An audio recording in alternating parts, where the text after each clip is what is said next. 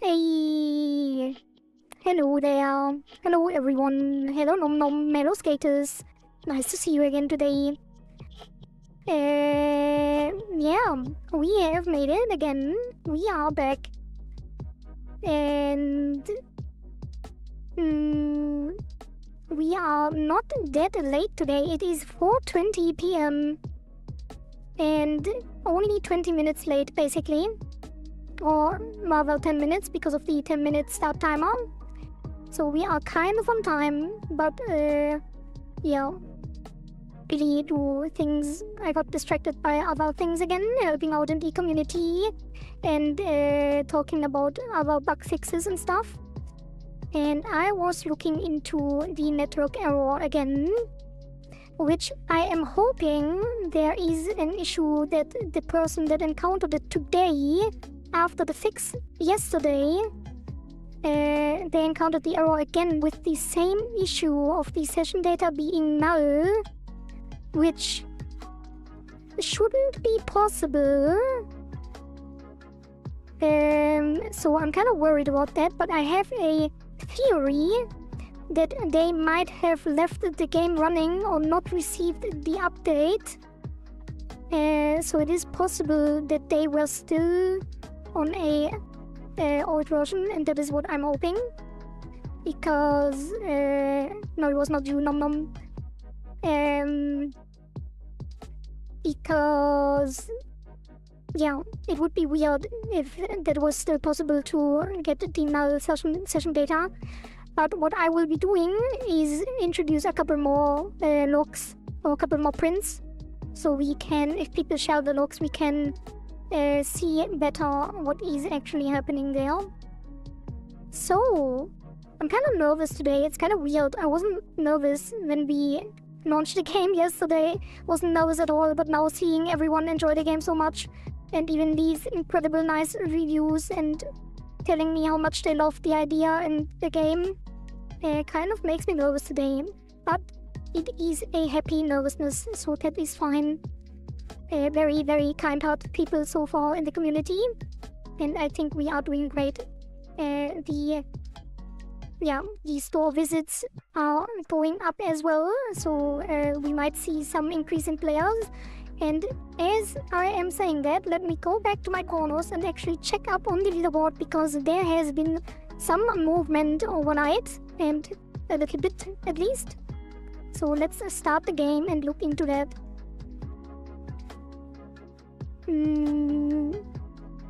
Yeah.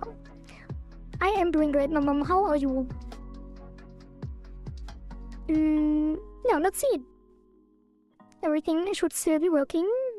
There was no update since last stream, so nothing changed. Oh god, I have made a mistake. I need to restore my session data. I was testing stuff.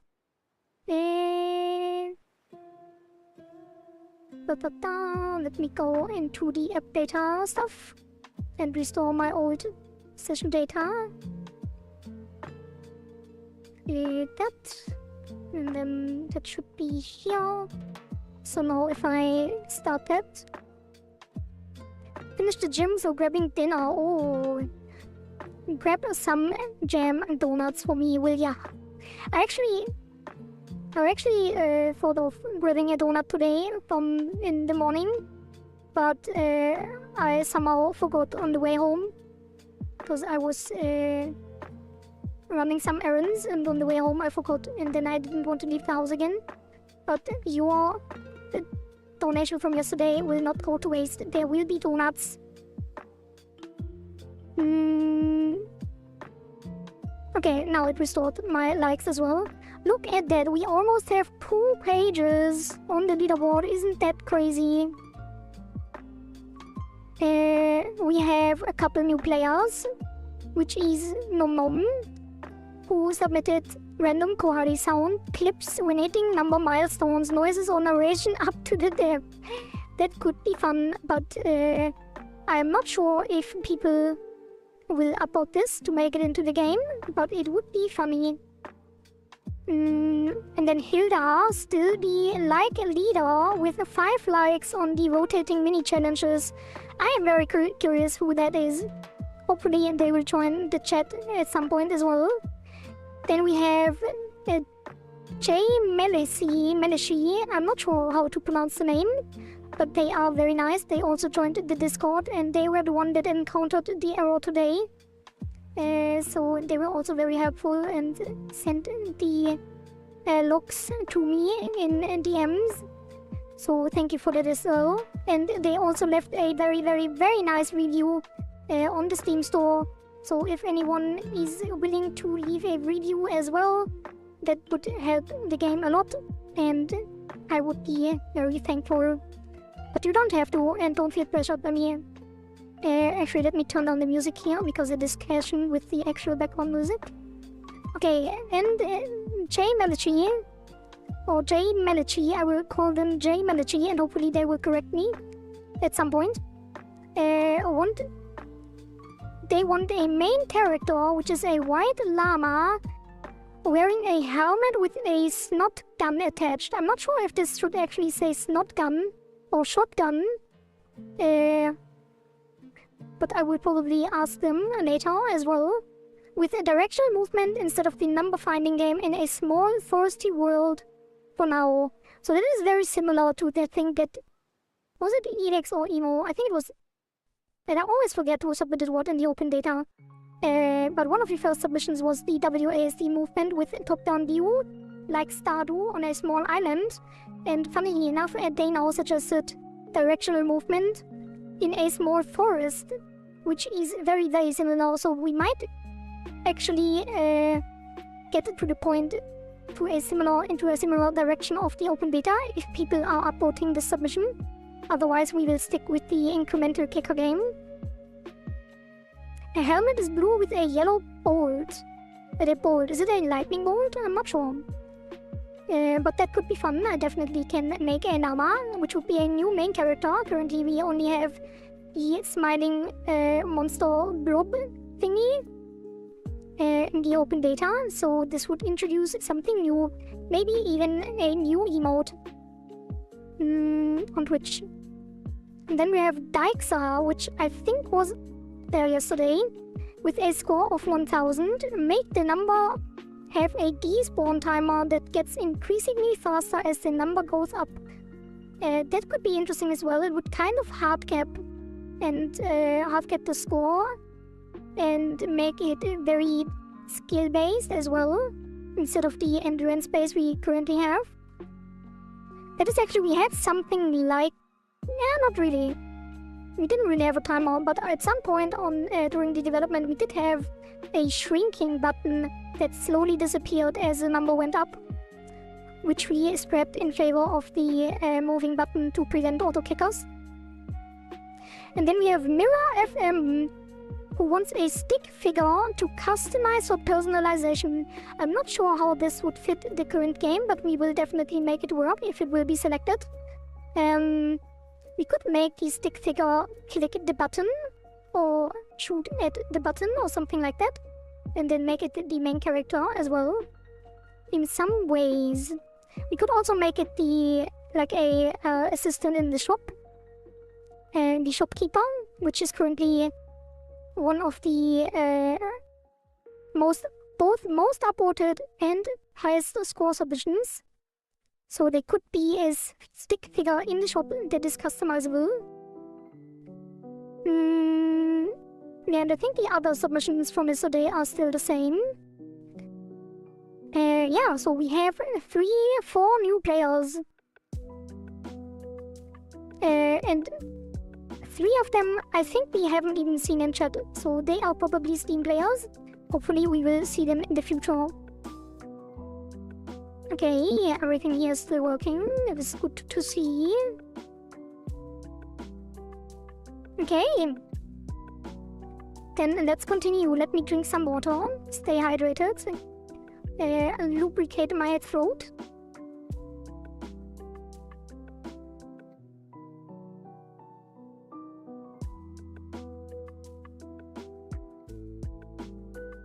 Also, the cycle is still running for 2 days and 9 hours and 30 minutes, so you have plenty of time to get your submission up there as well, if you haven't played yet.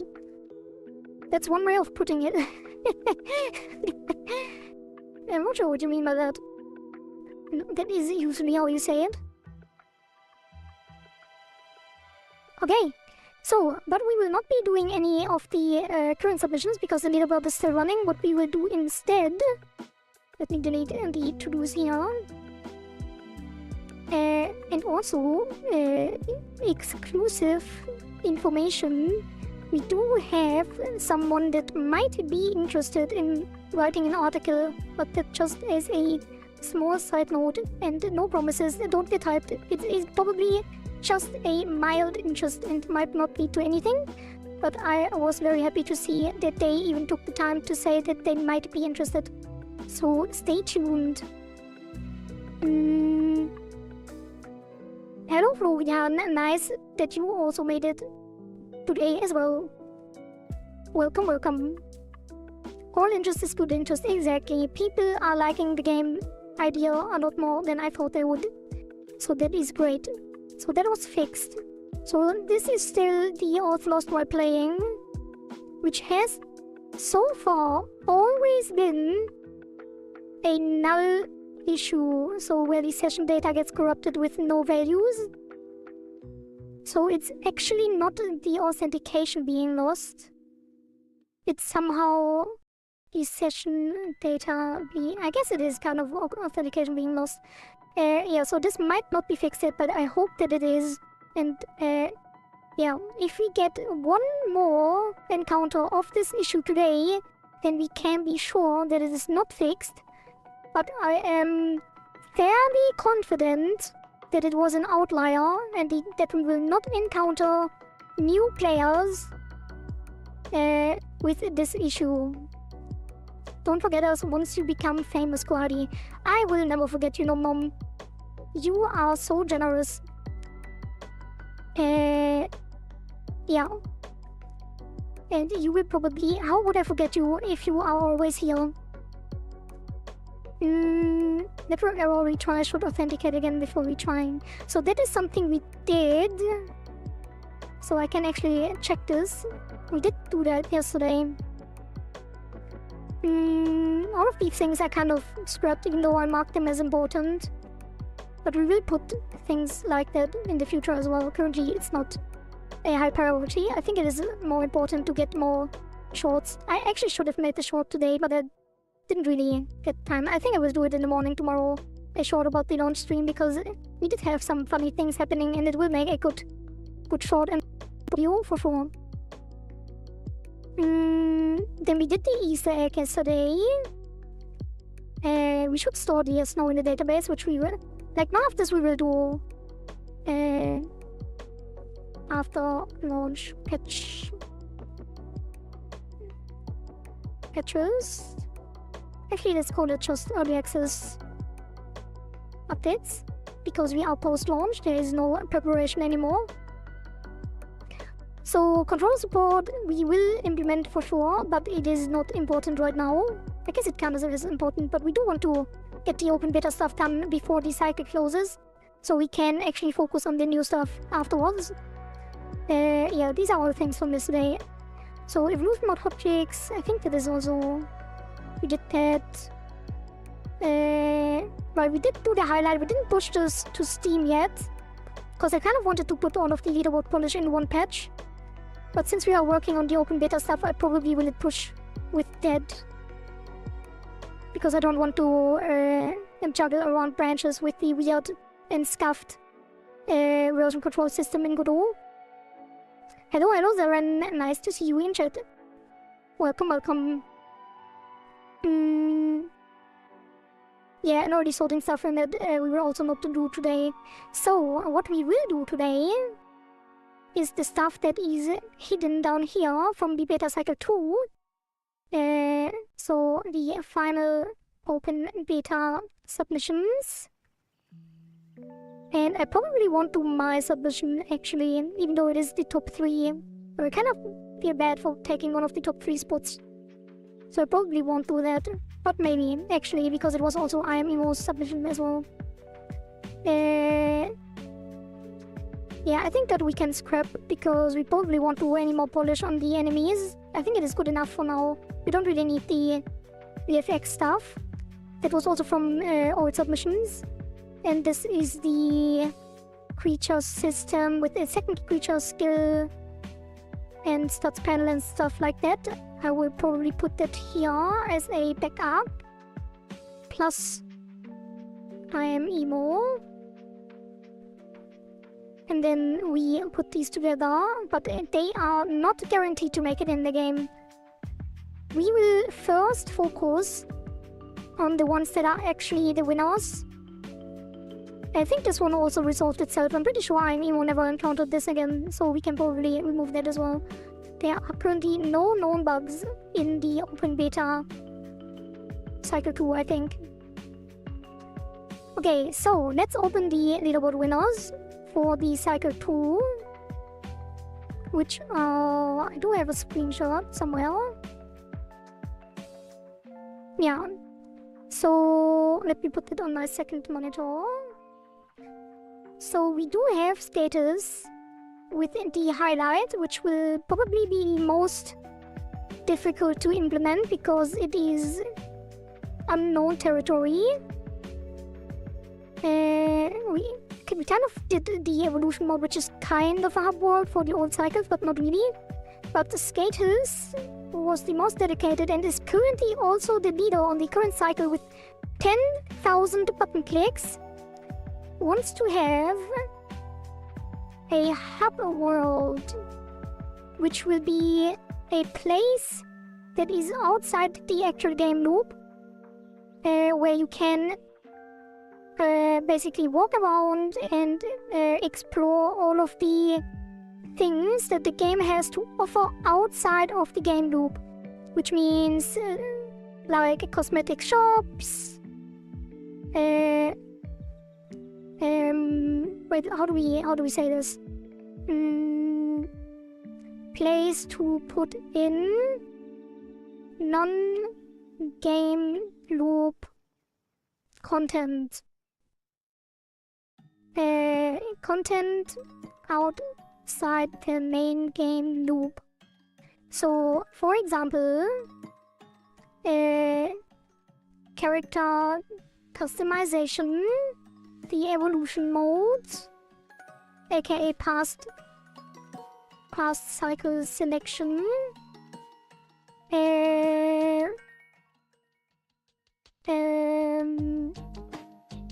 then the like cosmetic shops and whatever else the community comes up with. So this will be the example in brackets, but what we actually will do is make a fairly blank framework around that, so we can update it in the future, because this is a submission that is technically from the open beta, but it is the final winner, so to speak, of the open beta, and since it is a meta submission, we will actually carry this over into the main game, and this will evolve with the game, even if there are no submissions that specifically request a change to this hub world. Because this will, like for example, if the game becomes a side-scroller, the hub world will become a side-scroller hub world, and if the game becomes a top-down WASD controlled, like a top-down third-person thingy, then the hub world will also a top-down third-person thingy. So that is something really cool, and that is something we want to have in the game anyway. So that is the thing we will do. I need to drink some more water, my throat is quite dry.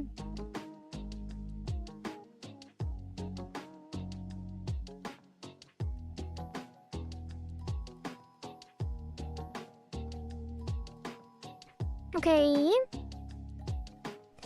so the next thing, I'm not sure if we will start with that. We will probably do this last because I do have to think about it a bit more. That's exactly what I had in mind when suggesting the hub world, yeah.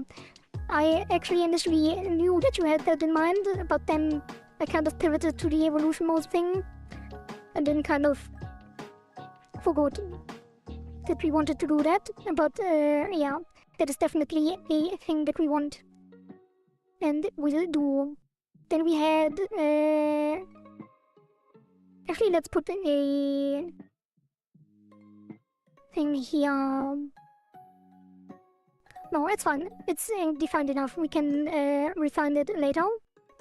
So the other one, the second winner, is Lifeblood, who wants a gun that fires in the direction of the mouse.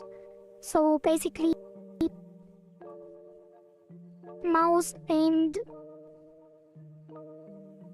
gun slash skill. So since the open beta stuff was all creature based, we will probably add a second creature that fires into the direction of the mouse. And I already asked, I'm pretty sure I remember asking Lifeblood if it would be okay to make it a creature instead. And they said that is fine as long as there is a targetable skill, so to speak. So that will be a second creature. Then we would implement the mouse auto fire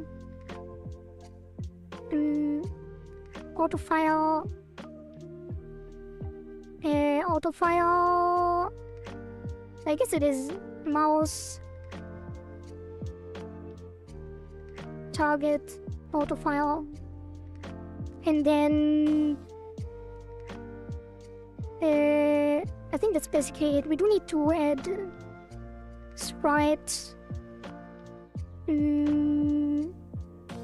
skill system update, and then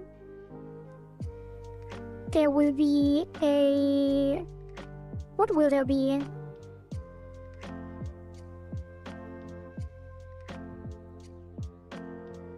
I guess the follow logic is already in. There's not much to do here, actually.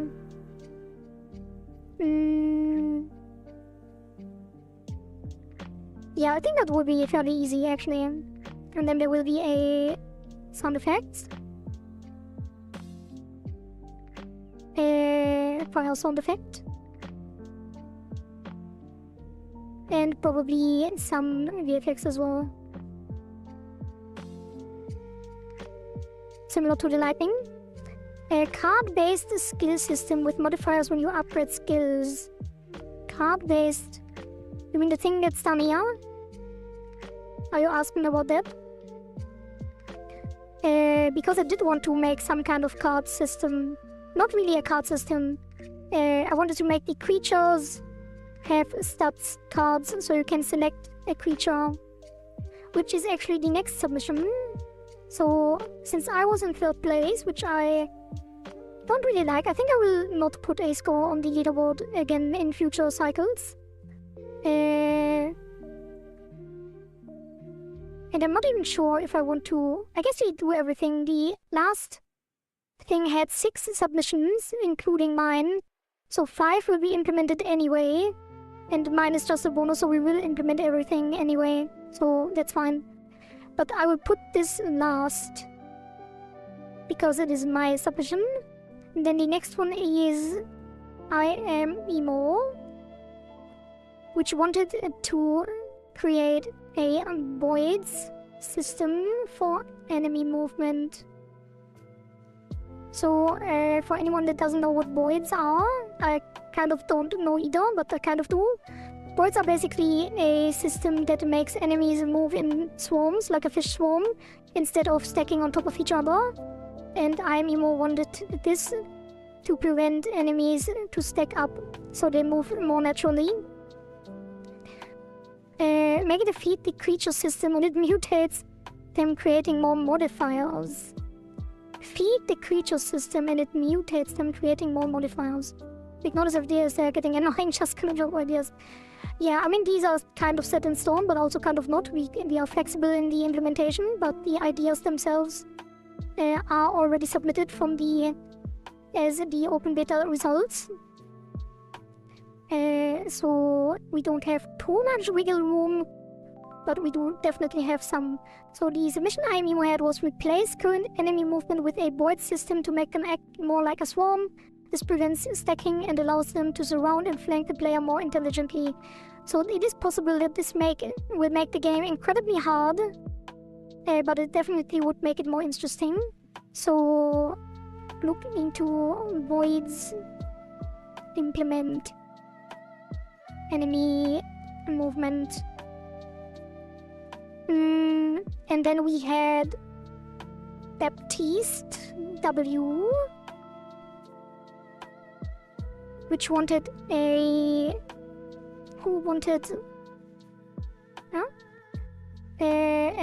active skill. Wait, it's here. Shockwave skill. So, and that is a shockwave meta skill. So it won't be a skill by the creatures, it will be a skill that is activatable by the player. Active hotbar skill, which will need a UI element. Clickable hotkey UI element. And then yeah, the cooldown logic and stuff like that. The system, I guess logic. I guess it's active skills system, because it will be a separate system from the current skills.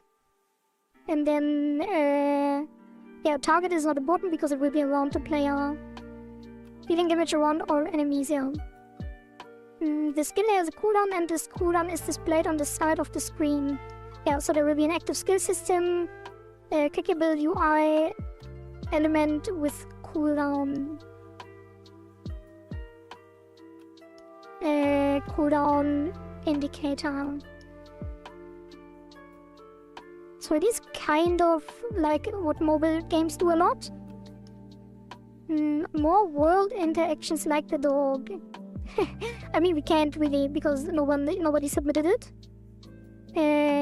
But if you want something like that in the Steam version, then that could be a thing. And then we have, last but not least, we have Florian, who wants a bomb wave, which means that will be a bullet hell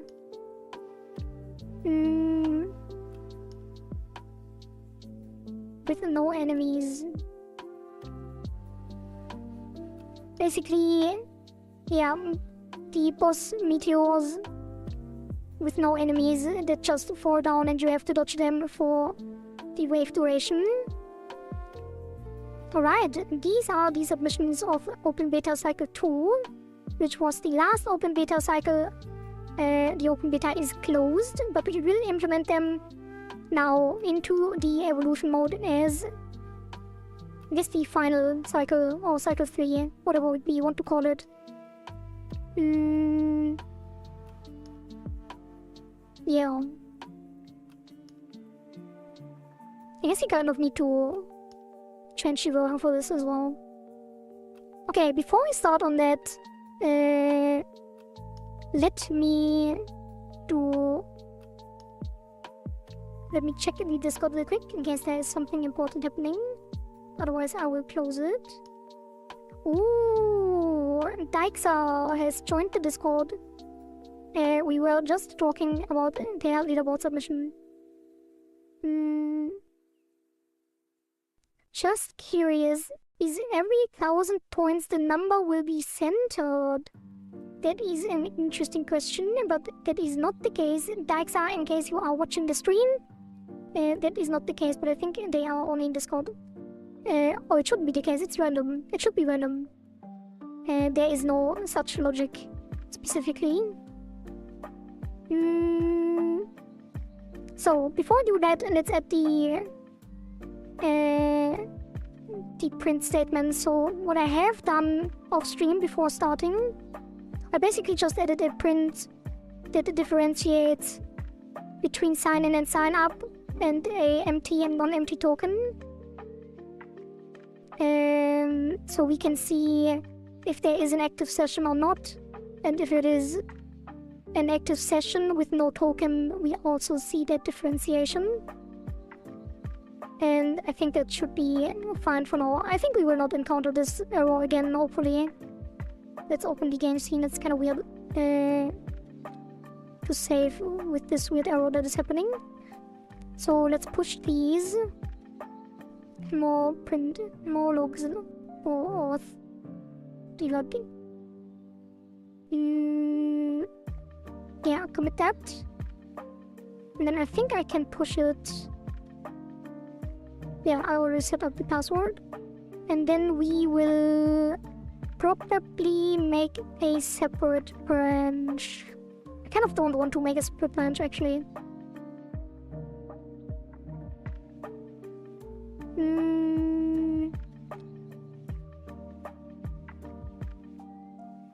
Now, let's put it on the main branch. But the version will be 1.13. Yeah, because it will be a major patch. Sata UnreasonAble, I'm not sure what that means. Hopefully I shouldn't... Hopefully it's safe to read out. Because I just did.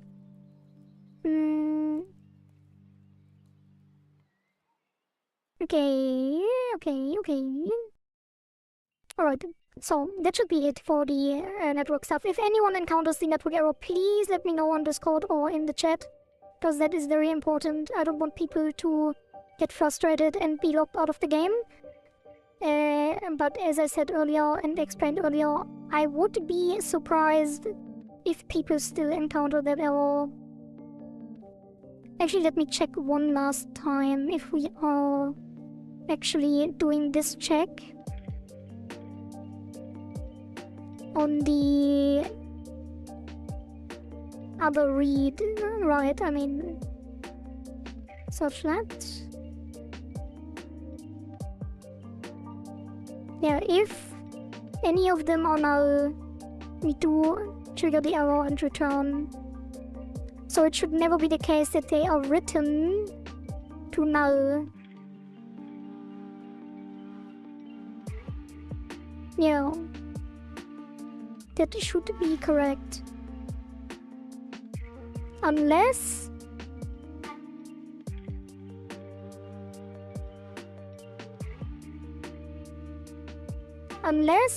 doing the right operation,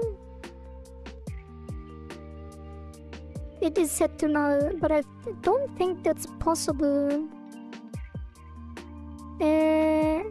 Is this... I wonder if this is an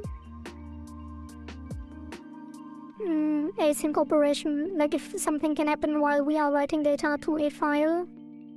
But that would be an angle to explore if anyone encounters the error again. Alright, so let's close these and start with the open data submission. I think I will go from easiest to hardest, so we can get things done quickly and then focus on the other stuff potentially tomorrow, if we don't manage to finish them today. And I think the easiest thing to start with would be the bomb wave, because it would just be a random... what was the submission again here?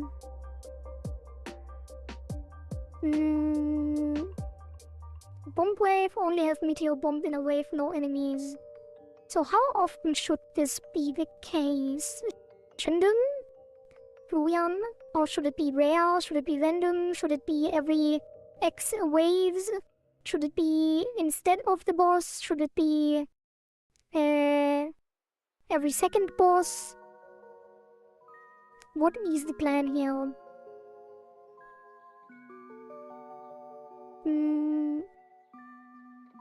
For now, I think I will just make it every second boss. So every 10 waves as an initial starting point.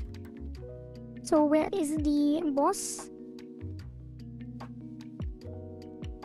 Which channel was the proper to put a submission? This the help channel.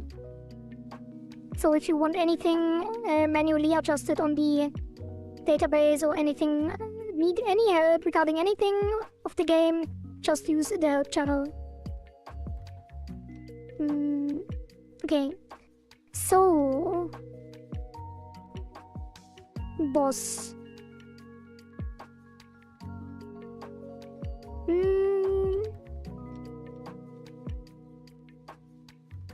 I guess it would be different. I guess I just make a new one. Make a new scene.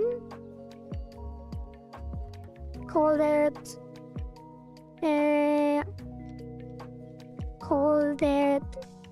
meteor wave, or call it yeah, let's call it bomb wave. OBC3, although that's probably not relevant. Yeah, bomb wave OBC3. Save that as a scene, and then make a script in scripts.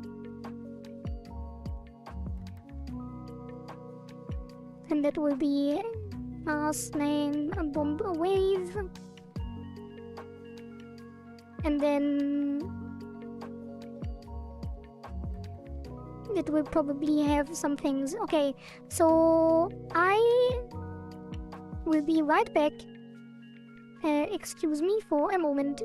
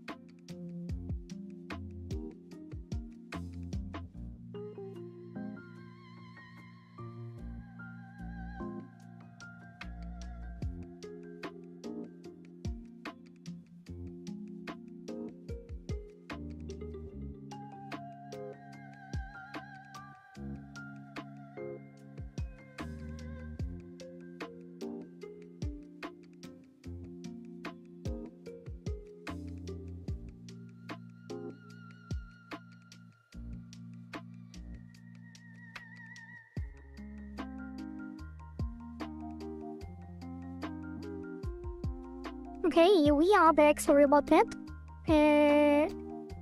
Let's see. Yeah, we are back. Okay. So, the bomb wave. That will probably just spawn the meteor since we already have it.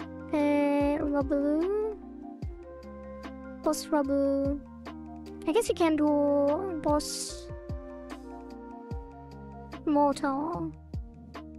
Because that is already... It already has the falling logic, so all we have to do is spawn it at different places. So let's just put that in as a resource.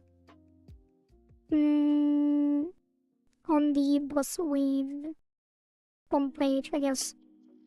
Yeah, let's put it here as a preload, and then we do get a timer. And that will be the bomb spawn timer that we put here as well as an export.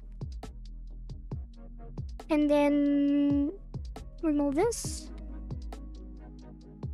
And then we basically just connect that on ready. Ready. And that will just be bomb spawn timeout, timeout, connect. Spawn bomb. And then we do func spawn bomb. which will just do boss mortar. Bomb equals boss mortar. Wait, boss mortar instantiate, and then we set the position and stuff like that. So it will just be. How do we do this on the boss? Let's double check. So when they spawn,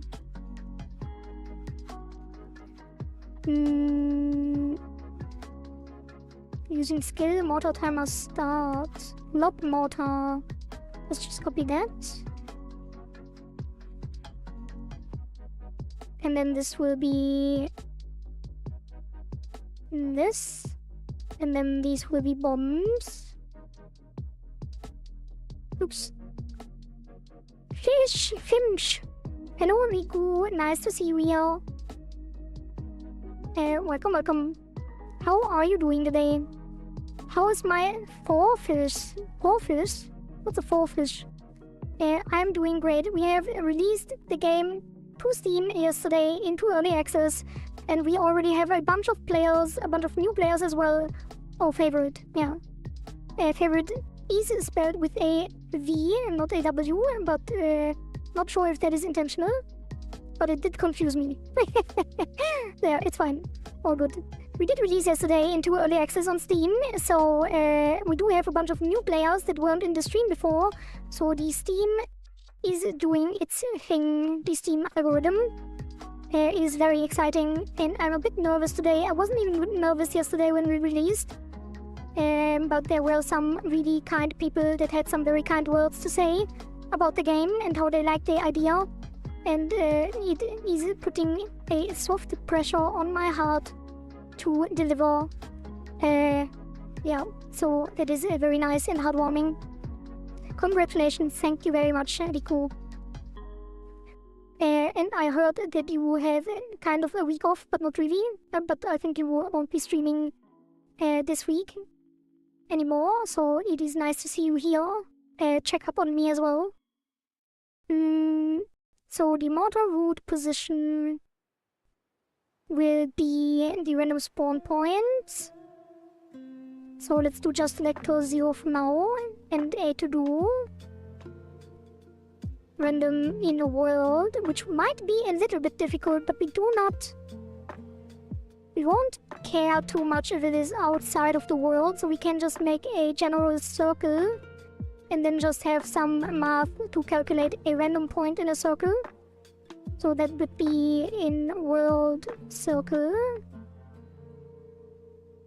It should not be too difficult. What is it complaining? Oh, mortar. It is a bomb.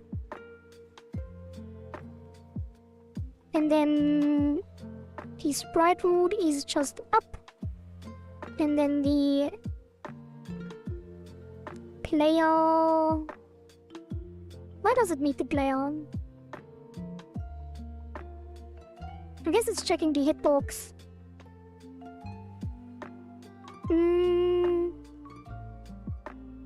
Yeah, it is checking the hitbox. I guess you could just get the player from somewhere else, but let's just make an export player, and then we can just set in the thing. Now let's make it a var player, and we set that on instantiation of the wave. It's just the streaming that I had to give up on because I won't be at home until Monday, Tuesday. Oh, interesting. Are you going on vacation? Oh, Hungarian Anime Convention. Oh, very exciting. I've never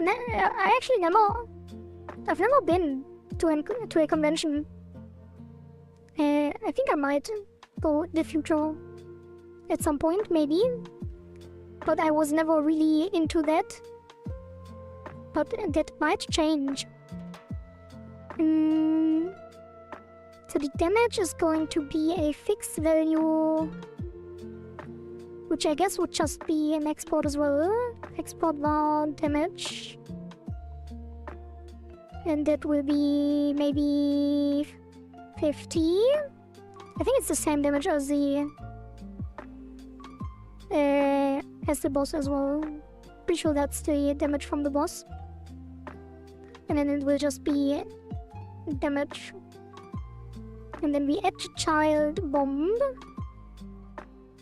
and reparent it to the, I guess to the root, kind of. Get parent should be the root of the wave spawner, possibly. You should, it is much fun. Yeah, I probably should. Could also meet some very nice people and make some new friends. Maybe I will, if there is more time in the future. So all we have to do is figure out the random point, save that, and then get the spawn logic on the wave spawner, which I think is on the game. No, it is on the OBC3, OBC2.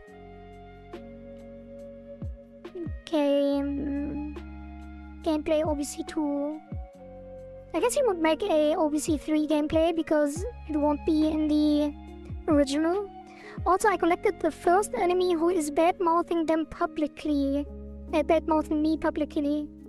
One more thing checked on my bucket list. Oh god. I'm sorry to hear that. I hope you get through that toxic stuff.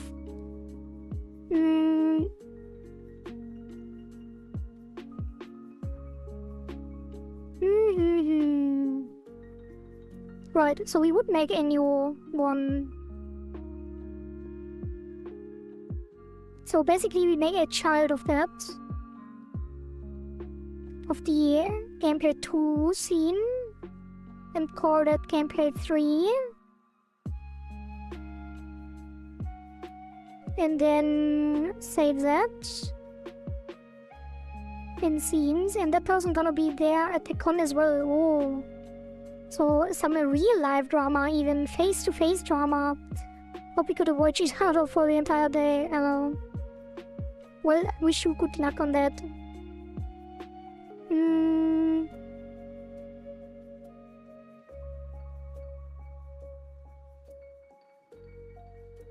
What is the plan here? I think it needs a new script as well. Yeah, so let's detach that script and take the OBC2 gameplay script. Gameplay, and then OBC2. And then duplicate that to... Wait, no, we don't need to duplicate, we can just make a new script and inherit.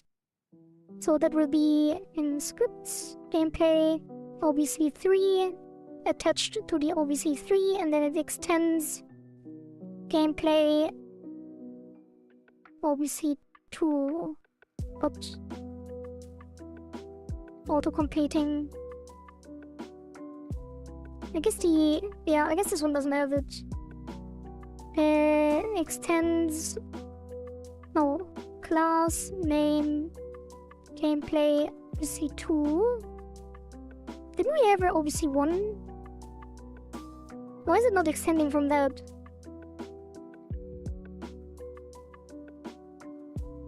I guess it's just different.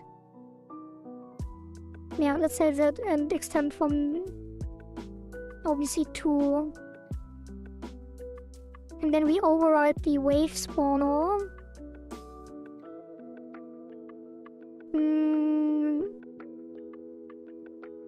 Start wave counter 5, spawn boss. I guess we have to re-implement that.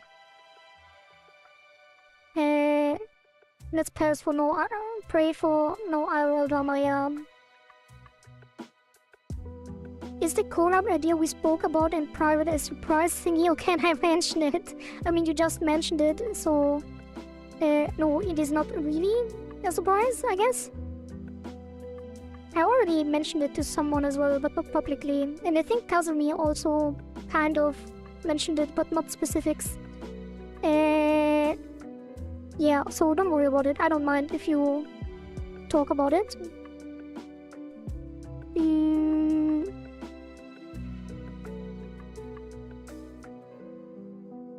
Yeah, I think we need to override all of these. Actually, not all of them, just the start wave, maybe? Yeah, the spawn enemy would be the same. We just need to override the start wave. Yeah, that should be fine. So we do this. And then wave counter plus equals 1. Wave counter %5 equals 0. That would be an if wave counter percent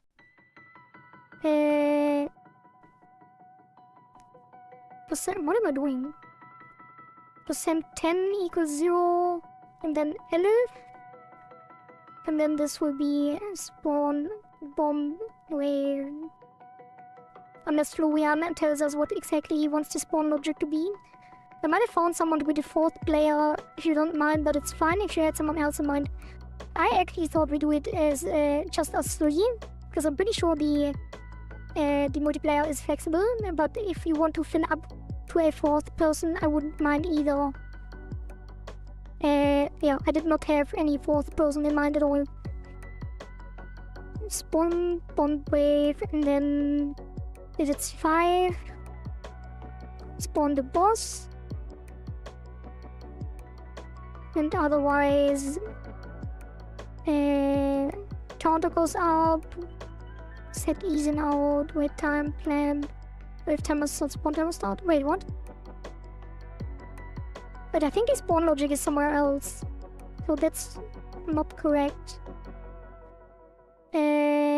Spawn enemy on spawn timer. I guess he would disconnect the spawn timer. I wrote about her in our group chat. Feel free to check it out later. Yeah, I will after stream. I will check it out for sure.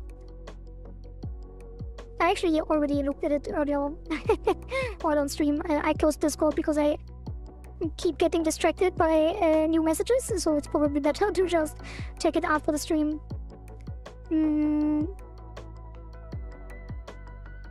So, spawn timer connects spawn enemy. And start wave on ready. I guess you don't even have to override it, do we?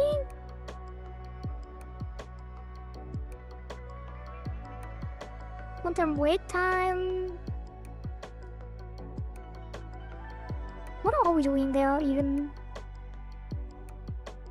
Let's check here. So the text is important.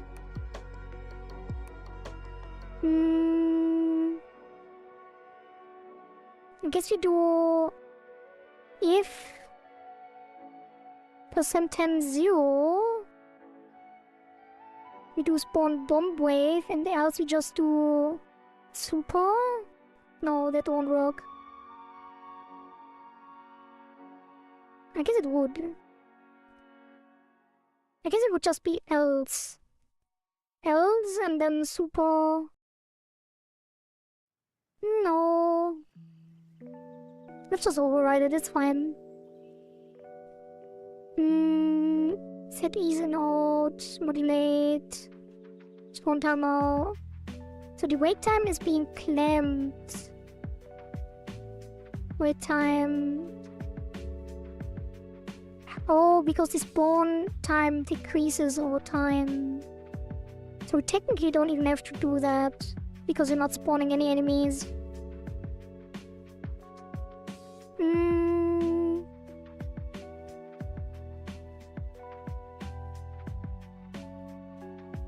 That's the fade in of the wave label.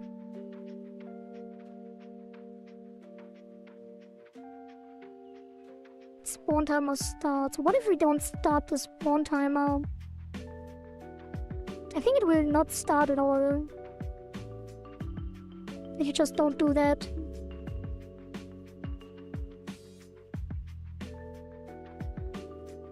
I guess it would be super and then return then So instead of this, we do if wave count of 10 spawn bomb wave, else super start wave, and then we turn so we don't do the rest. And then this would be in start bomb wave instead. So it would be funk start bomb wave, and then this. And then we can adjust the text as well. So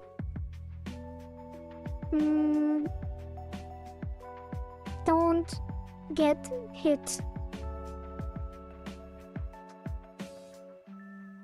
Wave. Can I do this? Like a... Yeah, that should work, right? Like a line break. And then...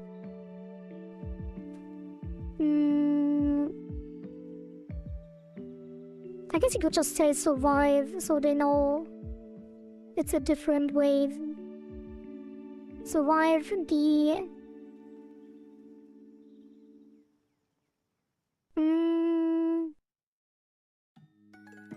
meteor shower. And I guess it would be the other way around actually. So wave and then plus this.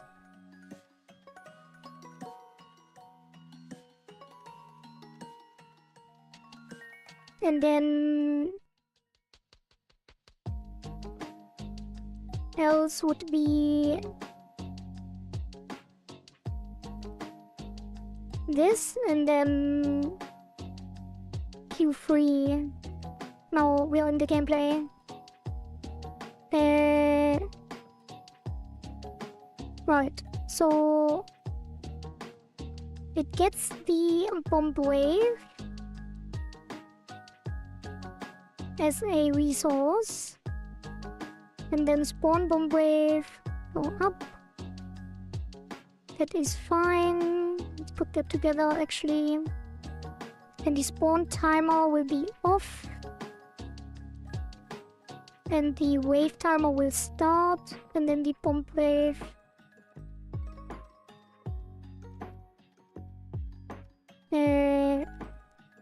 Bomb wave will be instantiated. And then add a child bomb wave. I guess you can set the player on all. Player equals player.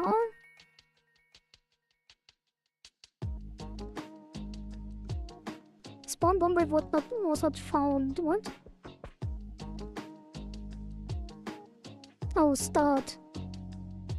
Start bomb wave. Player not declared. So I guess we would have to... Wait, why? Player... I guess it's player OBC1 then. Player OBC1? Yeah. And then add child. It does only have this, right? Yeah. So... save that.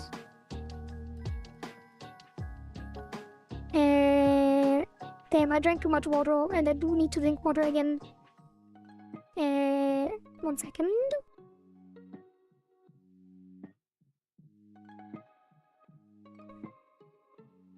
I keep having to pee for some reason. Player OBC1. Yeah, that should be fine. And then wave timer starts. And then if the wave starts in another thing, so if a different wave starts, we Q3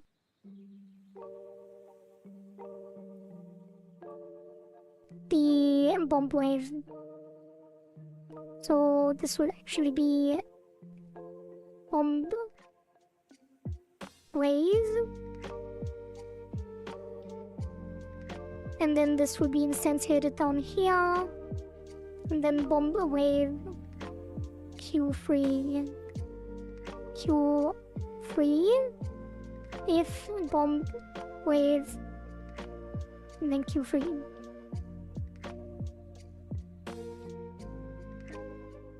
And then we just need to figure out the spawn logic on the actual wave. So that will be, I guess it would be based on the player actually, and not random in the world. Although it should be both random and on the player, or random around the player.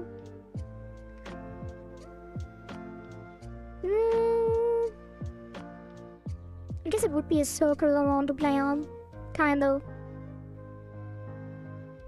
Not really though.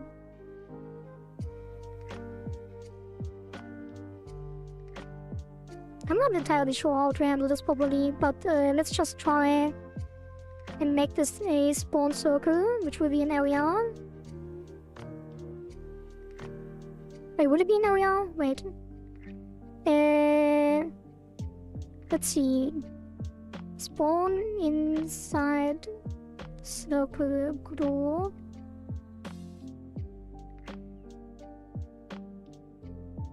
How to spawn items randomly in a ring shape. Wait, no. Spawn objects randomly within a circular area and group. You can calculate the random angle and distance within the circle's radius. Then use these values to determine x and y coordinates. Spawn in circle, let's just copy that. And then that will be angle. Now we need to fix the indentation. And then angle, distance.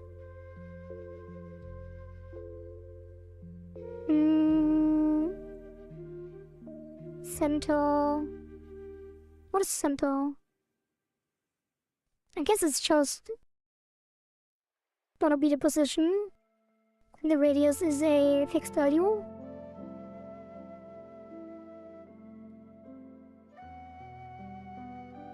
I guess it could be the player position, so let's just do a player position. And then player position.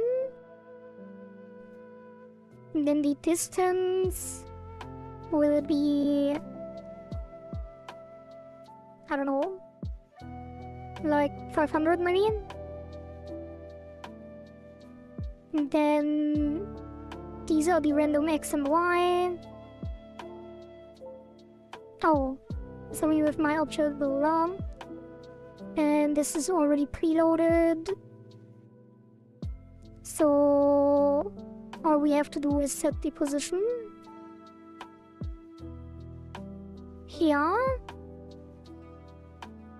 And then get random spawn.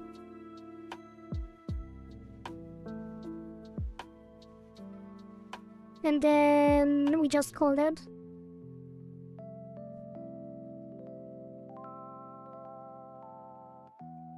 Oh, right. The immortal position. Get random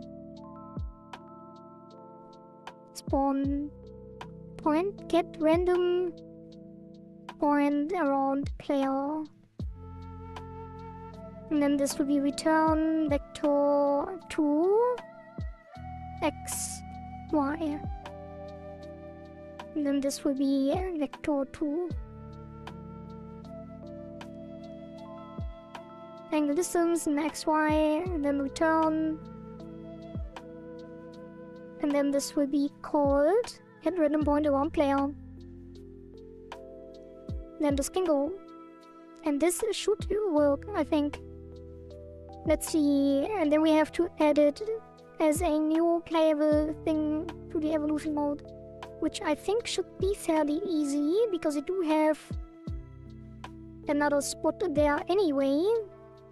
So cycle select screen. Cycle select screen.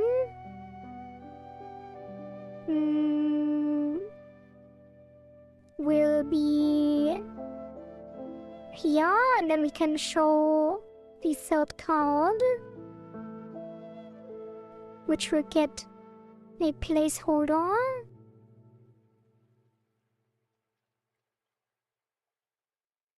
Texture,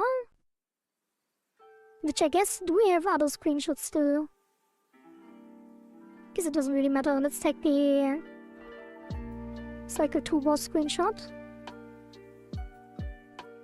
And then the text will be cycle 3. And then that should be fine.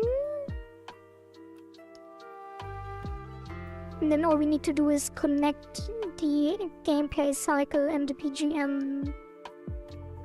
So it will be the gameplay cycle 3. And the BGM will be, I guess, the same, kind of, because we didn't...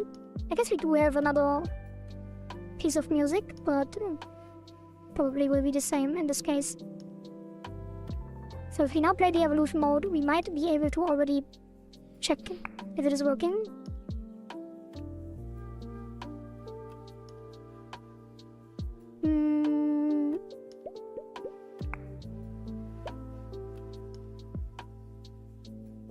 Nothing to say, keep it up. We have a new submission by Mario. It's me, Mario. So it's Mario with a 7777 submission who didn't say anything. So now we have the top 3 spots. And all of them have don't have an actual submission. That is crazy. What are you doing, guys? That is kinda weird, not gonna lie. Yeah. But I think Skaters already wants to have his submission replaced here. And that will be something we can do later. Okay, let's check if this is working. Okay, it's already not working because I haven't connected the thing. On the bomb wave. Yeah. Connect the timer, and the timer should be... I guess it will spawn one every half second. And does it auto start? I guess it does. But let's actually start it manually. No. Yes, maybe. Sorry, didn't know what to say. Like, how is it going? Mario, don't worry about it. Welcome, welcome. Nice to see you in chat. You can actually, if you join the Discord, there is a help channel, and you can request your submission to be changed in the help channel without having to resubmit the score. So take your time thinking about something, and then we can edit it in manually later. So thank you for playing, thank you for buying the game, and thank you for submitting something. And yeah, if you don't want to, if you don't have an idea or something, that's fine as well. We will just go down the list. I was AFK most of the stream. I had a surprise visit from the handyman to install new doors and had to show him around. So what did I miss? We are currently implementing, basically we're just done implementing the boss wave, the bomb wave that was requested by Florian on the Cycle 2 for the open beta. And for the new people in chat, we are currently implementing the last winners of the open beta, which is closed. So this will not affect the actual currently running cycle on Steam. It will be in the evolution mode once we are finished.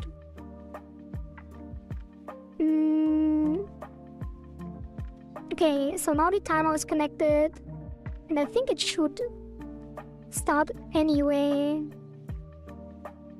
Power will start immediately after them. Yeah, I think this is fine. I think it will run continuously.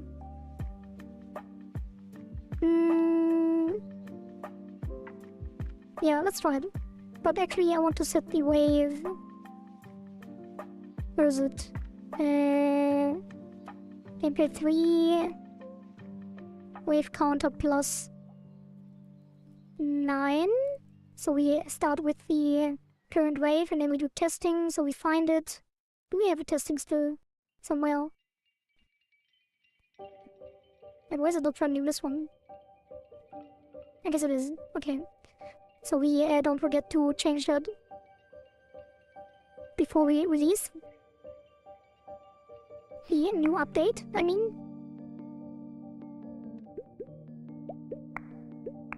So if we now go into the cycle 3, it should start with... Yeah. Damn!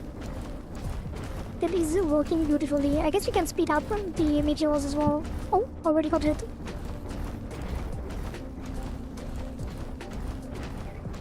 I guess it should be a larger radius so it actually can cut off the player more easily.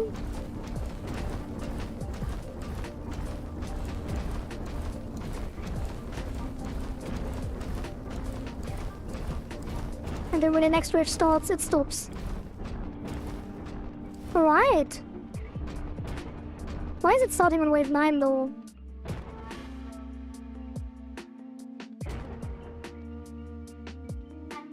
It's kinda weird.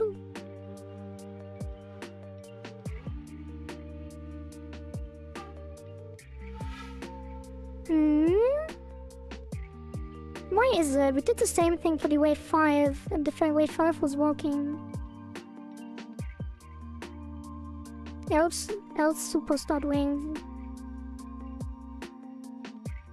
3 start bomb wave.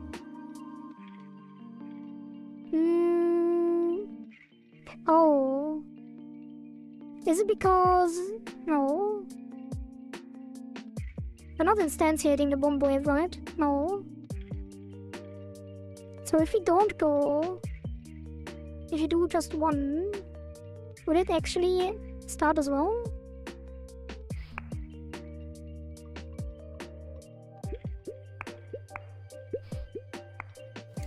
It does! So something is not working correctly. So actually if we don't do this at all... Does it start as well? Would be kinda weird.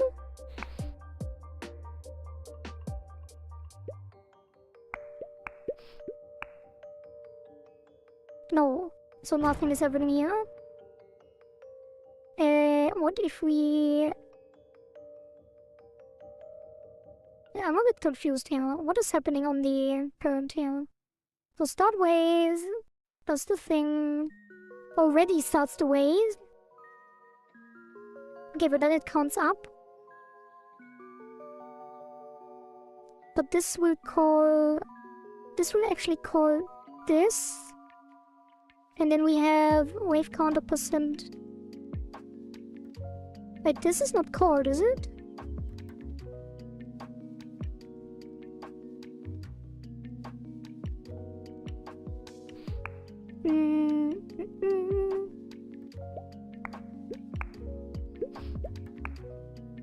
It is.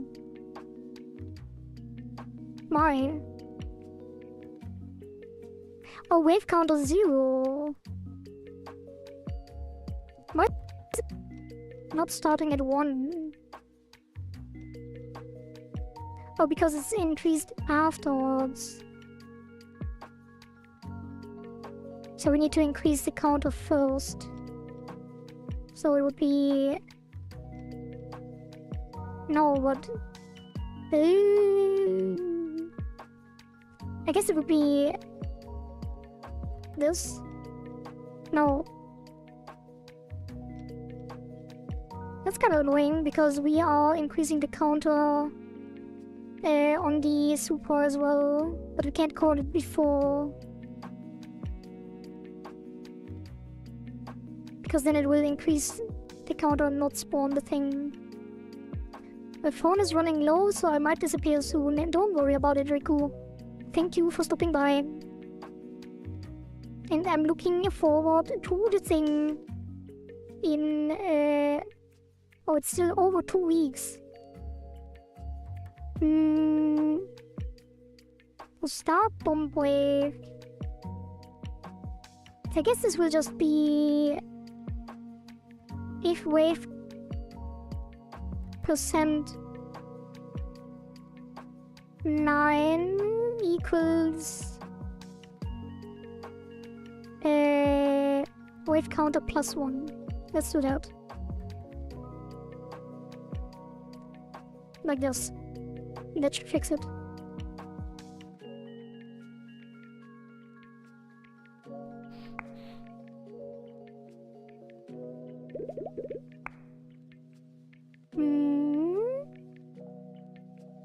Okay. Still no more leaderboard movement since Mario.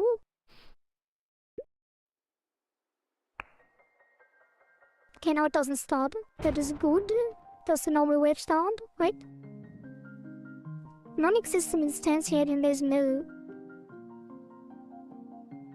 Do we not have all of the connections from the campaign cycle? I guess we don't. Need to reset all of this.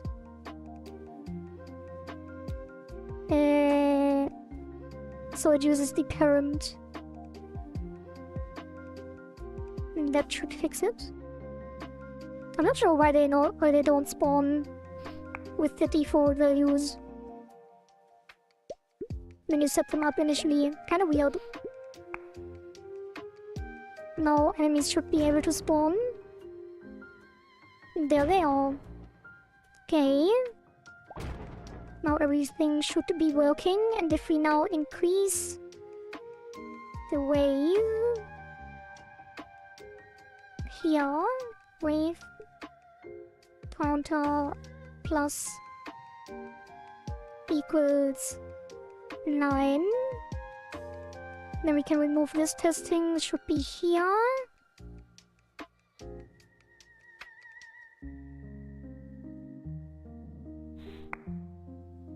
Hey, Mario made it into the Discord. Welcome, welcome.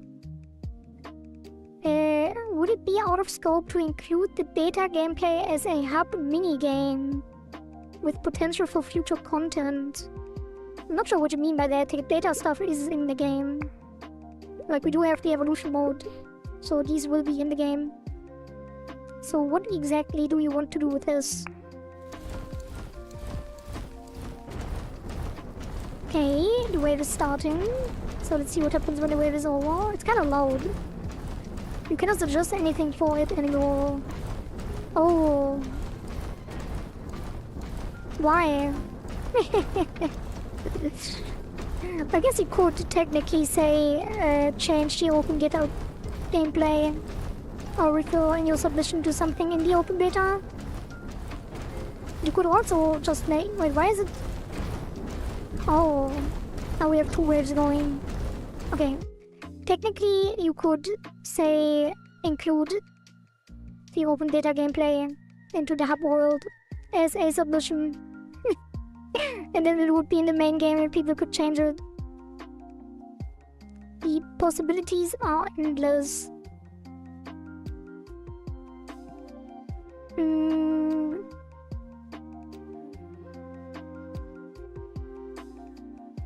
I think it's fine. So maybe do this on ready for testing. Front ready. And then super ready. And then wave counter equals 9. What's this other thing?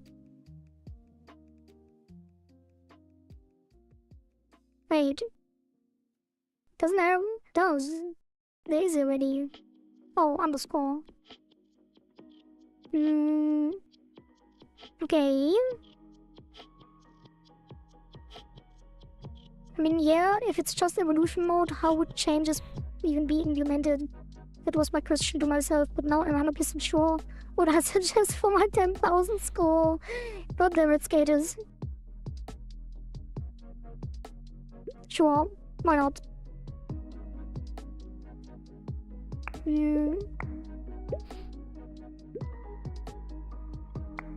Okay.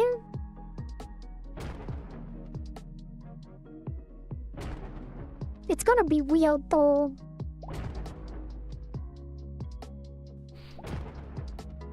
Although you could say something like, I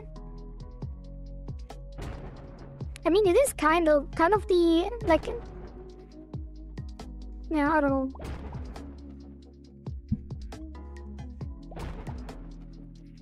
I guess you could make it, yeah, you'll figure it out how you will word it, and I'll figure out how to implement it later. And decide if it's out of scope or not. Why is it still spawning?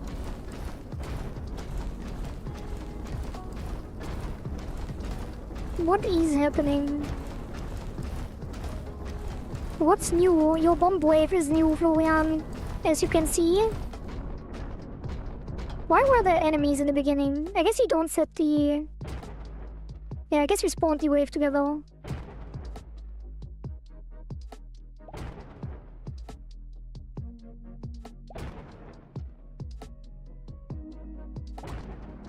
Like, the bomb wave is kind of loud, honestly. I'm not sure how we should handle that, because I kind of want to increase the spawn rate. Maybe we make them come down faster?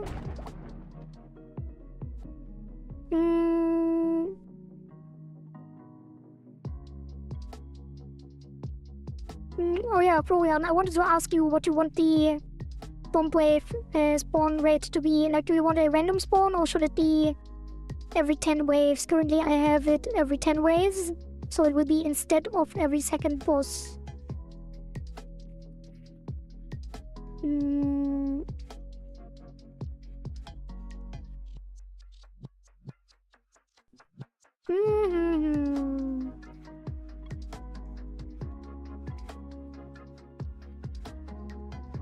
Yeah, currently it's every 10 waves. Is that fine? So the bomb wave every 10 waves. So every 5. So the first, like, wave 5 would be the boss, wave 10 would be the wave, the bomb wave, and wave 15 would be a boss again, and so on. Alright. Then that should be fine. Let's figure out the balance. Let's increase the radius, so it can actually cut off the player. Wait, where was it? Not this, not this. Not this. Here.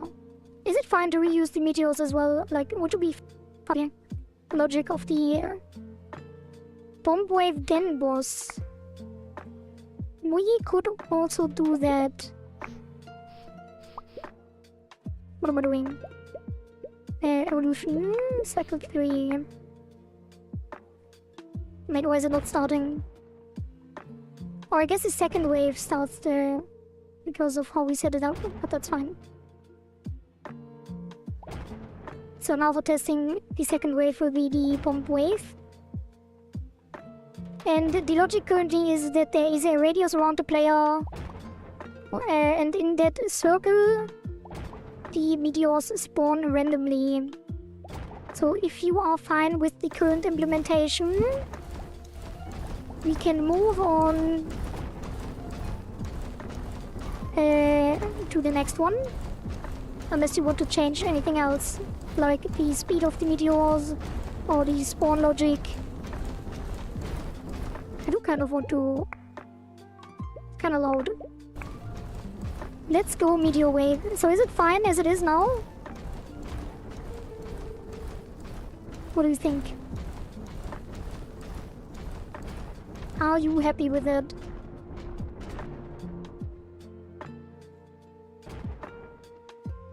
Hey.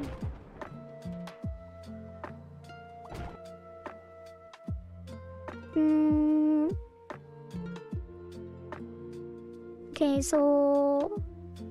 yeah. that would be fine then. Let me know if you want to change this, because that is the implementation. Okay, that is the bullet hell wave with no enemies.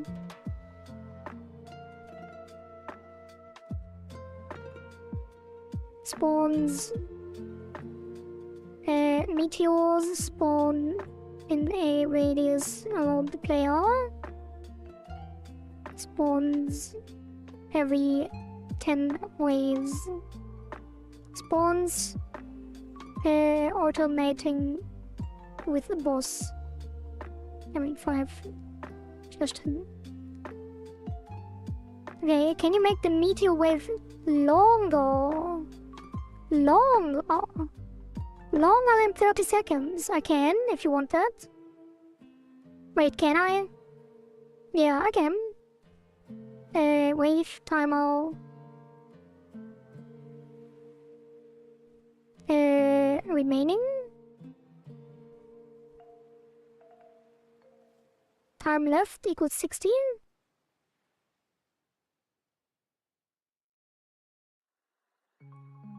Oh, it's read-only. It is time. Wait, time. Does this change? I think so. So afterwards it would be wait time 30 again.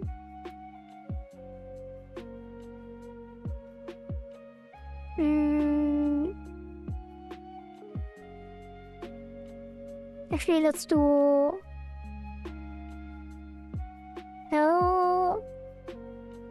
wave timer wait time equals no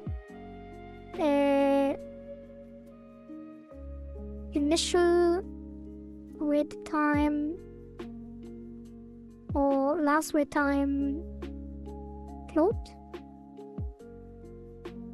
and then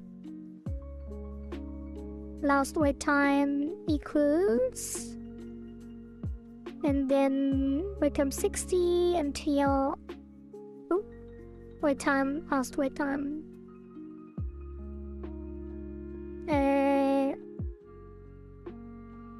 Yeah, Florian wants the Dark Souls difficulty.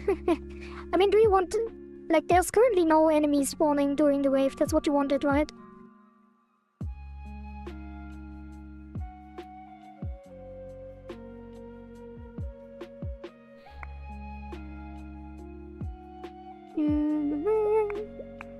So now it should be 60 seconds. So the first wave is 30, then we have a 60-second meteor wave, and then there should be a 30-second wave afterwards again if everything is working. If everything is working correctly. Yeah, I want the meteor wave full of meteor spam, but now it's fine, I think. Okay. We can also increase the spawn rate. Wait, why is it? Oh, I forgot to set the thing again.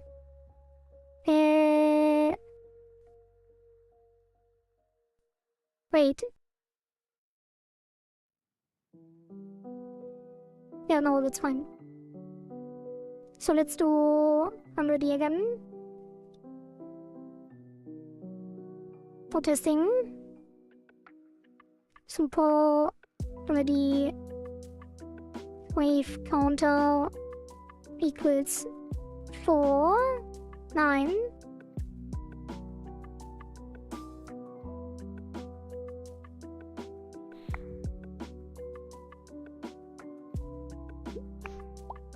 Oops.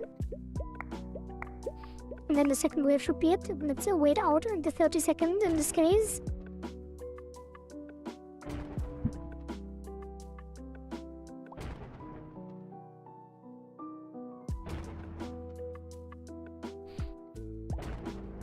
Or did you want the did you want the wave duration? Or did you want to increase the spawn rate of the meteors when you said increase the timer? No, you said longer, never mind.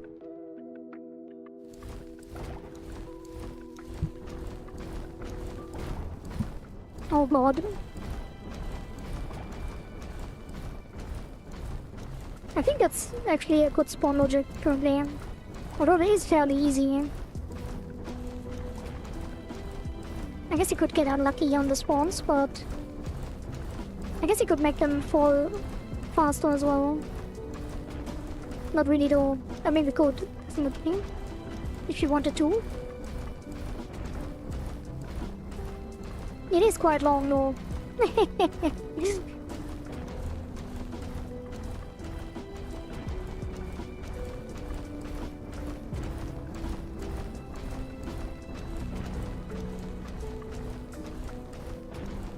And it should give points, actually.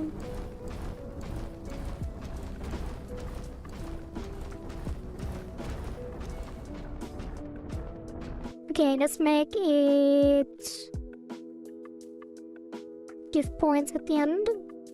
Now I want to think about give player a surprise with a meteor wave after defeat the boss. Meteor wave after they defeat the boss.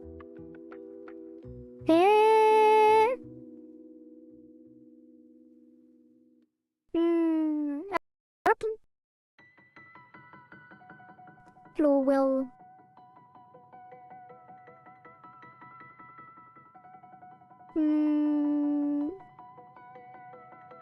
Yeah, that would be too often. I feel like every second, like instead of the boss, works better.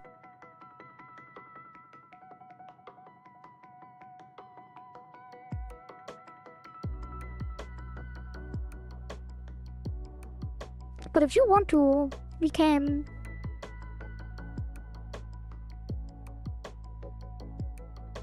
But if it's after the boss, I will reduce the timer again to 30.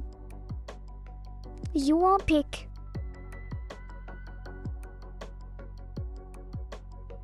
This will be your last chance to adjust. Because then after that we will move on to the next one. So it's either every second boss will be a boss wave for 60 seconds, or it will be a second 30 seconds after each boss.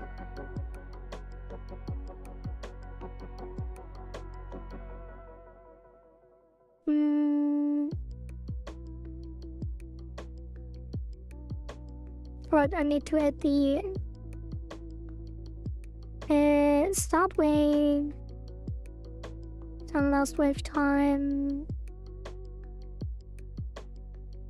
Wait.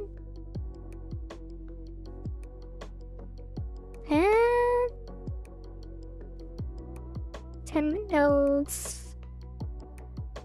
Wave time, last wave time. This could be an issue. I think this runs every wave and not only every couple waves. So need to be careful here. But I think it won't be an issue if we don't change anything about the regular spawn timer. So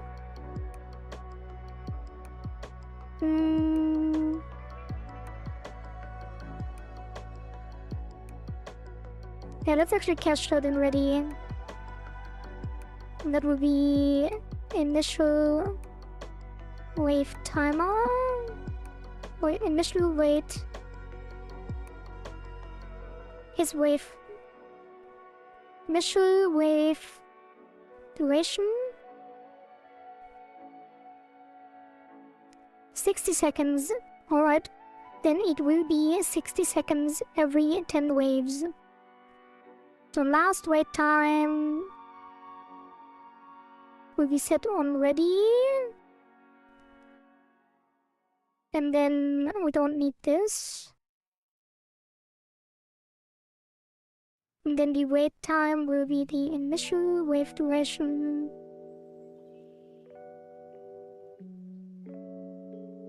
I guess you can do it after, so it doesn't call every time. I guess you could have done that earlier as well, even with the last one. Actually, could we? Maybe not. No, let's leave it as a safety net.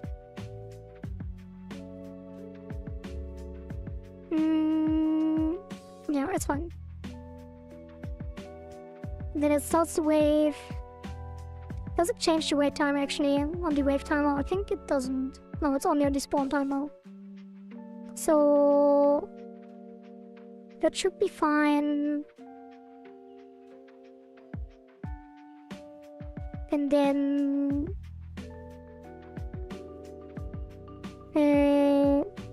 super start wave, if pump wave Q3. I guess I can put that before that. And then if pump wave, we do score plus equals 100.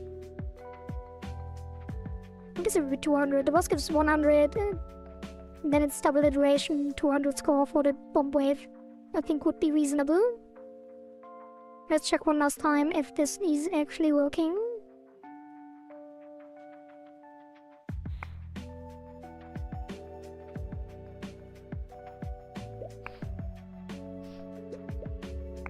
Always going into the wrong mode, classic.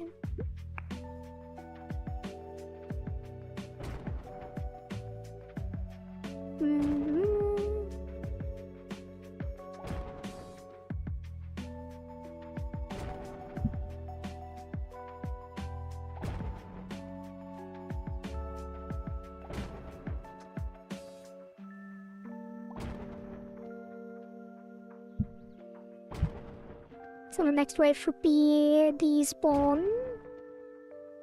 Now meteor wave. It can get quite tricky as well because the start of the wave overlaps with the enemies.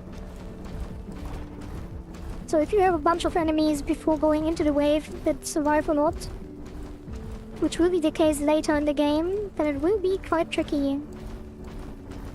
Like the first one will be really easy to survive, but the later ones will be difficult. Actually, if it's on the 10th wave, the first one, it will probably also be difficult. Yeah, I think it's good the way it is. What do you think about a bot like mode in the PC server? I have no idea what that is. In the Discord server, you mean, but not sure what the bot is.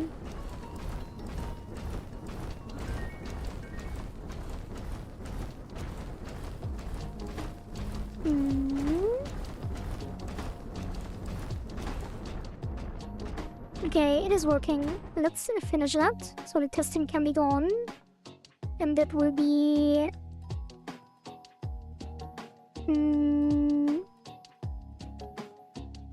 So that's bomb wave every 10 waves. And then gameplay cycle 3, I guess.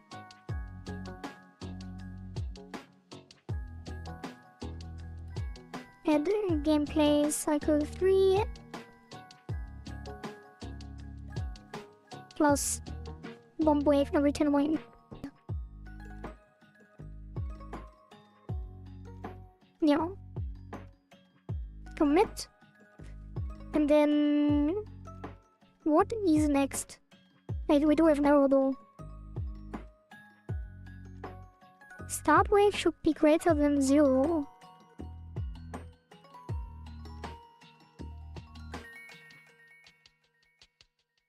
Wait, what? Time should be greater than 0. Start wave time should be greater than 0. Initial wave duration, wave time. This is actually an error that happens when we start. Maybe I'm asking too much, but how about after X waves it appears like they should with some power up? Mario, you are new here. We are currently working on the final submissions of the open beta, which is over. So there are currently no new submissions for the open beta. But if you want to have a shop in the Steam version, there is actually already a submission by Yeladia that adds a shop that sells upgrades to the cursor. For the Steam version. We're currently just working on the final submissions for the open beta, which we didn't have time to add to the evolution mode yet. So this will not change. It will be the winners of the open beta. All good, all good. No worries. Wait, what was I doing?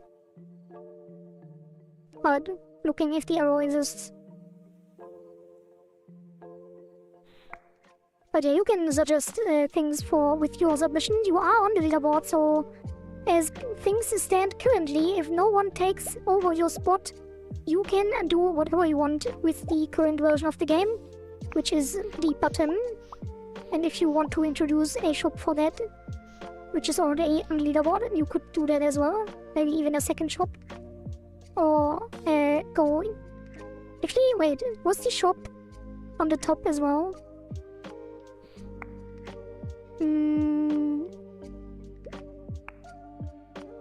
No, but it is...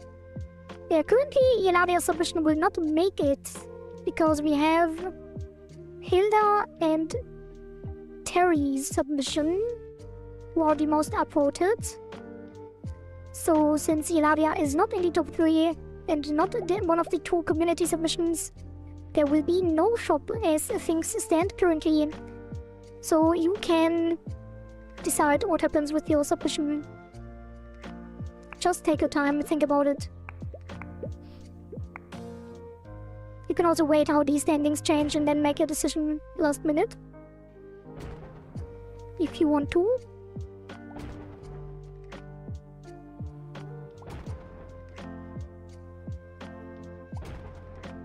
Hey, why is this? What is like I collect a waifu and hasbu on Discord? You will capture, use $W command. What I'm afraid of with bots is that I'm afraid people will only play bots and not interact with people here. I don't think I want to introduce a minigame like that on the Discord. Okay, there is an error.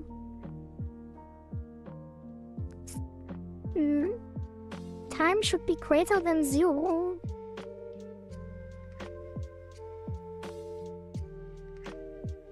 Why would it be 0?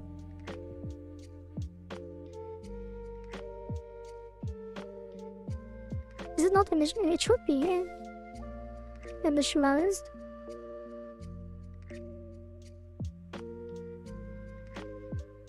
It's not a breakpoint.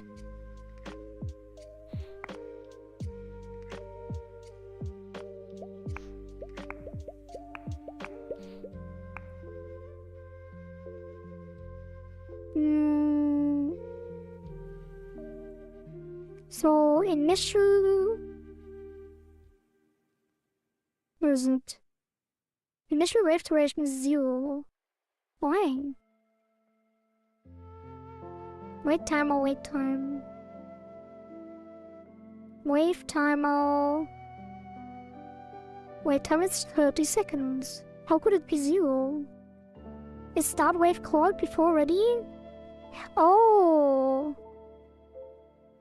I guess you do have to do it like this. Because ready is called... If you call super ready, then the wave has already started when we change the timer. Yeah, that should be the error.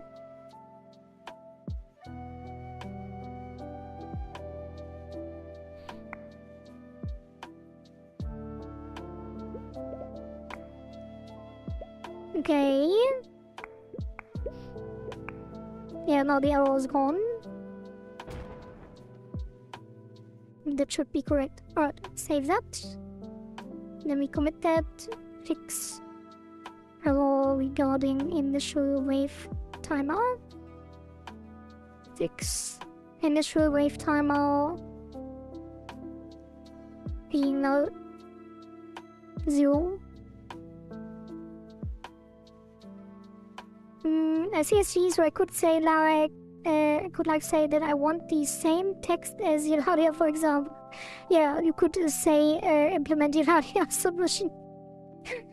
You could do that if you wanted to back them up. But leaderboard standings could change as well, so...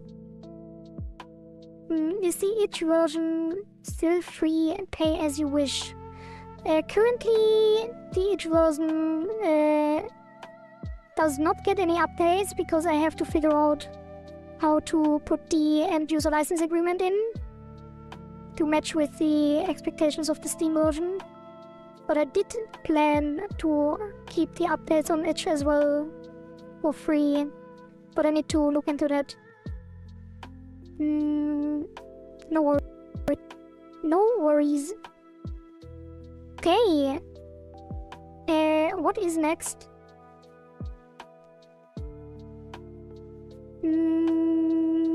I think the active skill would also be fairly easy.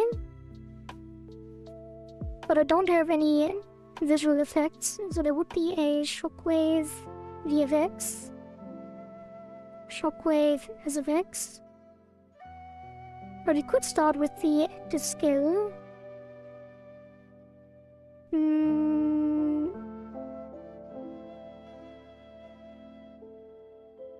What else? The boys would be interesting. The second creature with mouse aim would be interesting. We do have a sprite for a second creature, but I don't like it. But we could start with something here.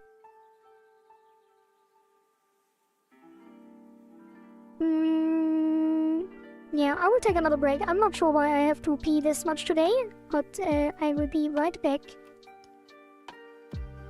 See you in a couple minutes.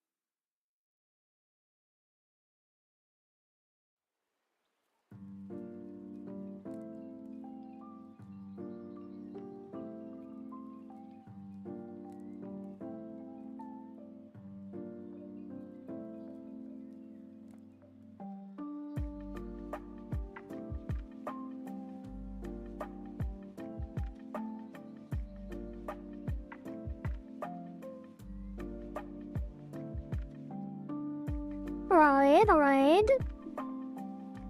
I also used that opportunity to open my window and fill up my water. Okay, I think we will look into boys. That could be fun. So let's see. Boys. Good orb. I went wrong with the boys algorithm in Godot, and that's what I got. Beep boop. Mario, thank you for the follow on Twitch.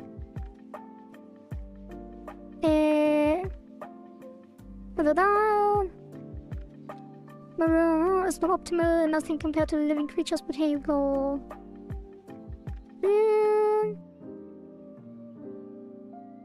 What is Boyd's algorithm exactly? Flocking behavior of birds.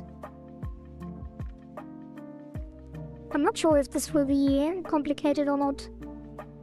Let's actually, before I look into that too deeply, let's try to get a simple Boyd simulation going, asking ChatGPT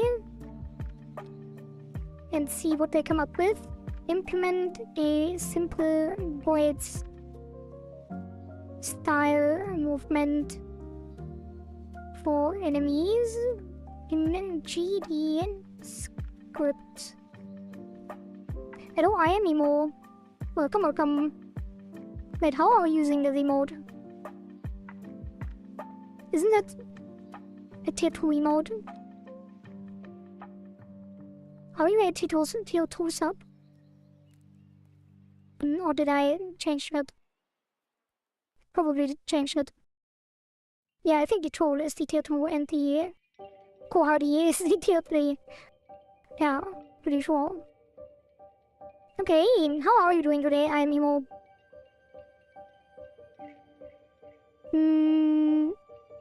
Let's see. What does ChatGPT think? Character body. No.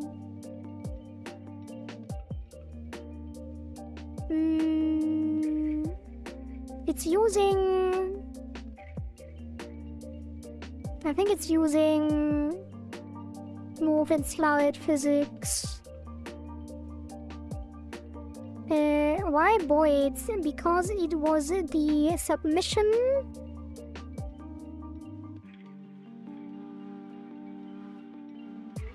of you. It was your submission because you are currently implementing the final open beta submissions for the evolution mode. How the breeding system will work, I don't know if we will get into that too much, but maybe.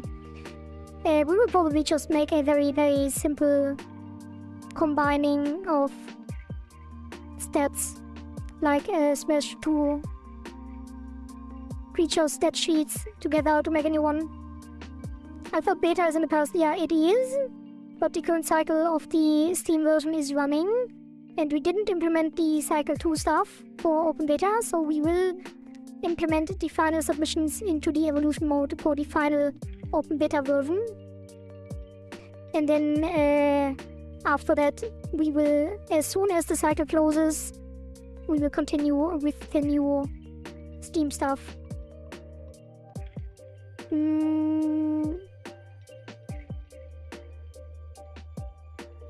Okay, let's ask for a version that doesn't use physics.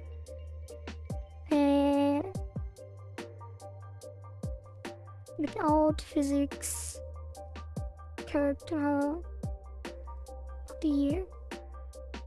Is it even possible without physics? It might be easier to make points with physics, but I'm not sure.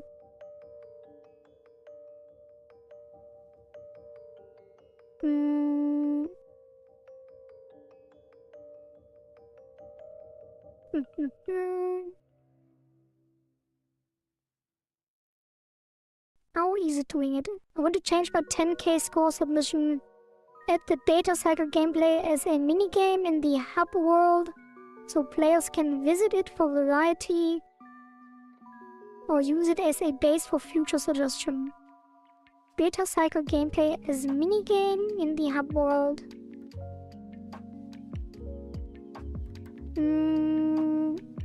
So the final version then? The final version is a minigame.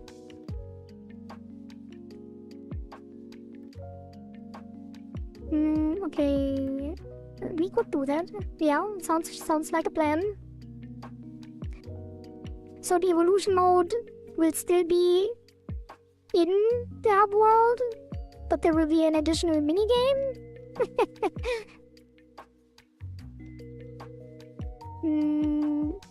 Attribute boys, velocity.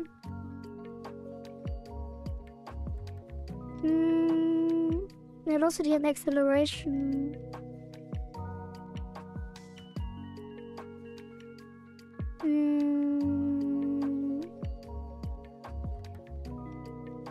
I guess it would use forces.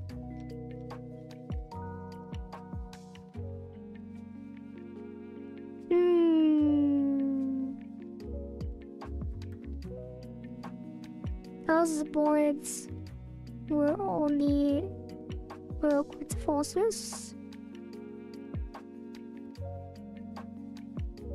There's definitely still some room to improve, and we can preserve the true beta version that way. It would be a bit weird though, to have people split their submissions between the beta version and the actual game. Like we can make a spin-off version of the open beta as a standalone game on Steam in the future. Like I feel it would be weird to have like the community split between the open beta version and the actual version of the game. Like a launcher thing when people can choose what ItaGy incarnation they want to play, like ItaGy Survivor or ItaGosu. I'm not sure, I have to think about it, skaters. But I'm kind of leaning towards a no on that because like we only have 5 submissions each week, and if we have to implement 2 of the submissions for the old game and then 3 of them for the new game, it would get really messy.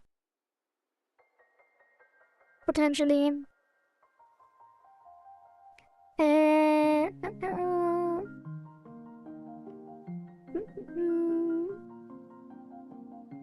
Where boards is just vector well on velocities and positions. Forces are usually meant to model the requirement velocities.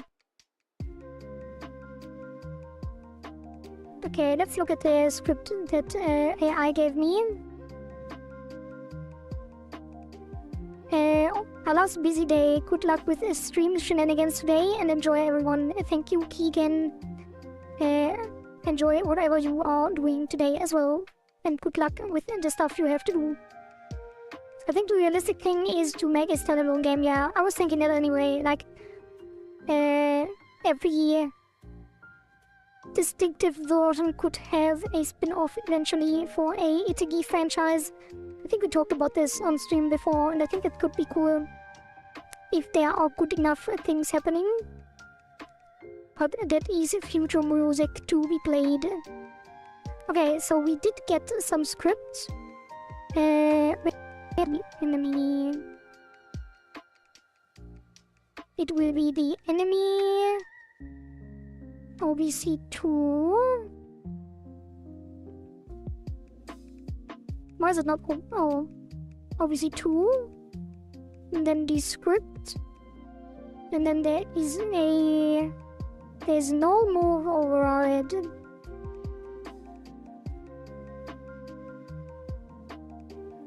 So it would be enemy OBC3.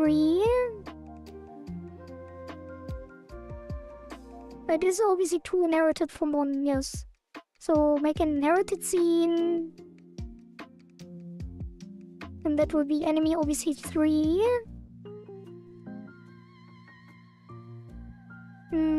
And then gets a new script.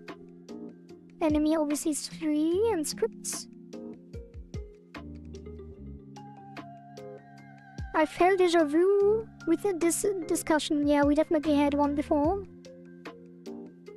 And that would be extends enemy OBC2. Class name enemy OBC3. Save that as scene. And then this will be an override of 1 because movement is not changed. In 2, so we can close this, this, and this. And then open the OBC1. No, just the enemy, I guess. Where's the enemy script? Oh, it is here. Oh, it has an underscore between. So on processes that's move, and then we just override the move here. Guardy, if you could put the link for the donations here on YouTube, I get lost on Twitch. Yeah, I will look into that after the stream. I thought I did have one for YouTube, but maybe I forgot. But yeah, don't worry about it. We do have a donation button on Twitch in the bio, but I will look into that after the stream. Oh, you saw? Wait, what? Oh, it gets long? Oh, yeah. Wait. Did it not play? Oh. Thank you very much, Mario, for the $3.50 tip. $3.52. Thank you very much. Yeah, it did get lost. Beep boop. Did it not beep boop? Or did I just miss it? Because there is one in 5 minutes ago. Yeah, sorry about that. I missed that. Okay. Thank you. Let's see, what did AI say? So it has this, which is a lot. Remove that. And these are exports. Let's move that up.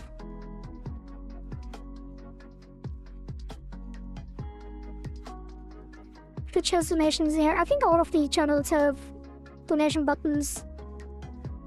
And I'm not sure. I have to look into it again.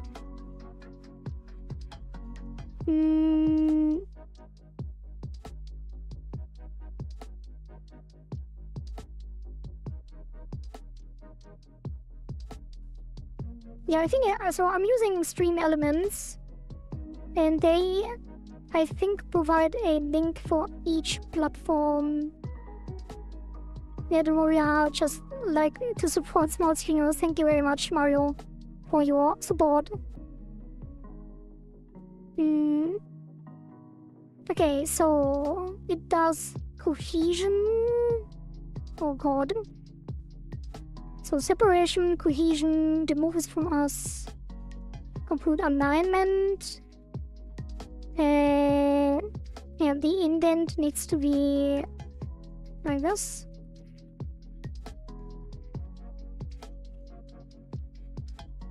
Then I think we need to fix the indentation in general.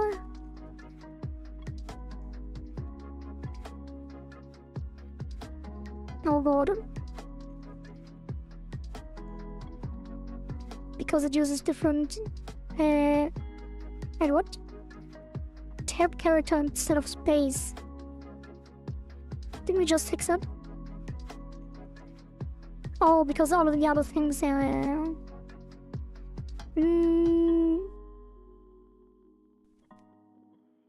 okay, that should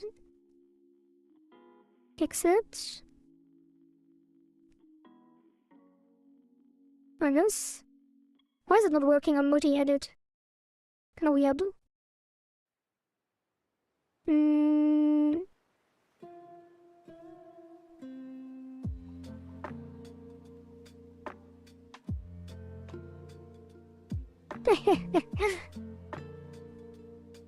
Okay, so it does work on multi-edit actually. Just need to be more careful. Alright, that should be it. And thanks so much, Ledger. It's just indentation. Because we are using tab and the code I copied used spaces. Okay, so let's go through it just to make sure we understand kind of how it's going. So the velocity is the movement speed, basically, right? So the max speed will be the movement speed. So that will be enemy, it will be stats, movement speed. So we don't need this. Then the neighbor radius separation, W line cohesion step, SEP. SCP? Oh, separation. Align, cohesion, and separation. Your profile picture reminds me of Yu-Gi-Oh! Yu-Gi-Oh! Or was it something else? Velocity, steer, max speed, maybe stats, move speed? Oops. I guess you could set max speed to move speed manually, but let's just replace it everywhere.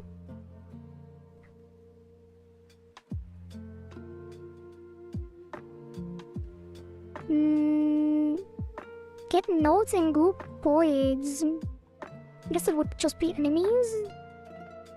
That's not correct either.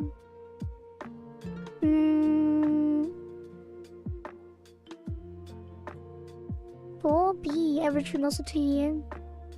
Oh god. Steer. Clamp, sets move speed. Position plus equals velocity times delta. Velocity is a random value of the movement speed. And the delta. Yeah, that should be fine. You basically need this separation, stay away from others, alignment, move in the same direction as your neighbors, cohesion, move towards the center of mass of your neighbors. Oh. But it will move according to the neighbors, it will not move towards the player in that case.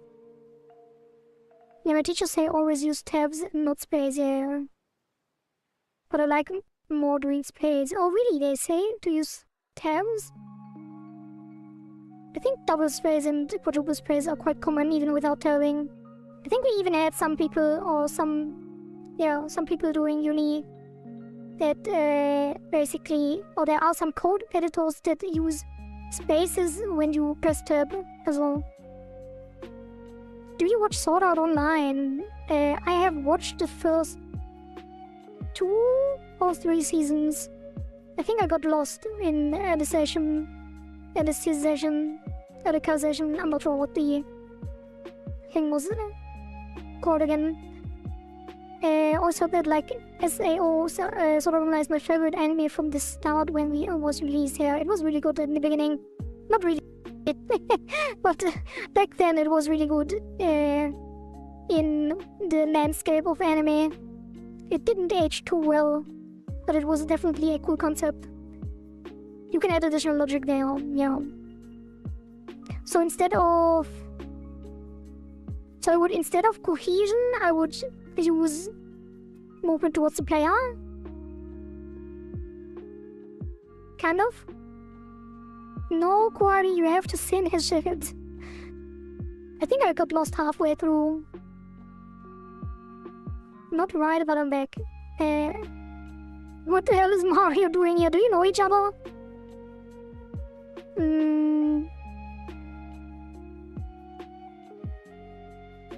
SAO lost its identity since the SAO game itself was ended finished, yeah. But I think the second season was... Like, I did like ItaGy as well. So... I kind of feel like ItaGy was still kind of keeping the spirit of Sword Art Online.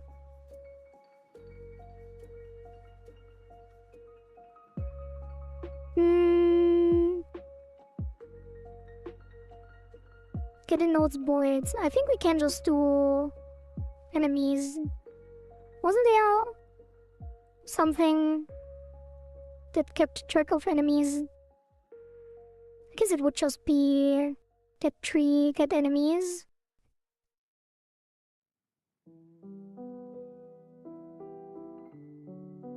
Let's just see what happens. It probably won't work, but I am interested. Wait.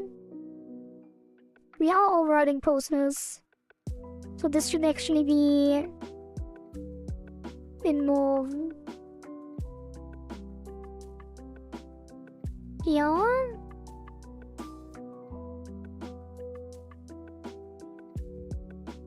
And then we remove this for now.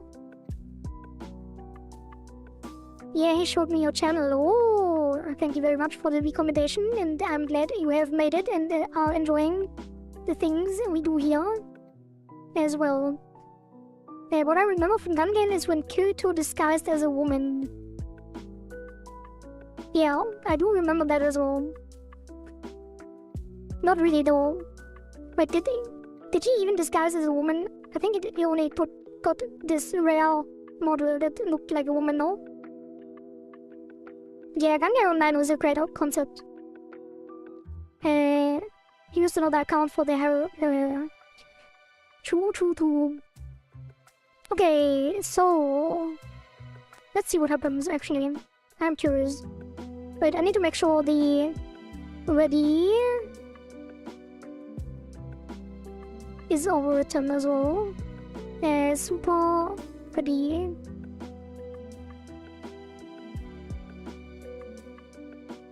Oh, there's an add to group points. That's why. Yeah, we don't need that.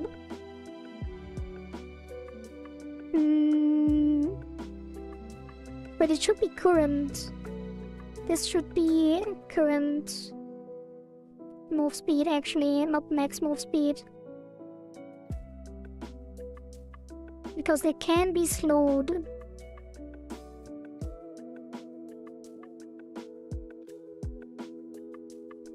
Already slow or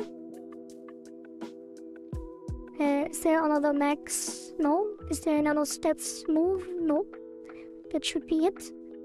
Bro, I want to convert my friends to like VTubers too, but failed. Yeah, it's actually funny. One of my friends was also really against, not really against, but they were not interested in VTubers. And then they found the light with Neurosama. But I think it's the only VTuber really. I guess not really. They kind of watch clips and stuff. So it has caught on for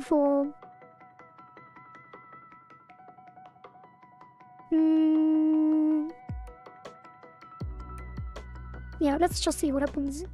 We need to... And where's the gameplay 3? Yeah, gameplay 3. And that will spawn new enemies. I guess we have to make new versions of every enemy. So it will be the Elite, the Charger. I guess you could only spawn the normal enemies with blades. The one that say is the one that actually sees into was actually true. Yeah, let's just replace the base enemy for now, for testing. And that will be OBC3. Wait, why is it not?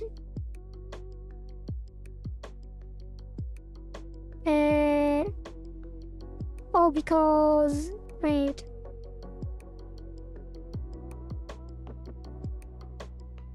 Wait, where's the export?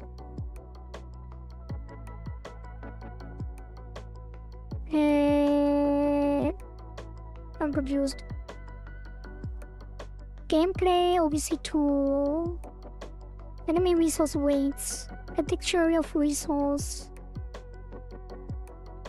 That should be correct.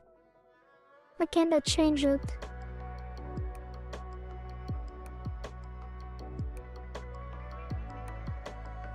I guess I just make it a new key then. And that will be 1. And then this one will be on. Yeah. Yeah, that should be correct. We are already in 2025 and there is still no SAO game in the real world. True. No nerf gear, no true dive VR. Okay, still no new submissions. Let's see if there is something working. It is not working. Because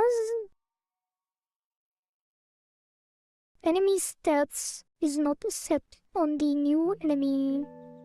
So the obviously 3 needs to reset the stats.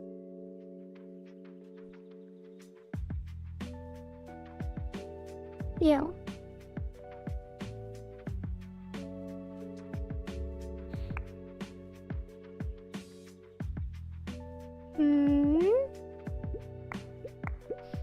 Is that working? It is not. As usual, we get errors. Non-existent function clamped in vector.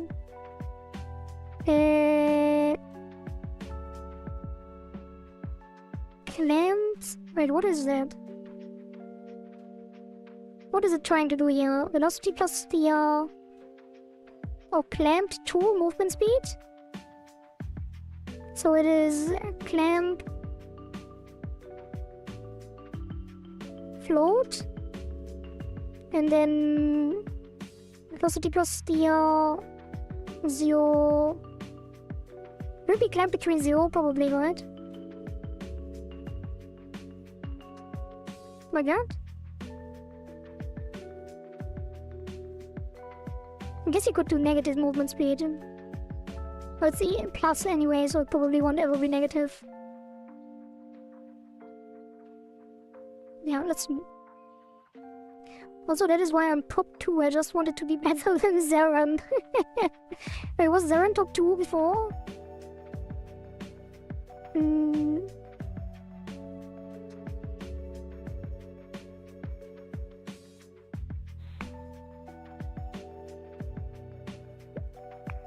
Yeah, you kicked them off barely.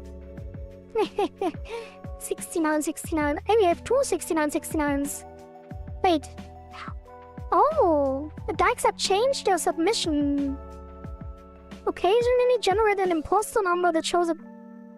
Wait, no, it didn't. Wait, what? I'm not sure what happened here.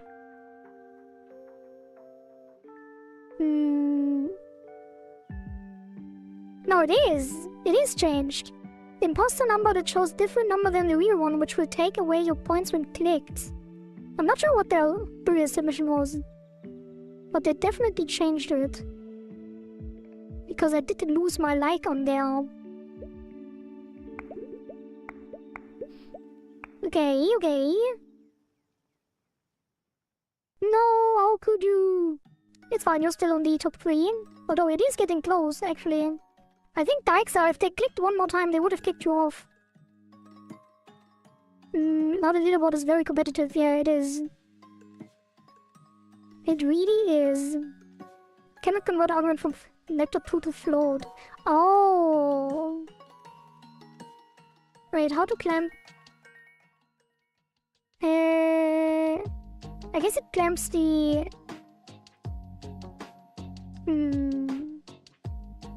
Let's see.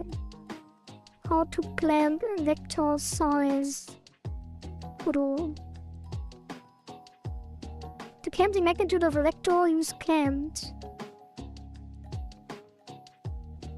Oh, it is clamped. Wait. So... velocity plus steer... clamp... min vector, max vector...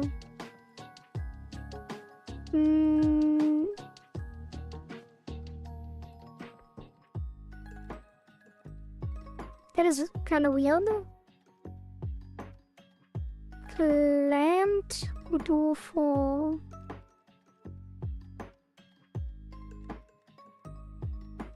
You can control cake. It says this doesn't have clamped. Checking out online documentation. You can see clamped is deprecated. Limit length. So it will be limit length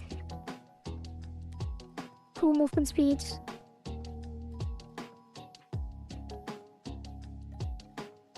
And I hope it will match somehow with gameplay. What will match? Your submission?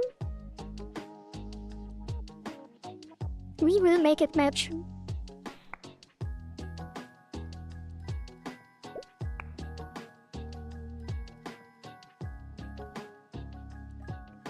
Yeah. Okay.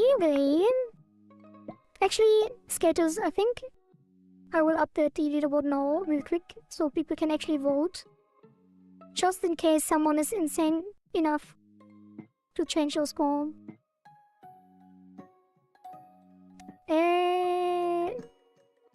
No. Canada.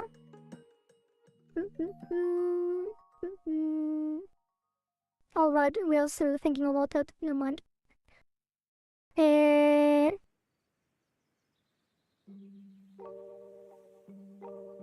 Oh. Yeah, maybe I'll talk to Daixa off stream as well, if they are not in chat currently.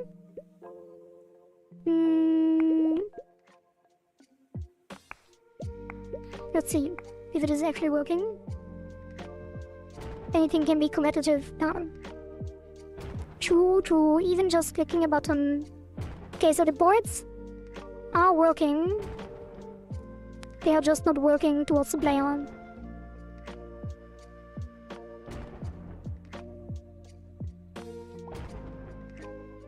Okay, so all we have to do is nudge them into a base direction, I guess. So the starting velocity should be towards the player. Wait. Alignment, cohesion. You know what?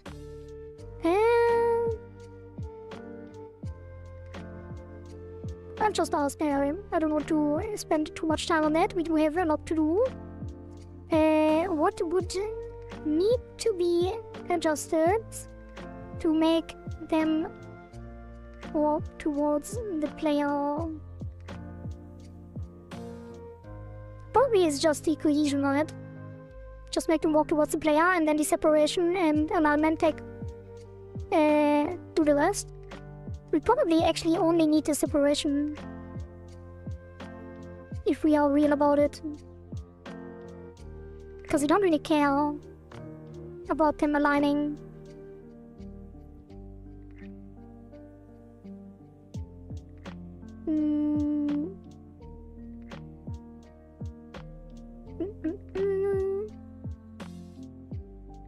Steering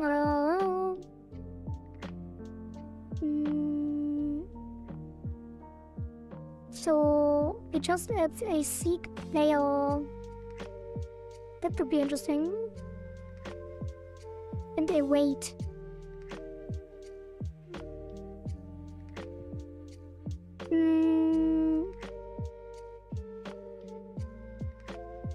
So right, path.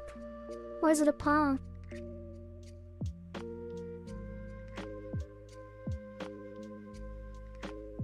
Seek player is... No, it just takes the position. Not sure why it thinks it's a path. Okay, so it will be... Seek player... And then we do the thing again with the mixed tab thing. And what? Yeah. I guess. And then target normalized. Max speed not declared, so that is the movement speed. And then the steer length, max force. What's max force? Max force... It worked? We are not using max force.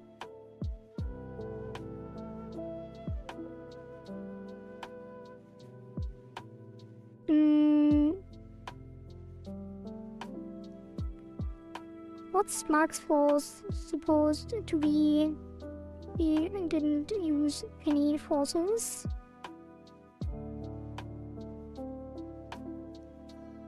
So the total steering will just be... It's time to end my yapping. Bye everyone, have a good day everyone. I wish you a good rest of the day too, Florian, and hopefully today you finally will be able to actually actually go when you say bye the first time and actually somehow get some sleep. Some well-needed healthy sleep on a good schedule.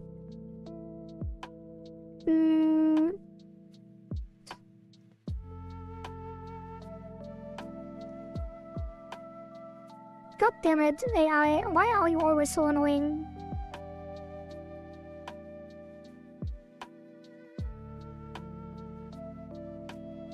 Maximum length of the steering vector.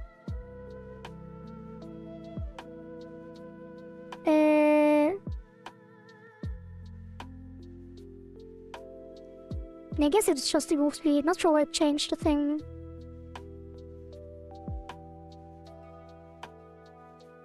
Yeah.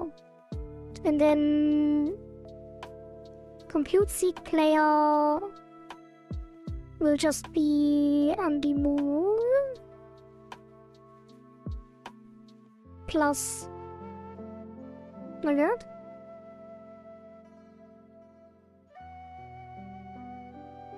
I think.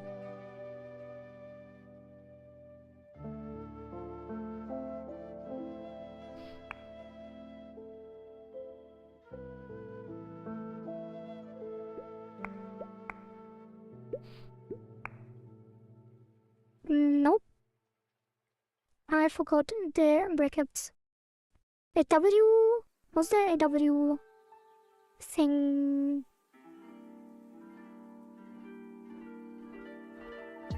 I guess it was the... No, wait. Oh, the weight. It's the weight. So... It's the W player. And we probably just set it to some... value here. 2.0 maybe? So that should be working.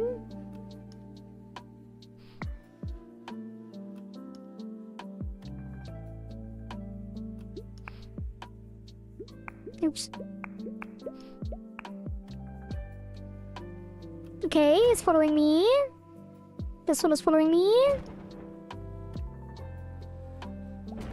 Following. And now they slow down and block each other. That should not be the case. Hey, what happened here? Velocity and lead. Invalid access to velocity on lead.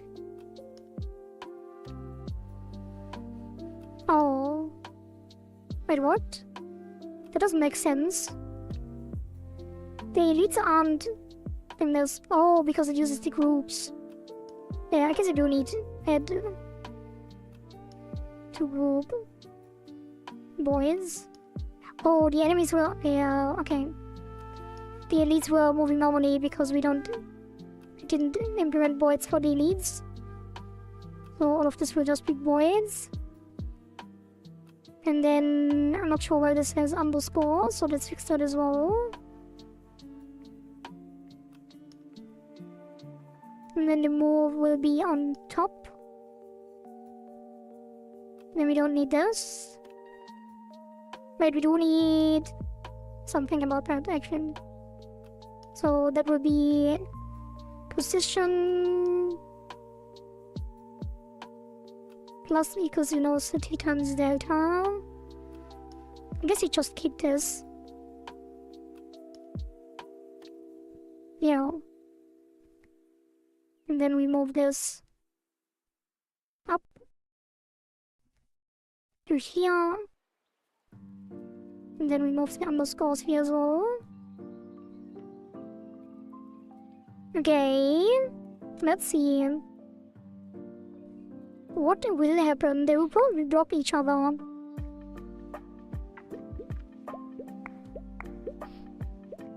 Which should not be the case. Probably could have made a simpler solution without AI. But... yeah...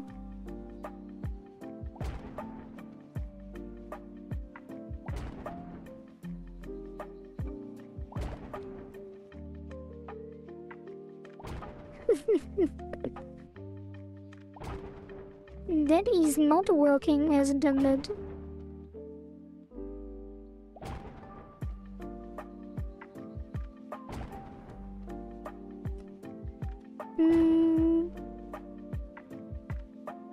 Probably should just increase the health or spawn enemies quicker to see actual behavior. But I will just keep playing.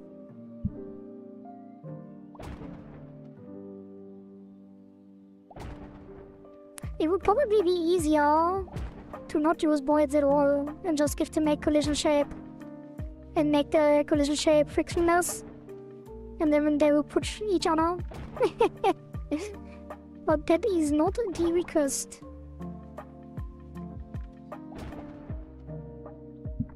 Oh god.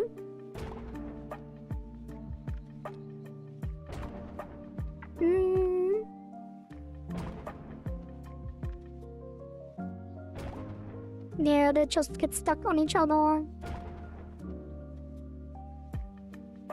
Meow. Welcome back.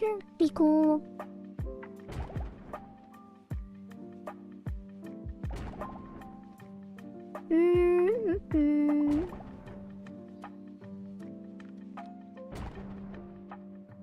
Yeah, I'm curious what happens if we just use voids. If we just use the separation.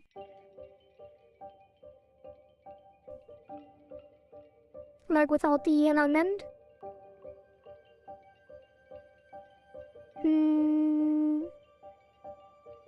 So just seek layer plus the thing. I guess seek layer would always be part of it, so let's put that at the top. And then plus plus plus. And then we can just outline these. This one is so lovely. When you zoom hard. Thank you. I'm glad you like it. It is quite cute.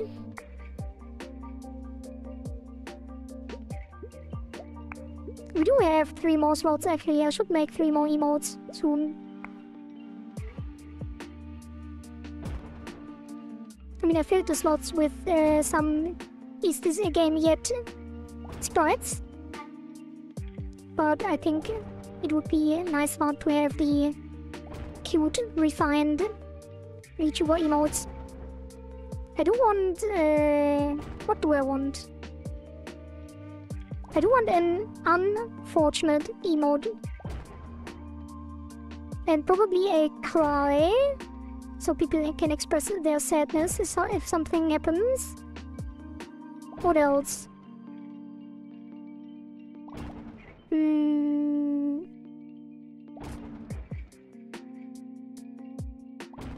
What would be another good emote? Another essential one?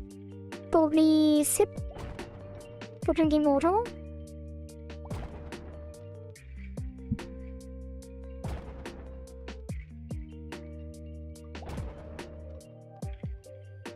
Is it working? I'm not sure if it is working.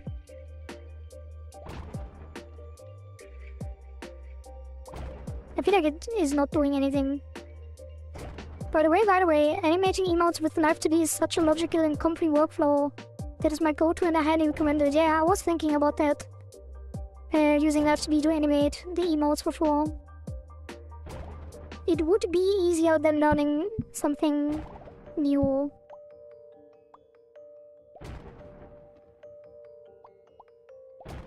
If only the enemies did survive longer.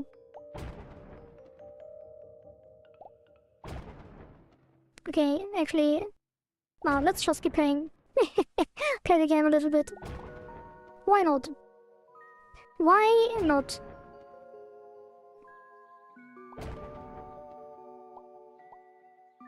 Yeah, and in later waves, enemies will spawn more. I mean, they definitely don't stack up exactly anymore.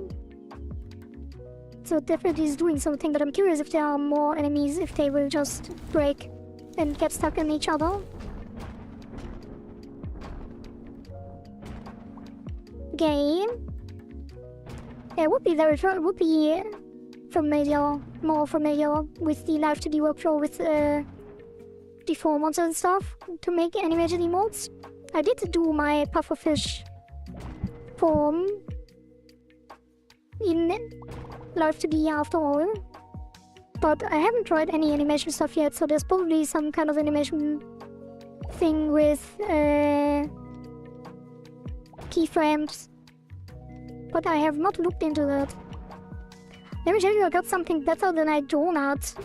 I got a fresh blueberry and apple pie. God damn. That sounds delicious. So they are not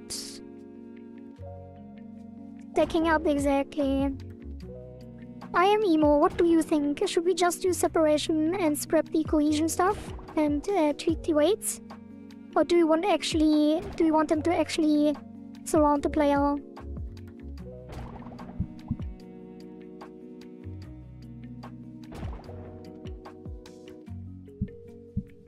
Oh god.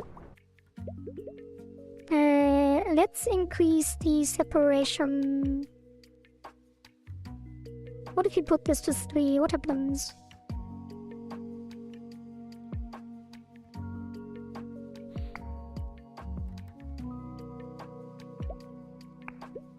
Wait, actually let me increase the spawn rates for now.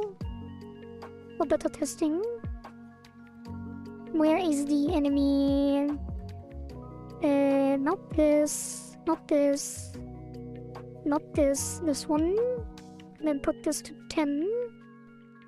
Actually, yeah, put that to 10 and then I guess spawn time on max 0.5. So they instantly spawn with high rate, and then we reset it later, if we don't forget. I'll disappear soon because my beloved zone is about to start her show and I don't want to miss it. Is there a special show going on, or is she just starting to stream? I will check her out later for sure as well. Because that is one of your friends that I have not looked into yet.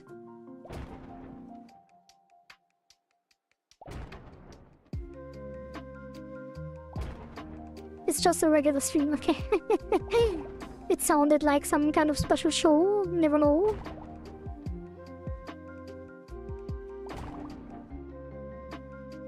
Yeah, this is actually kind of working, right? I wonder if I am emo is still here and if they are happy with how they are moving right now. I guess I could give them... Well, I guess they are still kind of stacking up. All of my friends' streams are special to me. Understandable. Same, by the way. Your stream is also special to me, although I can't watch often.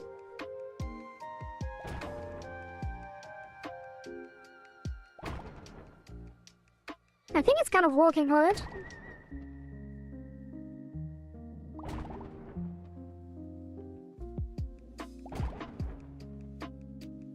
I think IMEO is currently not here, probably lurking or doing something else.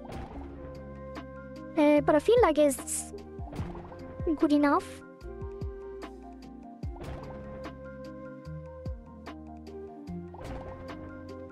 If only they had more life.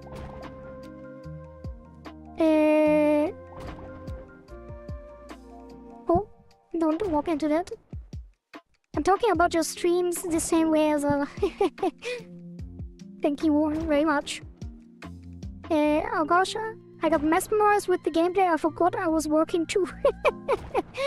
Zeren, I'm glad that it is mesmerizing and you like it. Although this won't be the gameplay for the new stuff, because that is legacy stuff. Kohari is cooking. We are cooking indeed. I always mention that you are streaming to my chicks if that's so.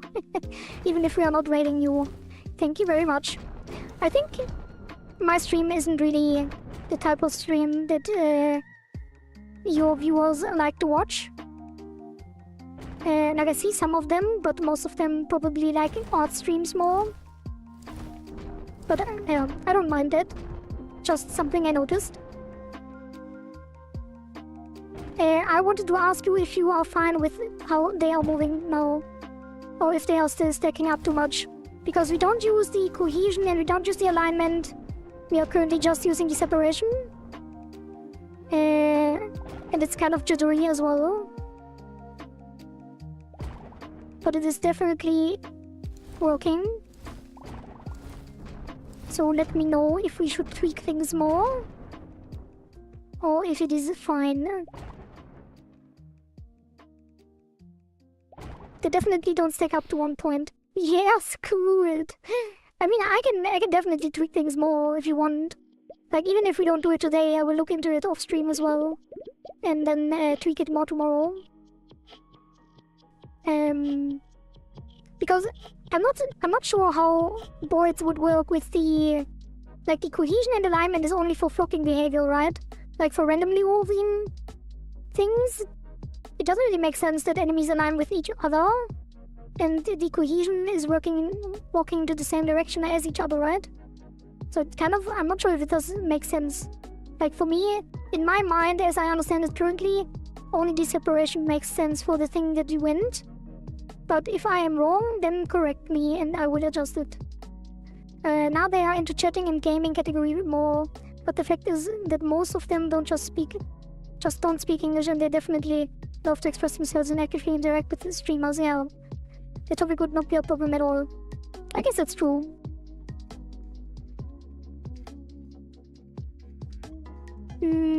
What if we increase the separation even more? I feel like they are not really separating well.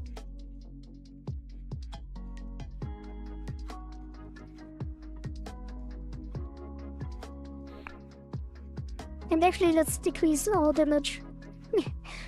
Or their health.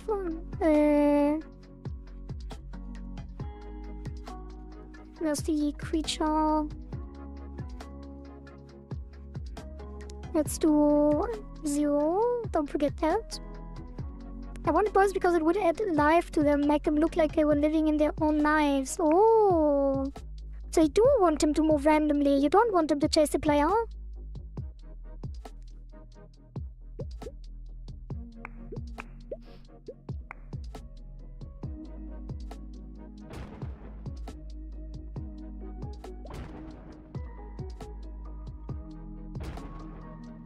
Yeah, I think I will look into it more off stream and then implement a proper solution tomorrow. That might be better.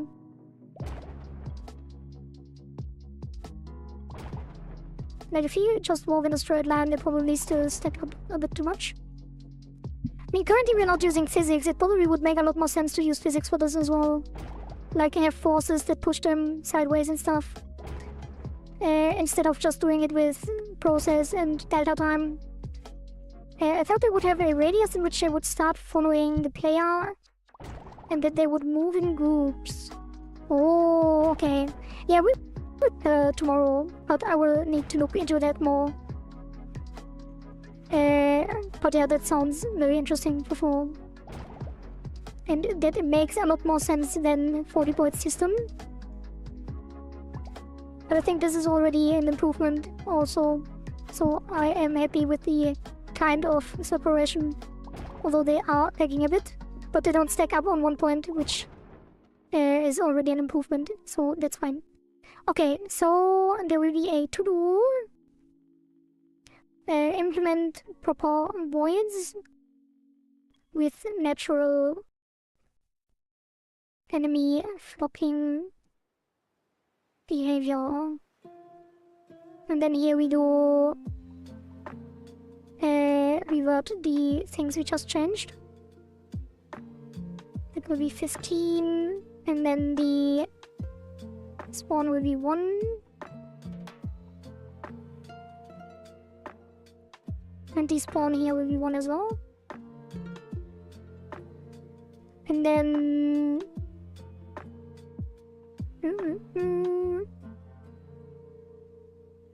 oh, we see 3. Not sure what happened here with some of these shader materials and stuff. Okay.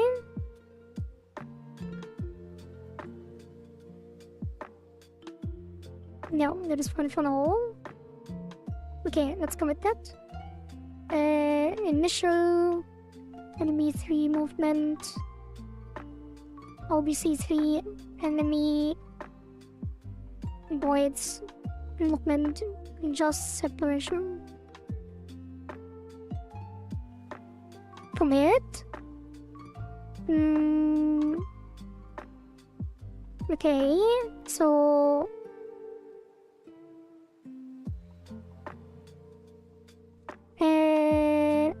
initial voids, initial separation logic, voids adjacent, and then we do look into voids, which I will do off stream, and then proper voids shocking behavior with aggro radius.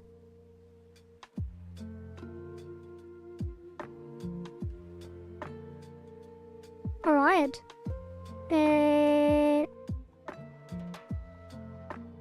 Let me check some things. Alright. So then let's do the next one, which will be the active skill. So why did I not leave open the thing? So that will be shockwave around the player, dealing damage to all enemies. Skill has a cooldown. Cooldown is displayed on the side of the screen. Yeah. Active skill system, capability, cooldown indicator. Damage enemies. High AoE damage around the player.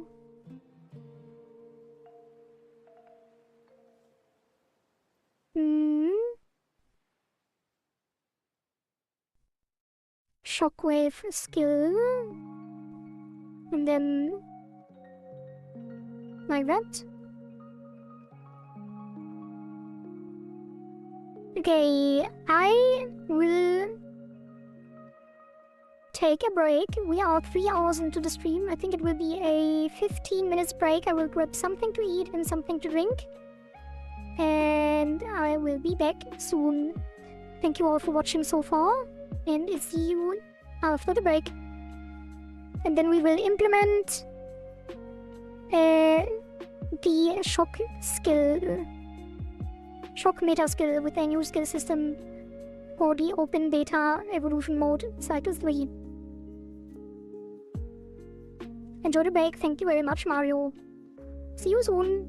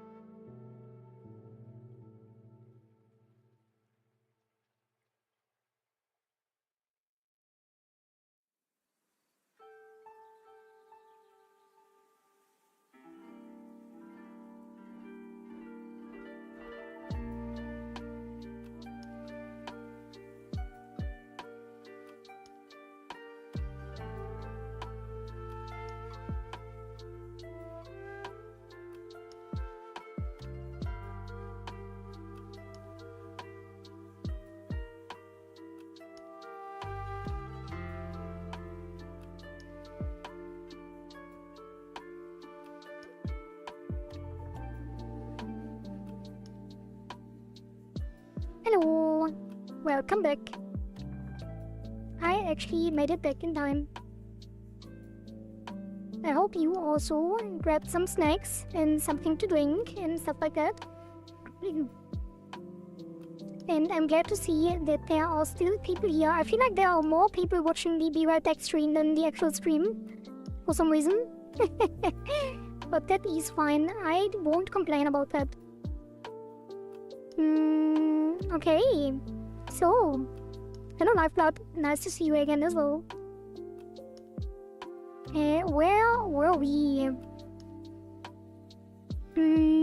Right. We just implemented a bomb wave today, and we implemented a little bit of a separation logic. We started with the implementation for voids as requested by I and Emo, but currently we only have a very simple approximation, or rather just the separation part of the voids algorithm, to make sure that enemies don't stack up on each other. And because we did it without physics, it is currently very, very simple.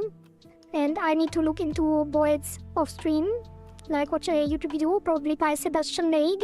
Maybe we should even watch it on stream, but probably not. But it is a really good video, but it's very long. And then, yeah, then we will implement proper flocking behavior tomorrow, where enemies move in groups and naturally, and then get aggro in those groups as well, which could be very interesting. And for now, we will focus on the simpler stuff, which is the Shockwave meta skill by Baptiste.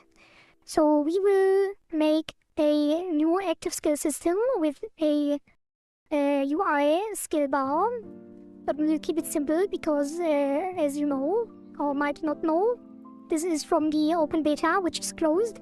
So this is actually not part of the actual game. It will be in the evolution mode to play the past cycles. So that will probably not be expanded upon unless Skater's and or Skater's submission goes through in the way that he would like it to go through, which is including the last cycle of the beta submission as a minigame in the main hub that we will also implement. And then it might be it might become a part of future submissions, but I have to think about that because I don't really want to split the player base between making submissions for the minigame and submissions for the main game. But we will see. Maybe. So let's implement a new active hotbar skill system. Okay. So that will be probably on the main game overlay, which we have here. So there will be a new thing. Should we make a separate scene for this? Probably always good to make a separate scene. And that will be a user interface control. And that will be the active skill bar, which we might be able to reuse in the future. Who knows?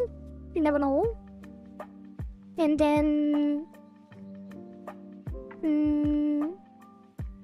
probably need a couple more elements here, which will be a button.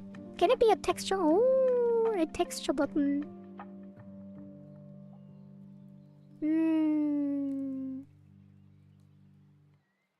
The problem is we can't use our hover focus button for that. I guess it won't be. I guess you can just copy it over. Yeah, let's just make this active skill bar. Wait. And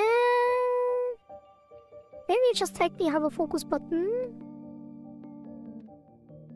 and convert it to a texture button. Is that something we can do?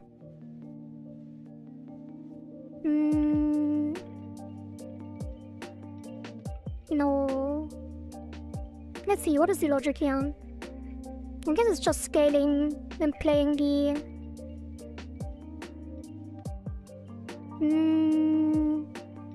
Yeah, maybe we can just duplicate it. And then it will be... Wait, we can just make a child. So make a inherited. And then we can change... Wait, can we not?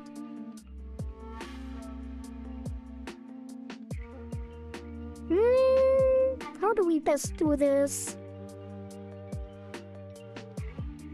Can we just make a... What is the texture button actually?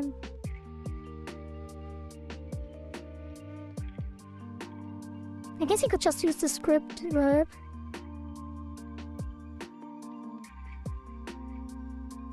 Focus effects and clicking. Yeah, we can also use the script. That is a better idea. Cancel.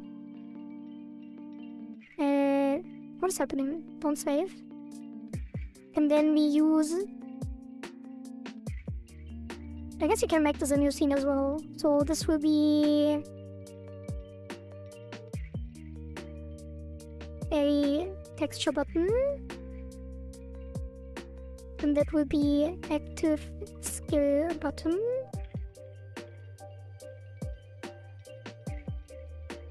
And then we get the hover focus button script.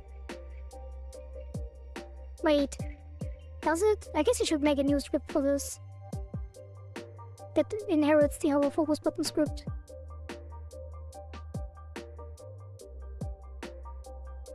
Yeah, let's make a new script. Active skill button should be in scripts.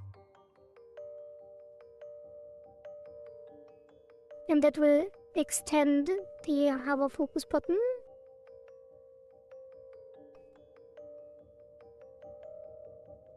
And then we save that.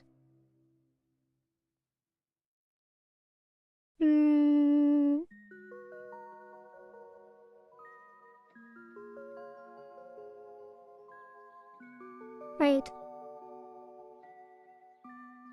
Oh, and then we have to put the clicks again, I guess. I guess it would have different sounds anyway, so... If you go to the inspector of this, it will show... Would it not show the... Oh, they are already here.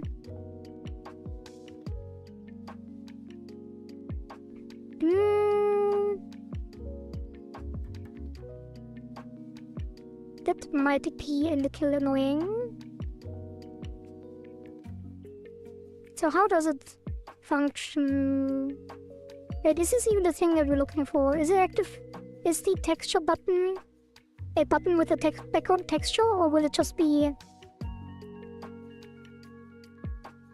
Oh, different textures. Let's see. Or icons? I guess it will be...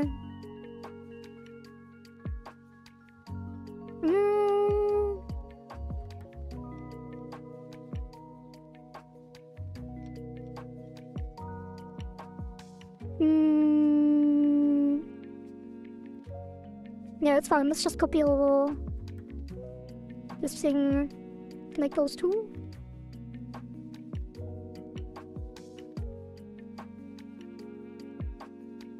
Like, I wish we could narrate. Let's try again. If we save this... Test. Can we then change it? Probably not. Man, now I wish I made it a control. Now it's not a big deal. Yeah, let's not do anything with that. If we ever have to do this again, we will do it properly. So that is fine, we just copy it. And then...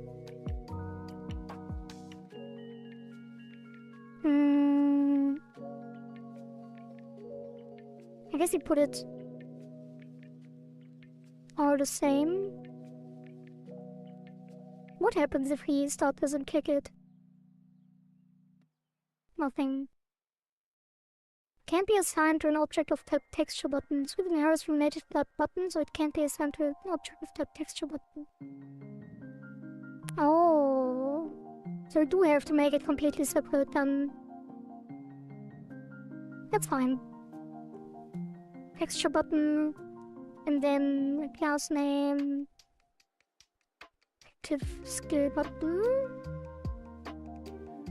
And then I guess you just copy all the logic.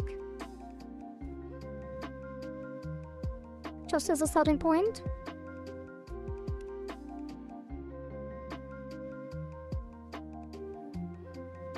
And then connect them.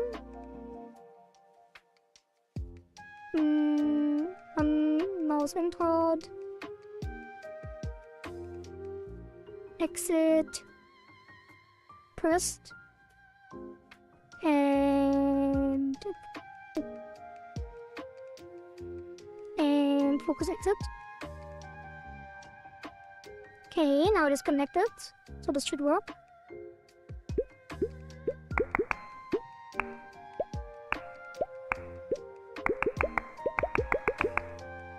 The mask is also good. Nice. The sound will change though. Because this will have probably a custom sound per skill if you want to do it properly. So it would be export or skill use as effects, which will be a resource.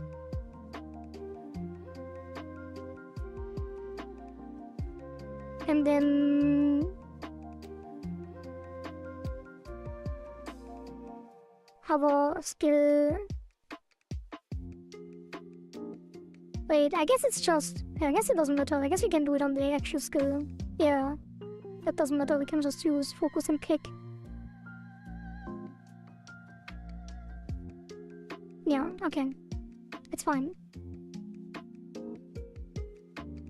Kinda weird that it just works like that, but whatever. So let's go here, and this one will have the correct size, yes. And then there will be a margin container. Margin container that will fill. And then it has like margins 32, maybe 48, maybe it is 48 this one. And what did you have from the health bar? Do we even need that? Probably don't, actually. I think you can just do. Maybe we don't even need this skill bar. We can just put the button. Let's see, where's the gameplay 3?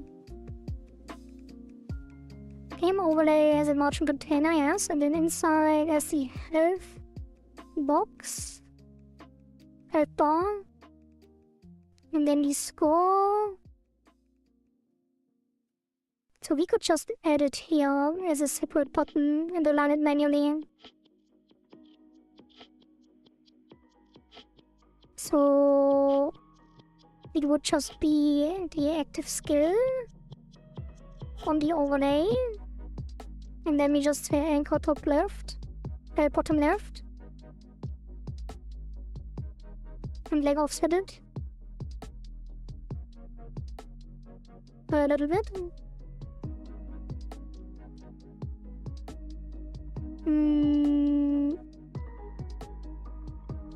Now let's just add, what does the health bar have?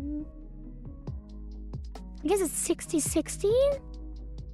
Wait, that's from the margin, no? Why does this not? Does it ignore the margin? No. Wait, why is this so far away then?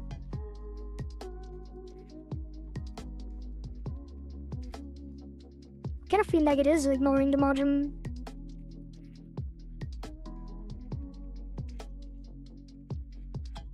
Like if you put it on top, it will be very close to the edge, even though the health bar isn't.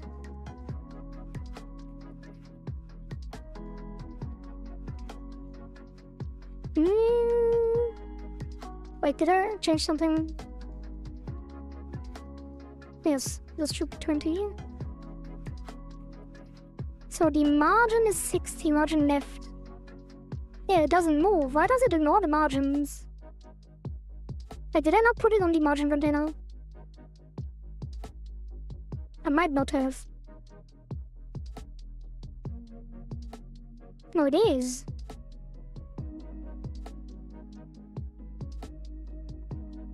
Why is it ignoring it? But it's not. Huh? I'm so confused.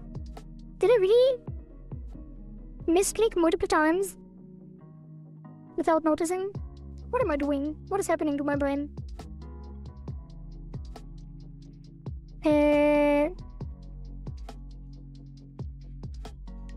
So this would probably be a yellow dot. So these sprites.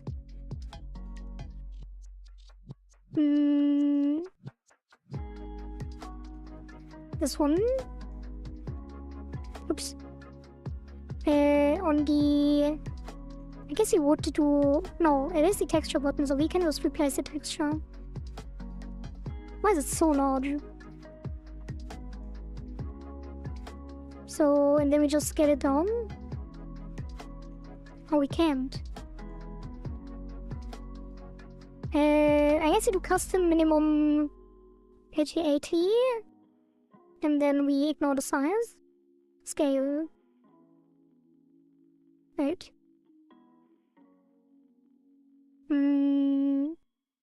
Ignore size. Yeah. And then scale is click aspect. And then we make it 120. We align it, just to make sure. I think that might be too small still. Let's do 160, 160. Okay, save that. See, that is very curious.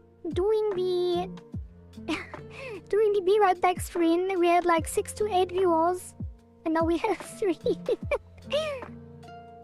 That's funny. I guess people enjoy the Be Right Back screen a lot. And the music.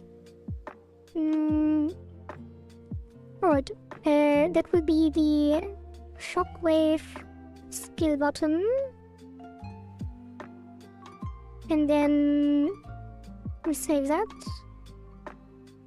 How does it look? Why is it scaling up? I guess when we scaled it, the pivot is screwed up. Even though the pivot should be set based on the size.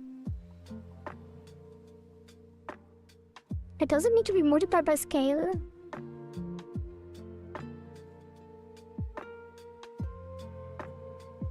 There's no way, right? No. Okay, so... Wait, is it even the correct script? Yes. So let's check in again, yeah. So the pivot... I guess you can make it anchored bottom left here. And shrink left down. And then the layout... Minimum size will be 160, 160. Live blood core working. I see you. And then...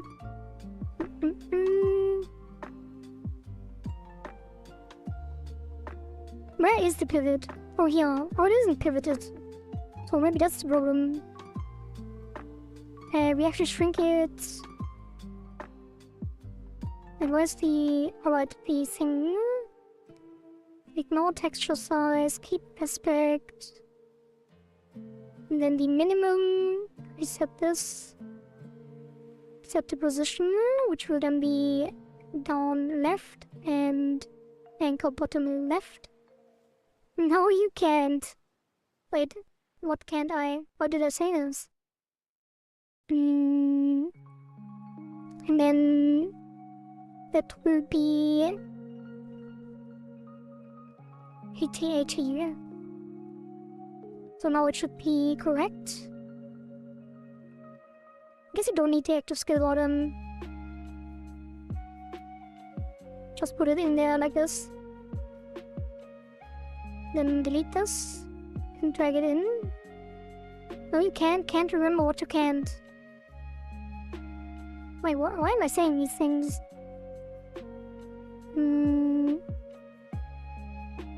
I feel like something is speaking in my head.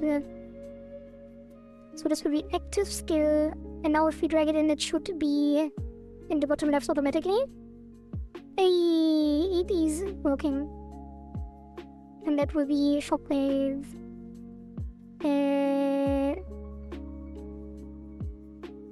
That one.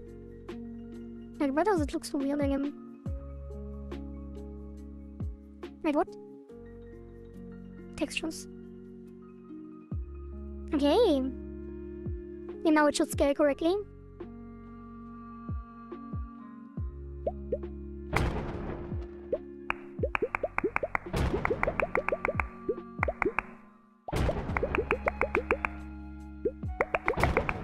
Okay.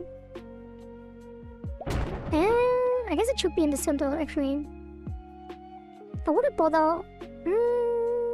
I guess the submission's at the side. So it should be at the side. And now... And now... There will be additional logic on pressed, which will be... Use skill, which will be a empty function.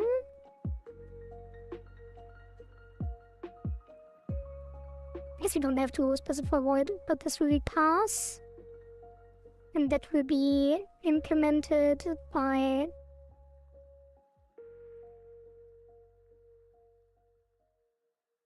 children.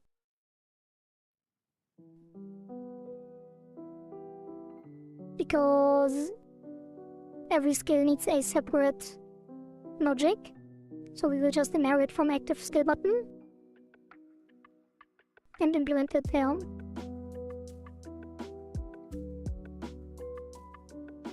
I guess you don't have to overcomplicate things. That is nice if we want multiple skills, but for now we only will have one.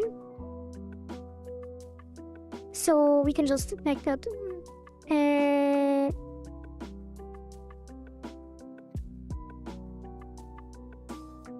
Yeah. So that will be shockwave.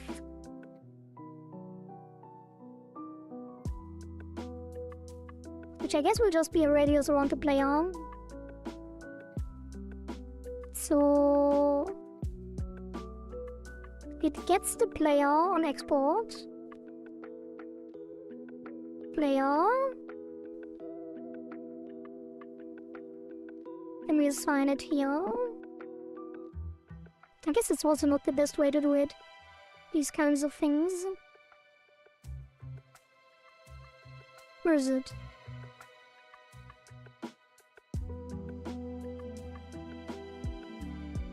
Huh?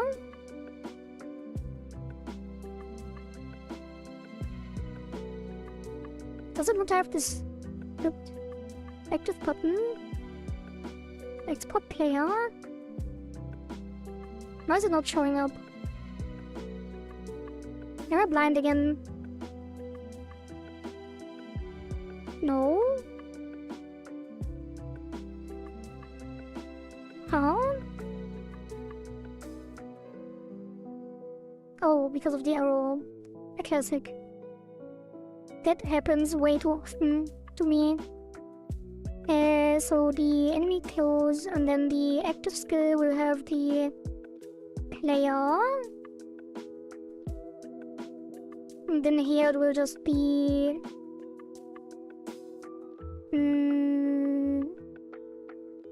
I guess it should do it separated. Whatever. Implement skill in child. So that will be pass. And then we will make a child scene. So that will be a inherit. And then shockwave skill.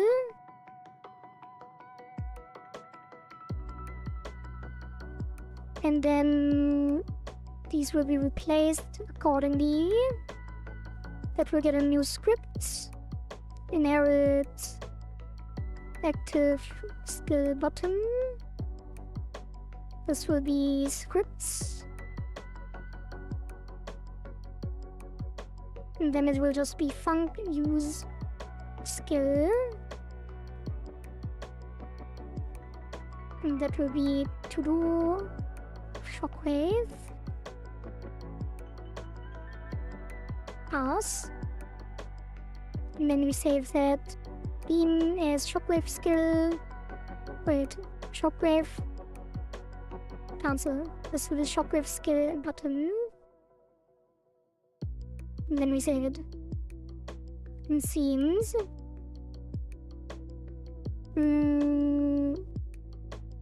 And then let's see. So now we have the other focus we don't need, gameplay we don't need, this we don't need. So the active skill button will get a cooldown. I guess usually we would make a resource as well to store the values of the different skills. But for now we keep it simple. So this will just be val. I guess it would just be a timer actually. So the active skill button gets the timer, and that will be the skill cooldown. Let's put it at 60 seconds. And then there will be val ready. True. Skill ready. And then val. I guess it doesn't. I guess you only need ready. And then keep it simple. Do it on ready. And then on ready. Timeout. Connect. Skill ready equals true. Yo, Water, welcome. Nice to see you again. Just stopping by because I got shit to do. Well, good luck with the shit that you have to do. And thank you for stopping by. I hope you have already submitted your stuff, although you do have still 2 days.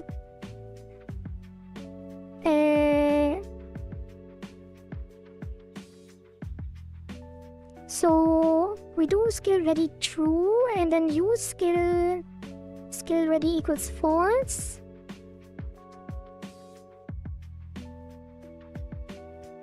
Wait, that goes into use skill. Implement skill logic in child. Then we don't need to pass.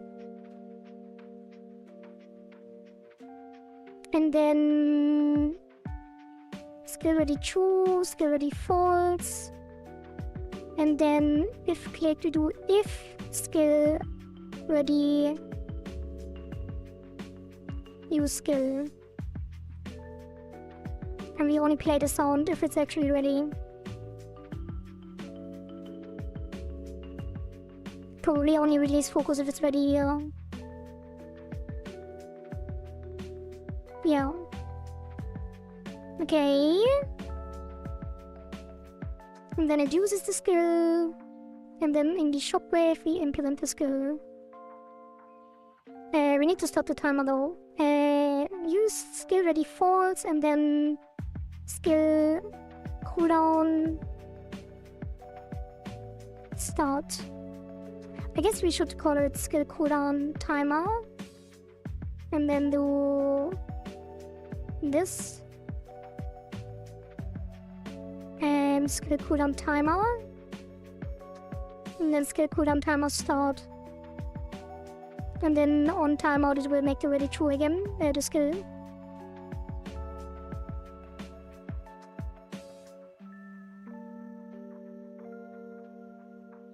Okay.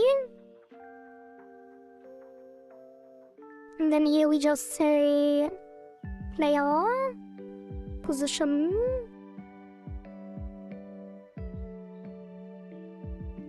I guess it would be radius.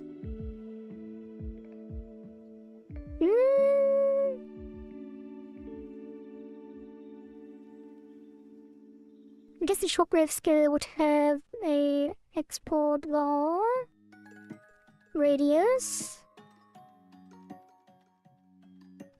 AoE radius. I guess it's just radius. And float. And then export var. But I guess we can make it differently. Let's try something different. Let's make it a... Where's the shockwave skill? And then the shockwave skill button.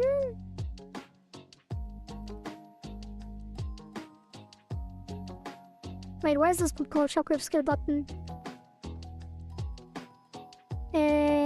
Class name shockwave skill button. I guess it would be the skill actually. But the other one is called whatever. Shockwave skill. And then no, I think it is only the button. And this an active skill button. Use skill. I guess it could be in a different skill. Yeah, let's not overcomplicate.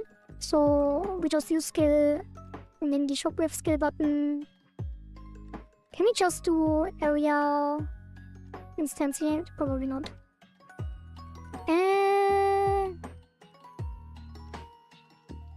Is there something like array cast, circle, overlap, kudo?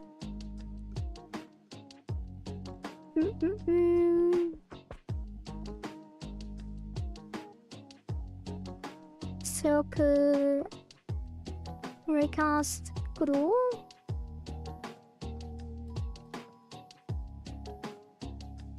I guess it would just be an area. Yeah, whatever.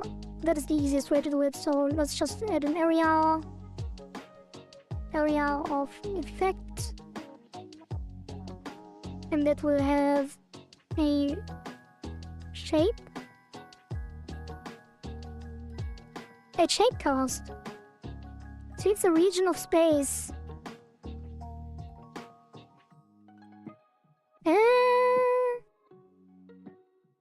Let's look into that.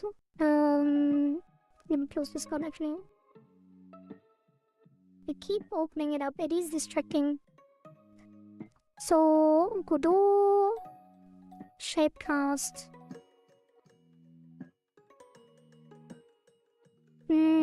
Sweeping its shape along the cast direction determined by target position. Allows for sweeping a region of space rather than just a straight line. Multiple collision object is useful for things like wide laser beams or snapping a single shape to a floor. Immediate collision overlaps can be done with target position and by calling force shapecast update within the same physics frame. Some limitations of area 2D were used as an instantaneous detection area where collision information isn't immediately available. Shapecasting is more computationally expensive than raycasting. I guess it is easier to not use a shapecast. Yeah, let's just use overlap. Area overlap versus shapecast. Good.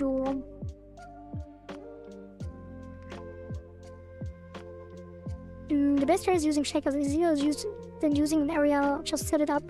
Oh, shapecast get collider.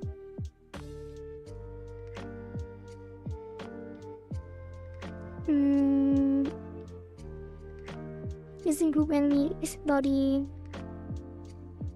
I think it's easier to use the other one, so let's just make an area. So that would be collision shape. Then we can also define the physics layer. So this will only detect enemies. And then it will just be a circle. And the circle will be... Should it be used on the mouse position or at the player position? I guess it is defined as shockwave around the player, yeah.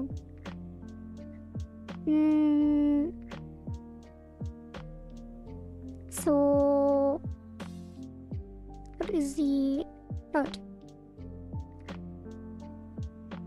Collision shape, and that will be... I guess it should be 0 actually. Why is it here?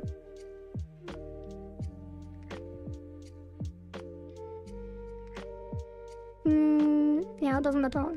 We'll move the position anyway. And then... I guess it should actually be a capsule, as usual. So let's do capsule.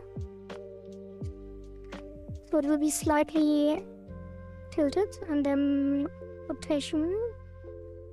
Because of widescreen and stuff, so it makes more sense to hit that area than 0. I guess it should almost be screen wide, right? Maybe like this. As an oh shit button.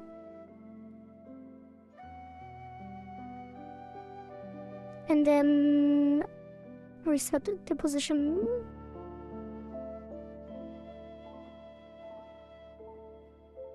And then put that here. And then we just do area of effect. Overlap. Get overlapping areas. Enemies. I guess areas. I guess we just do 4 area in areas. And then we do area as enemy.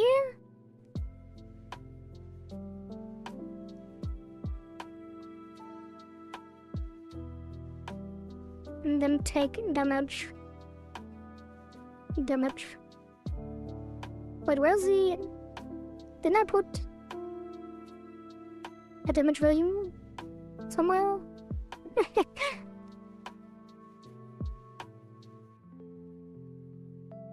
Didn't I do something like that? I guess it was for the meteor.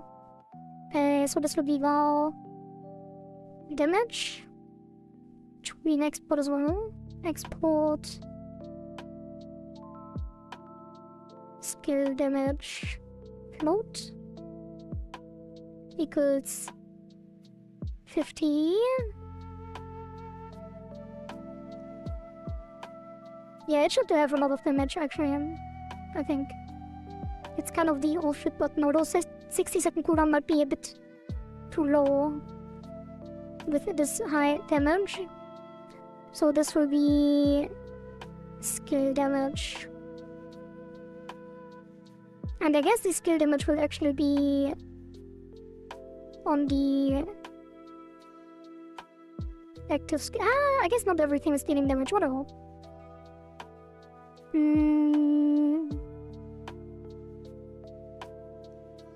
I guess you do if area is if area owner is enemy, any type of enemy. Hopefully it will cast them correctly. Then we do area owner take damage, which I thought would autocomplete, but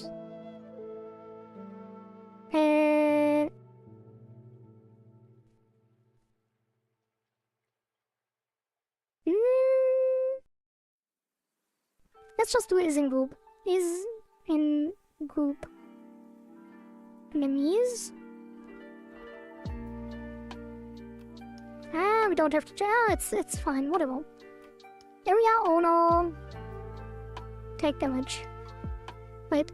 Take damage. Skill damage.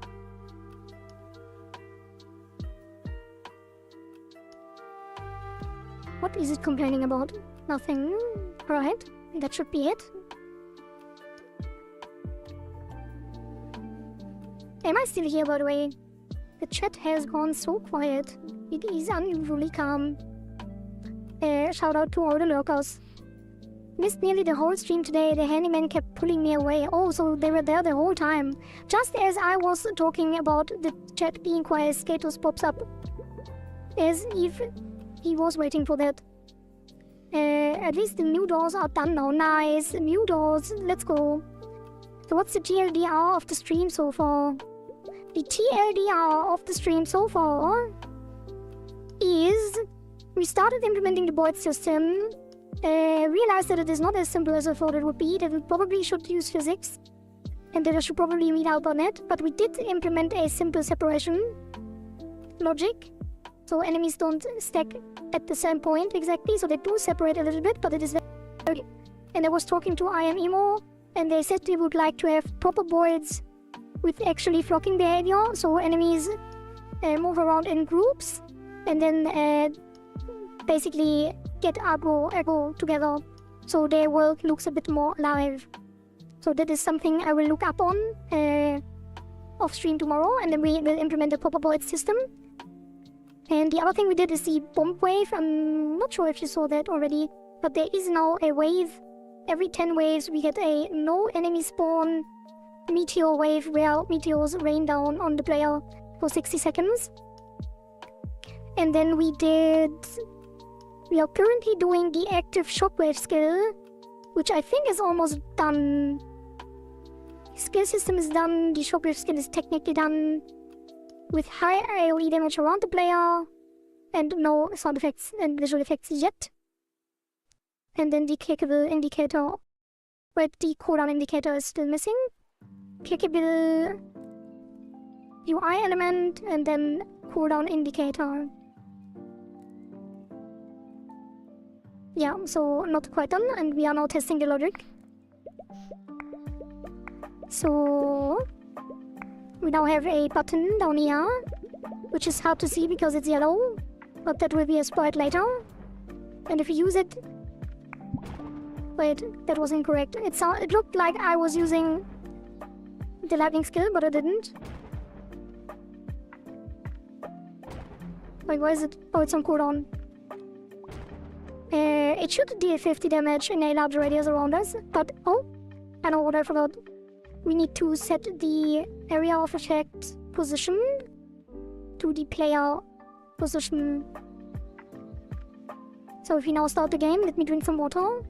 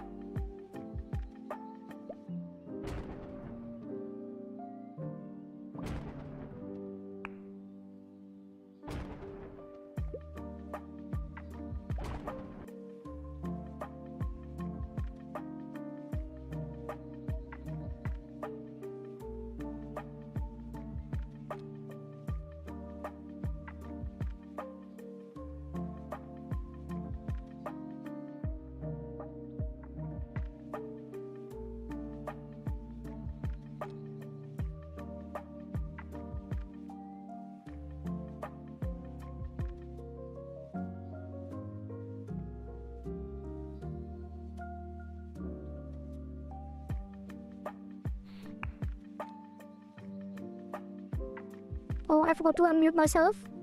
Unfortunate. What was I saying? We used the wrong button, the wrong skill. I guess you can use the aura icon as a placeholder because it looks pretty good. And then tomorrow we will replace it with a lightning version of that. So now it is triggering, which is good. So now if we restart, we should be able to one-hit enemies even without the creature lightning. So let's wait up the next one, and then boop. And we have no property of key position on this object type of nil. So that is the player, right? Yeah. So the player needs to be set.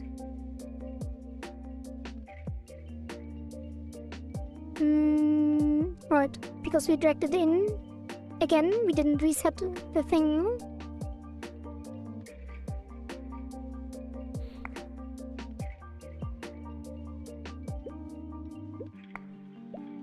Do we have no entries, by the way? I was gone for quite a bit as well. We do not have any new entries.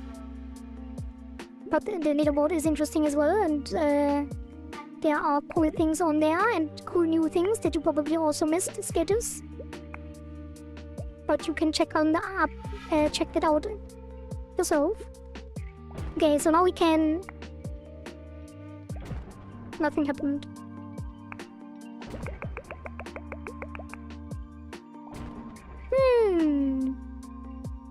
My entry is up on the help channel though. Oh!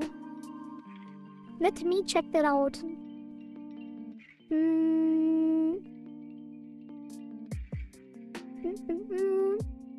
Is it add a second button that is pressed alternatively with the first one? Oh, wait, let me put that on the leaderboard actually. Is that within the 200 character requirement? Character counter?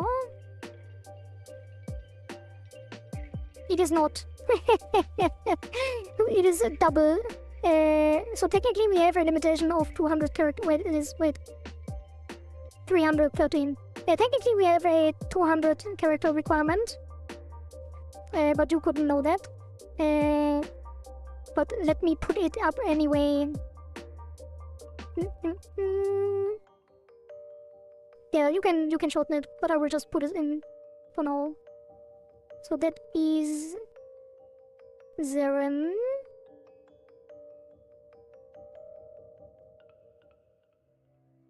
And then save. And now we should be able to see it in the game.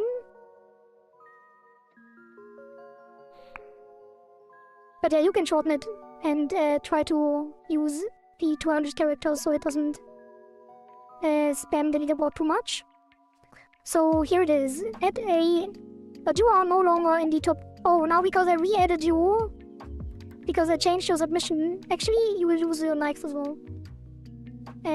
Because you changed the submission, Daixa is now ahead of you with the same score. Likes. Oh god, that will be difficult. That is this one. Copy. And then... yeah, unfortunate.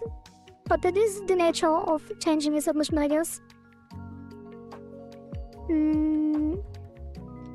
Although if it was only a minor adjustment, like a spelling mistake or something like that, or changing your name, then I wouldn't reset your likes and I wouldn't change your position on the leaderboard.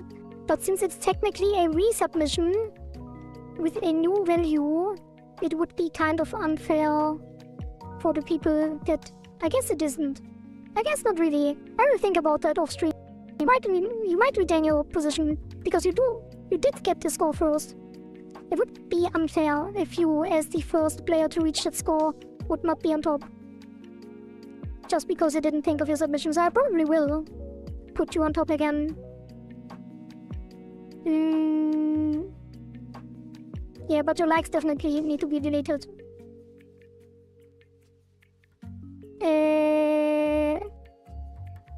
Where was that? Oh god. I'm blind.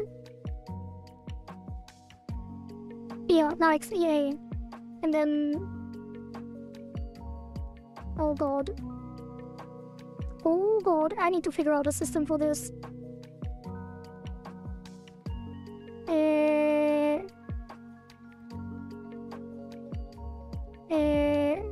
9869...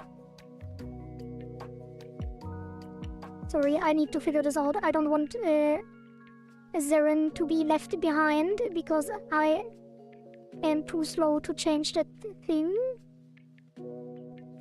He liked ID should be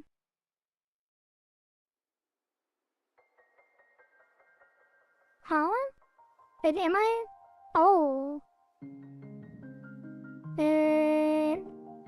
That should be the correct one. So it is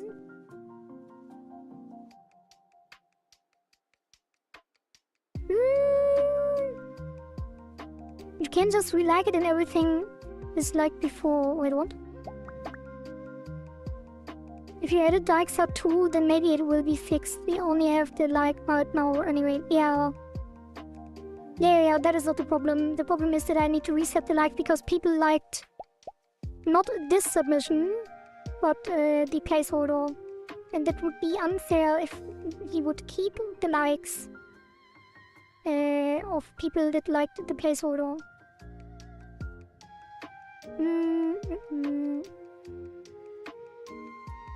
I guess I could just do it with SQL.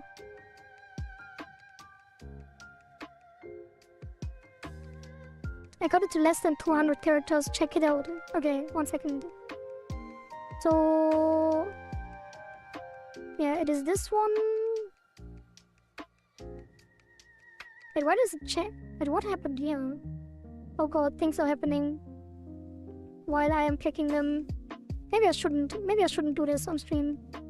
So consider yourself liked by the people that liked you before. I need to figure it out on stream, sorry. So did you edit? Or okay. Let's do that then.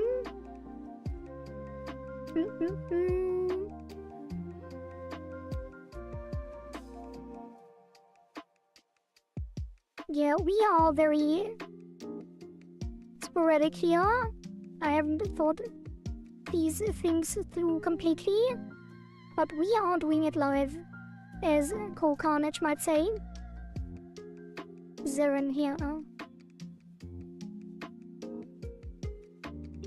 Okay. So it is at a second button that spawns radially, opposite radially. What does that mean? Opposite to the first. Pressing alternately with the first within 2 seconds increases the score obtained by 1. Radially opposite, also mirrored in the center. Yeah, okay. So it's mirrored to the center.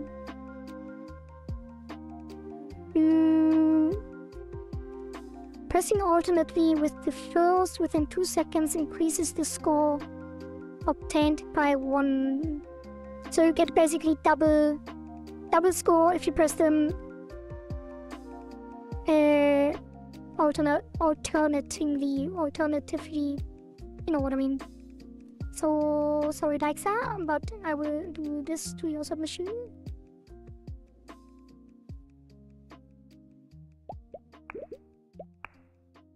Okay, and then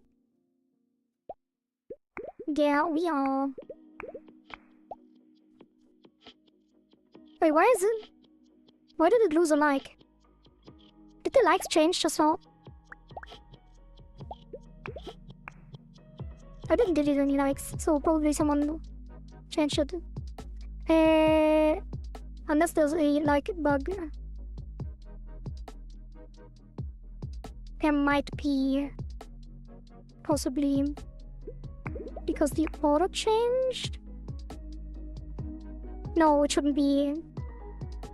If anything, if there is a bug, it would only be visual, because the database is not, yeah, the database is not dependent on the order.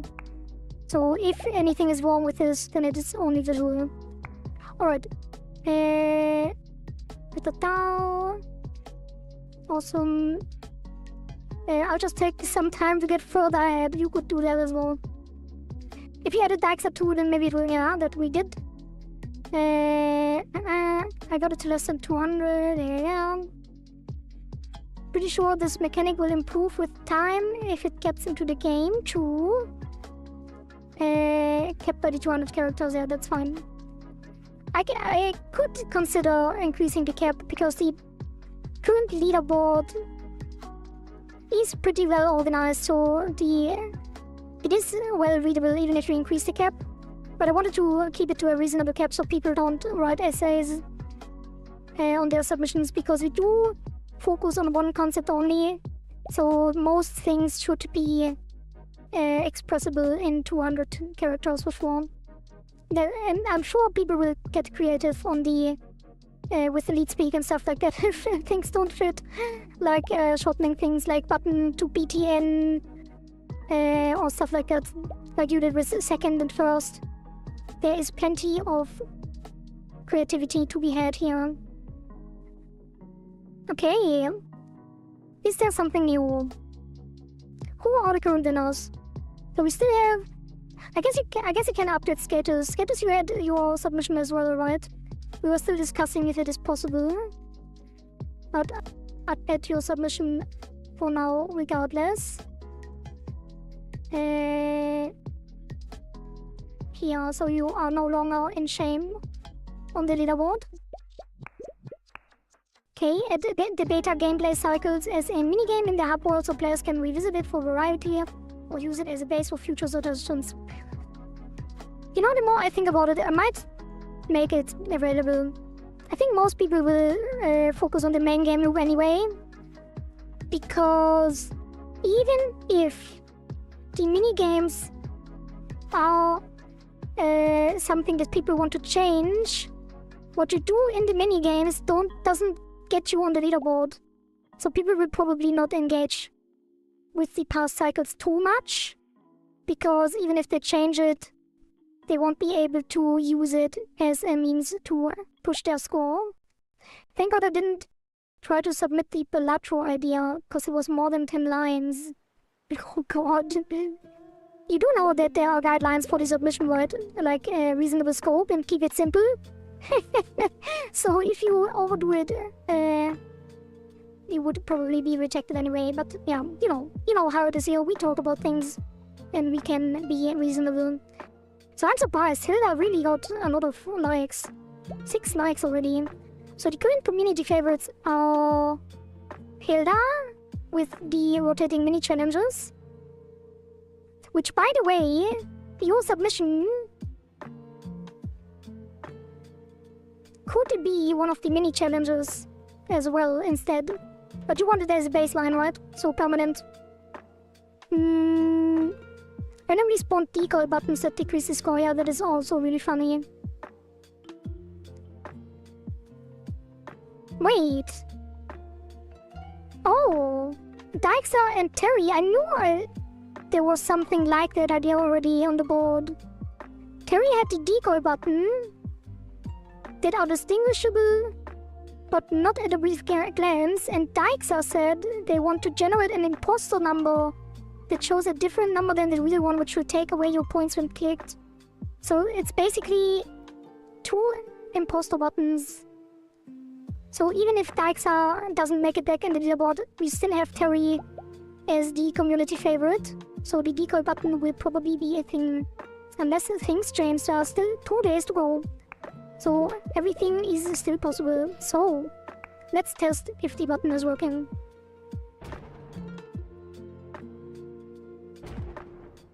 Hey, why did they not die?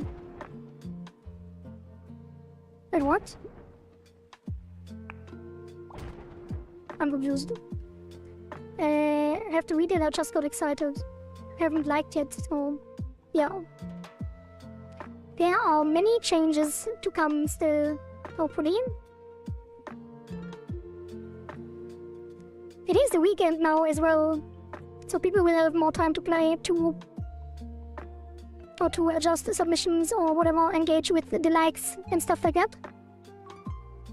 And new buyers and players will probably come in as well. So what is happening? Shockwave skill, area of effect position, player position. And then for area of effect get overlap. Area owner take damage. Let's print area name, area owner name, and then print area owner print health, which I think is a thing, right? On the enemy. Obviously one.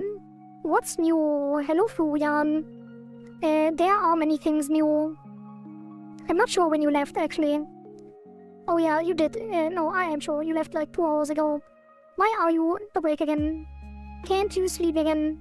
I'm so sorry that you have to deal with not being able to sleep. Yeah, let's just print. And then I can show what's new.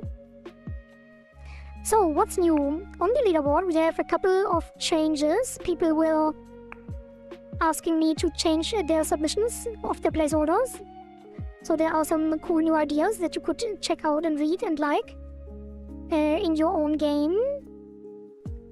And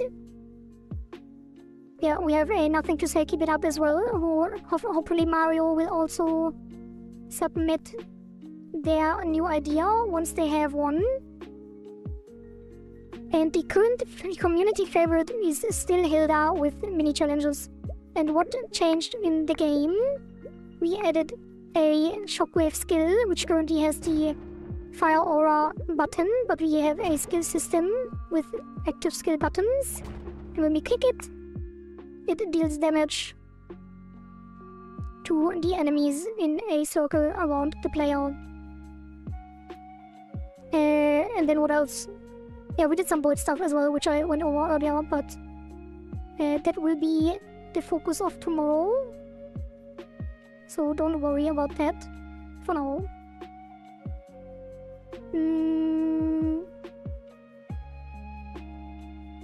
Alright, so current health. What is the enemy script that is health current? Who would have guessed? Health current. Just print it as a debugging tool, although I could just use a breakpoint. Because some enemies weren't dying for some reason. There might be an issue with the physics, actually. And it might be related to the new world system. Although we are not using physics. Yeah, only one enemy died. That is weird. Get overlapping areas. It should take all of them. Wait, node? Enemy node. They should all be enemies. Wait, how much damage are we dealing, actually?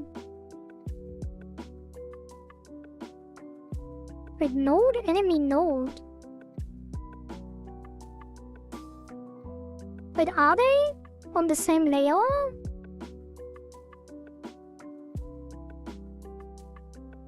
Yes.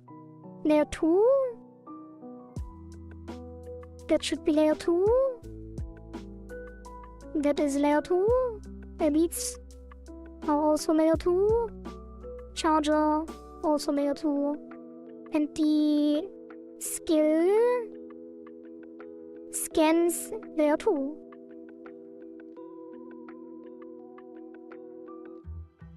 I appreciate that you still included my suggestions. Some players might see only clicker ideas on the leaderboard and feel like they have to stick to that direction too. Seeing other ideas included could show it's still valid to suggest non-clicker concepts and maybe even encourage more creative submissions from on the stream. Yeah, for sure. We do have a non-clicker idea on the leaderboard already. I'm not sure if you saw that. But one of the people, I think you also missed that on stream, one of the people that encountered the same error that you had yesterday, today, which probably was a fringe case, hopefully, which is J. Melacy, wants a main character with like a white llama, cute white llama with stuff, and directional movement in a small foresty world. So that is very similar to the one we had in the cycle 0 on the open beta, where we have a player character with a directional movement in a small world. It was an island before, now it's a forest world, and some specifics onto the character. But the directional movement and a small world, very interesting that people thought alike in this case.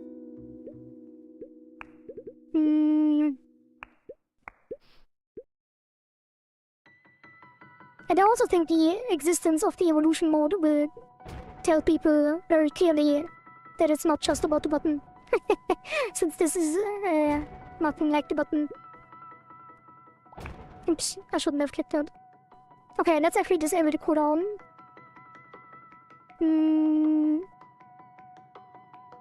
So we can reuse it for like 1 second, half a second or whatever, 1 second here.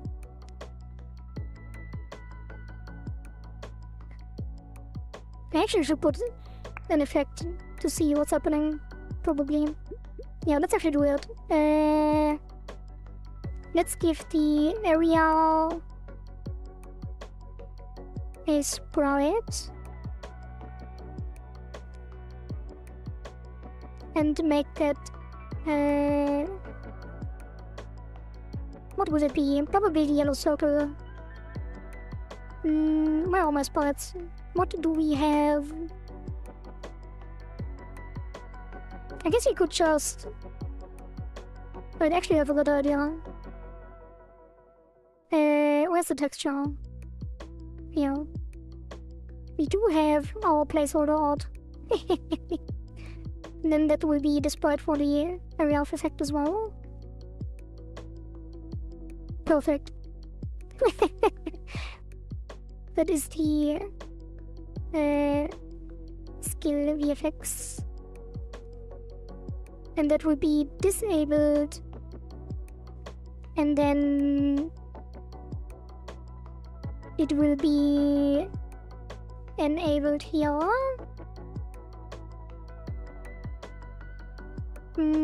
Skill VFX visible equals true,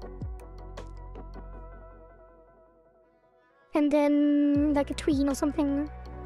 Tween equals create tween bind skill VFX.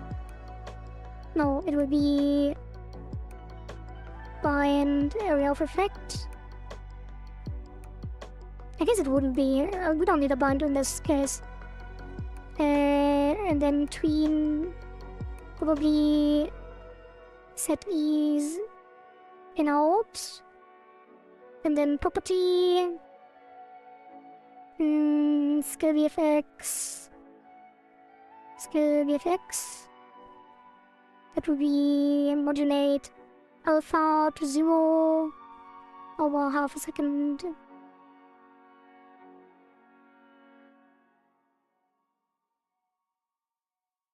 And then tween callback.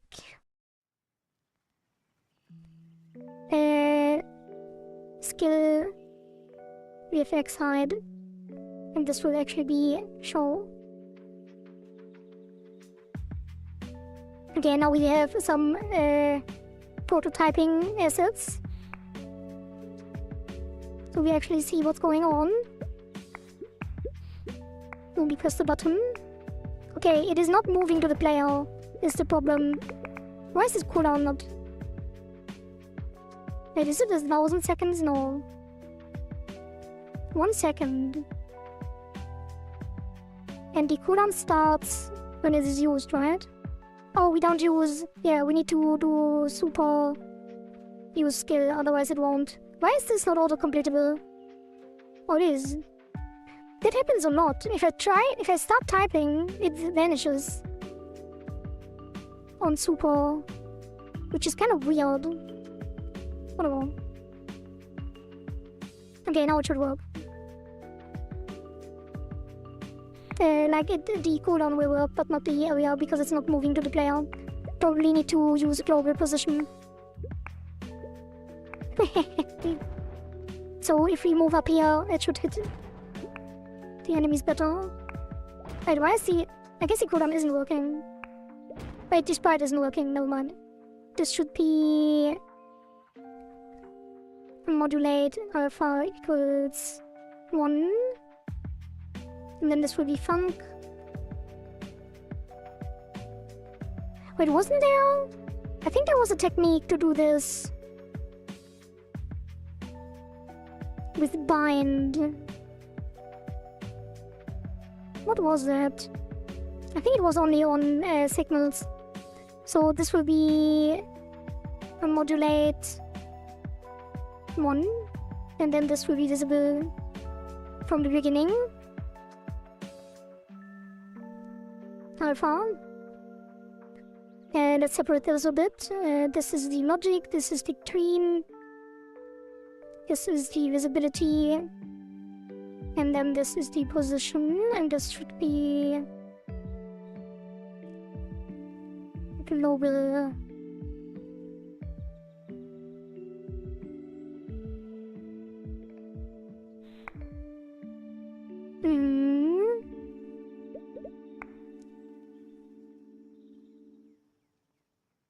+1. An empty submission. Did I allow empty names? Let me check the database. Who is that rascal? It is empty. Very interesting. No, it's not a cheater. It's actually empty on the database. I probably should. Actually, I think I did allow it because I thought, why not? +1. I would like every submission, why not? Oh, +1 because I'm at the bottom with 1. You know what? I will play with this guy.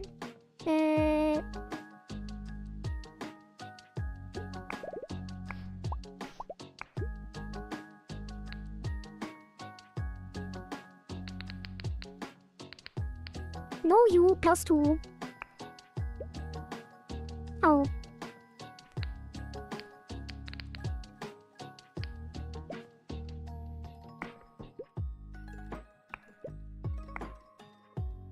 Oops, I'm an idiot.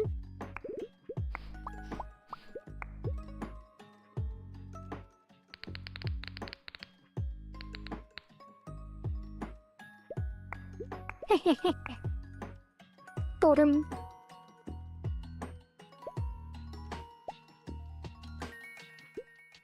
Okay. Let's see. Are the skills working?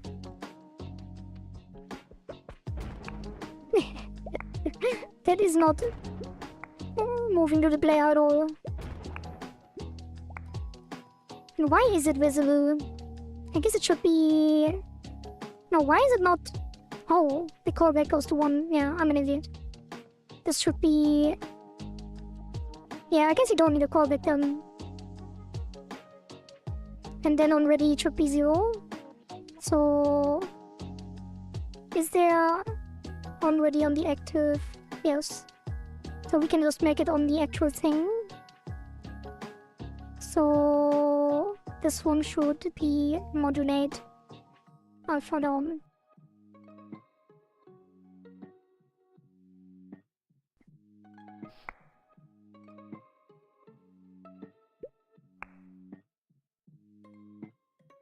Okay. Let's keep checking the leaderboard if they will react to the +1 and just get 1 more every time. Our blank player could be a no game, no life watcher. Maybe they want to take over the leaderboard with their blank name. Who knows? Probably would use an underscore if they wanted to. Okay, it is moving.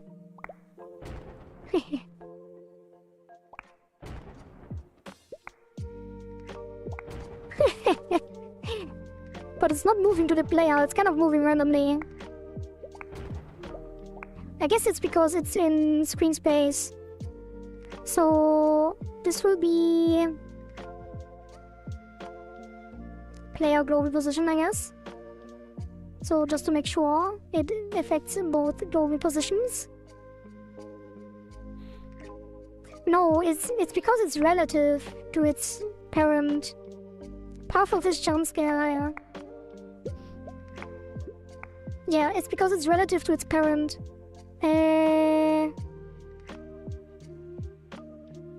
So...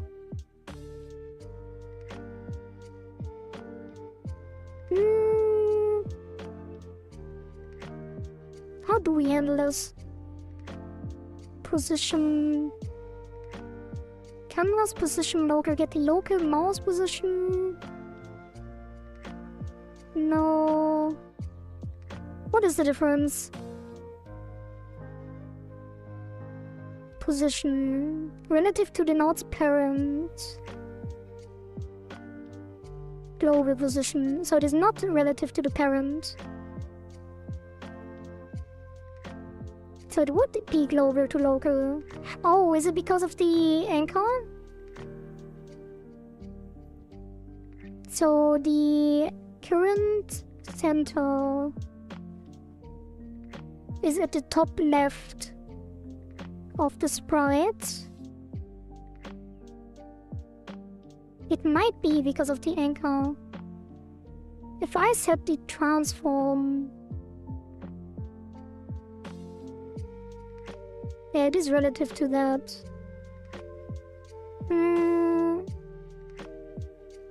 Maybe we should just spawn it in. Would probably be easier.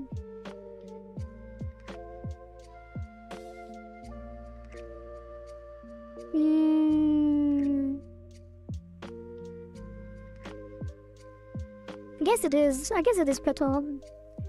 So let's make this a branch. And that will be shockwave skill. Shockwave skill. And then that will be centered. And this is centered, and then this is centered. Yeah, that's better. And then we make a script. Oh, we already have it. So instead of use skill, we will do ready. And then global position. That is irrelevant. Modulate. That is irrelevant because that will just be visible. And then this will be visible, and then it will fade out. And then after this logic, it will queue free. And then instead of this, it will be area of effect. No, it will be area 2D.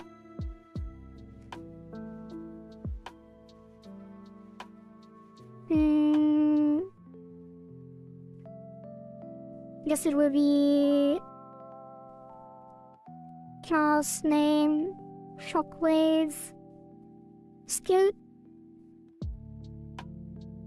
And then the active skill button will have a export var skill, which is a resource. And then it will initialize that resource on use skill. Skill ready false, cooldown timer start, and then add the child skill, instantiate. That won't work. Var skill equals var skill instance will be instantiate. Remove this. And instead of add child, we will do player. Add a child which is set. And then it will be automatically at the player position. And then just... Do we have to set anything? I guess we don't. I guess we can just do this. And it will automatically queue free.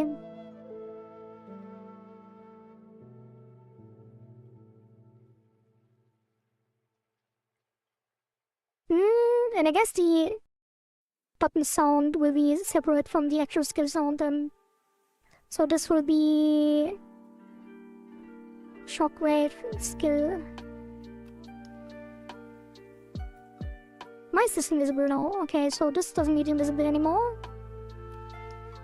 I guess you can modulate it, you know, just so people know this is a shockwave. Though shockwave doesn't have to mean lightning.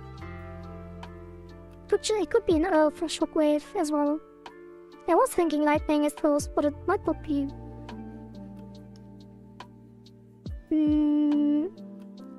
Close this, close this, close this, close this, close this. Save this. Shockwave skill button doesn't get the shockwave skill, it gets the resource. Which, I guess we have an error? No, it gets a different... I guess we don't even need the shockwave skill button, we only need the active skill button. Where is it? Active skill button, because that one gets the skill. So we can delete this actually.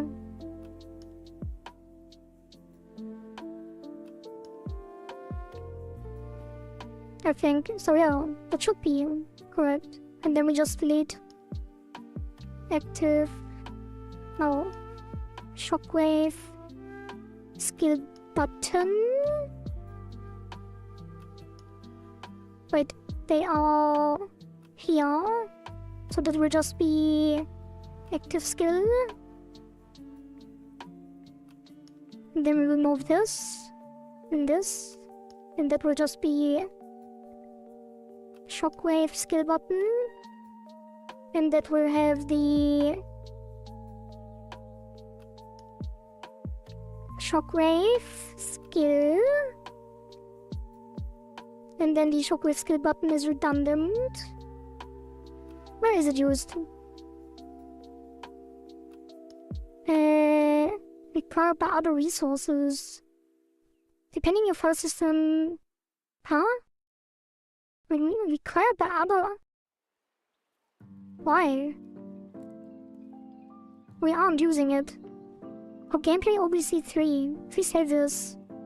That is the active skill button. So it can be deleted now. Yeah. Okay, and the shockwave skill is the instantiate and the player is this. And now it should work, I think. Unless I missed something.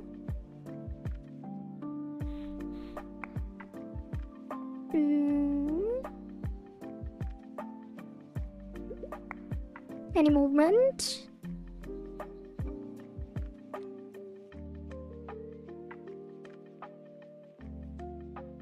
No. Okay. Evolution. Overlapping on null. So that is because the shockwave skill, yeah, it is just get overlapping because there is no area. It is the area.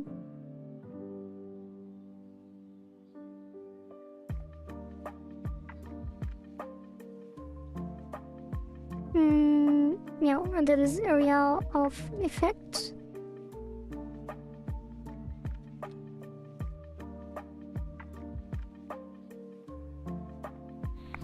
Okay.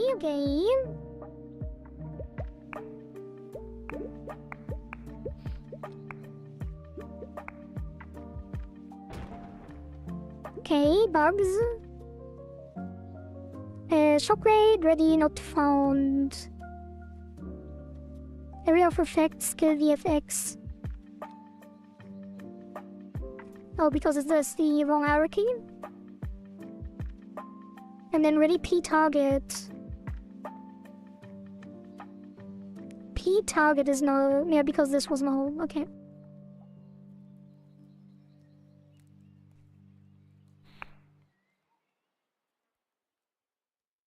I think for tomorrow I will organize the entire file system to separate all the open beta stuff into a separate folder. So we have a clean slate. I guess it's not for tomorrow, it's for Monday when we start implementing the early access cycle 0. Okay, it's still not working, but it is not throwing an error. Wait, is it dying before? What is happening? Wait, where did this thing go? Modulate a 1.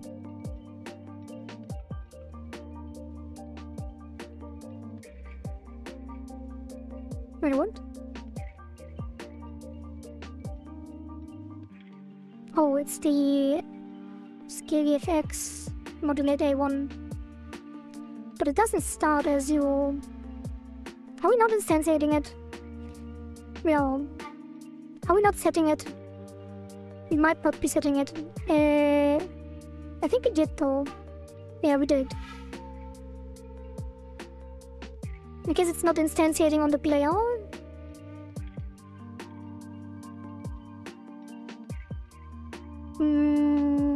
Let's try again. Just to make sure.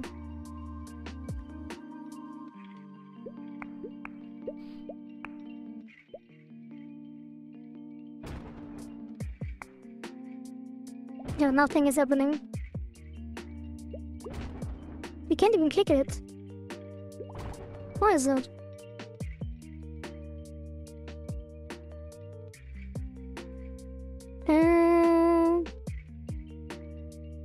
The player is set. The skill should be clickable. Is it being disabled? How is not connected anymore? They are. So process mode disabled. If not disabled, grab focus, release focus, and focus entered, play. And scale, that is working. If skill ready. Oh, it's not ready. Did we not set the timer? Oh, it's 60 seconds. Let's put it to 1. Are we not resetting the cooldown anymore?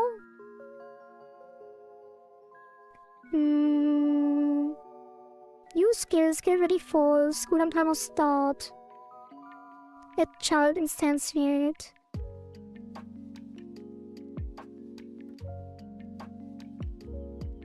Pivot offsets.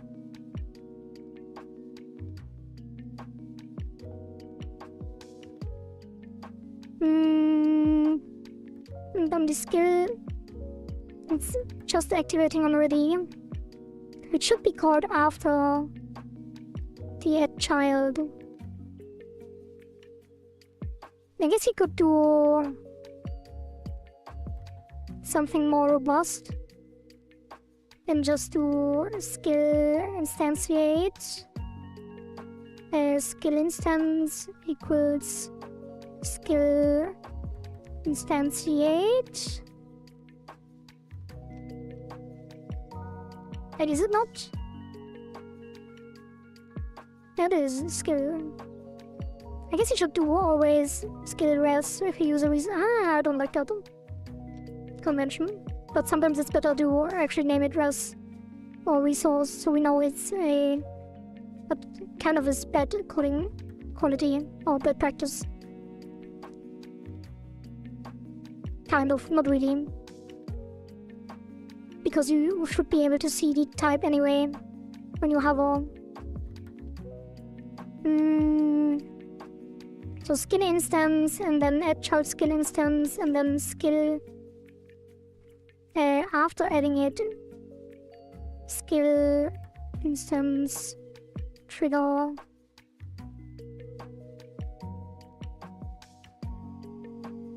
And then instead of onReady, we do trigger.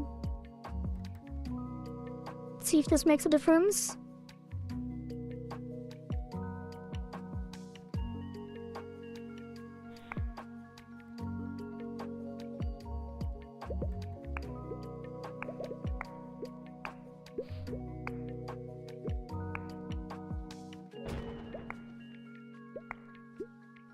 Why is nothing happening?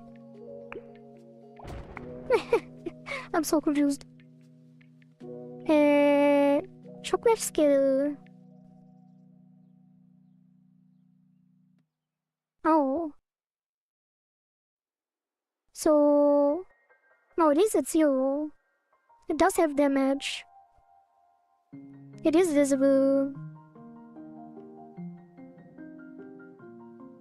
This is irrelevant. The tween will go to 0. Get overlap should be working. The only thing that is not working... Oh, is it because the Q3 triggers before the tween is over? So it should be... tween... I guess the overlap will never take longer than the tween. I guess you should actually do that. Or... Wait, I have a good idea. Let's do ready again. Because that was not the issue.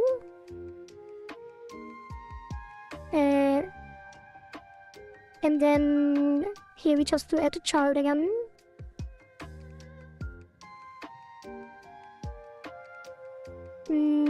Skill. And then we actually make a... Wait, am I stupid? I might be stupid. Yeah, kind of. No, it's fine. We just make a callback. Tween callback Q3.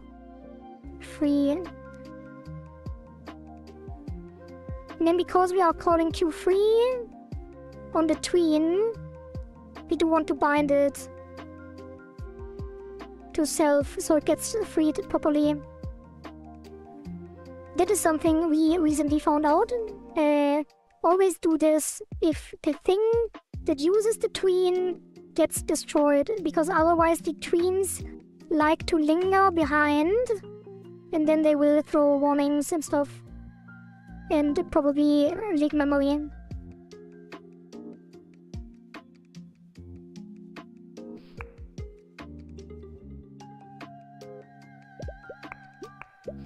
Let's see if that made a difference. So now the bind... Wait. Non-existent bind and tween. What was it? Bind. Good thing I just gave advice with this. It's bind node. Yeah, it's bound to the node itself.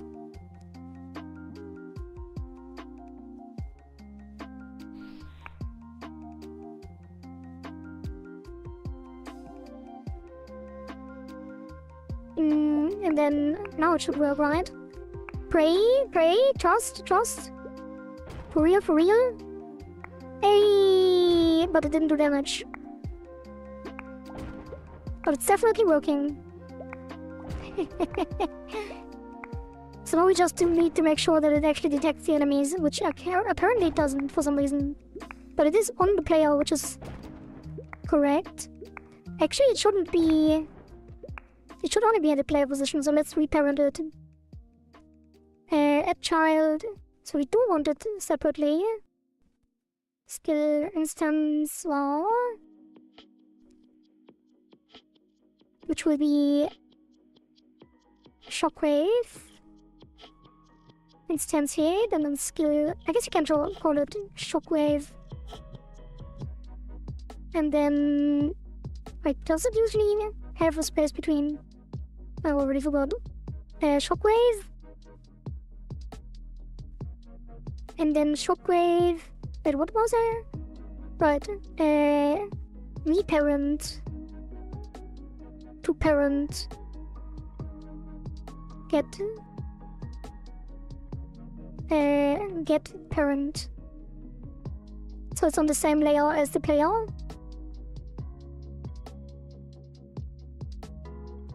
No, that is not correct.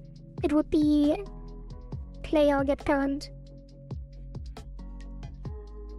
And then it stays in the world and doesn't move with the player, which is what we want. And now we just need to figure out the area of effect, which currently is apparently not detecting the enemies for some reason.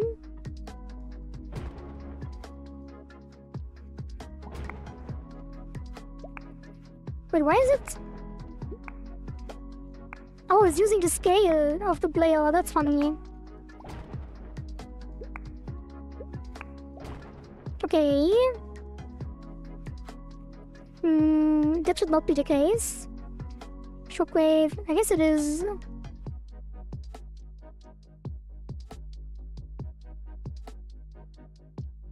Wait, is it working if you just do player parent, player get parent, add child, shockwave, and then shockwave position equals player position? That should work, right? Although it might look weird.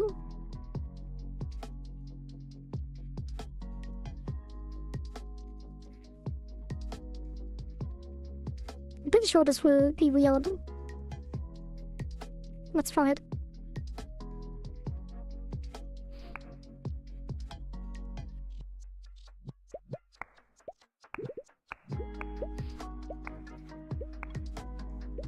Okay, it is working. Doesn't look weird. Stay still after use, but it doesn't actually hit anything.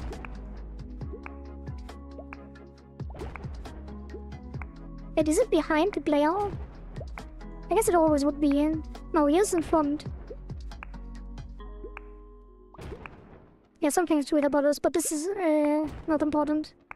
What's important is the hit detection. Get overlapping areas. Let's look into it. Turns a list of intersecting area to these. The overlapping area must be part of this area collision mask. So the collision layer must be part of the collision mask, which it is. Because the mask is on 2 and all the enemies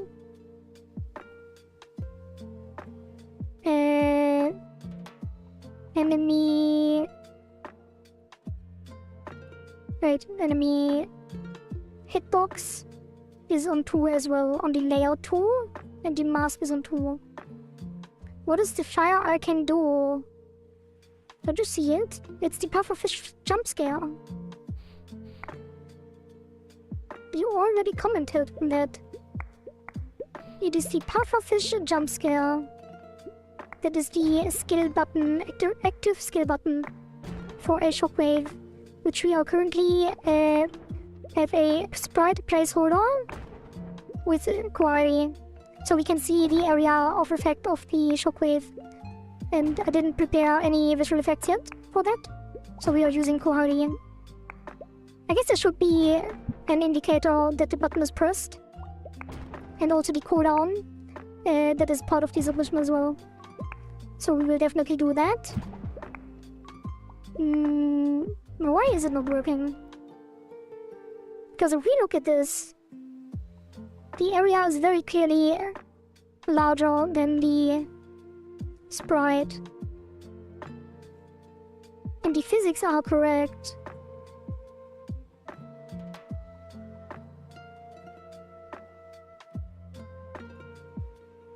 And the other physics are working. Wait, are we moving the sprite? No, that can't be. We are instantiating this.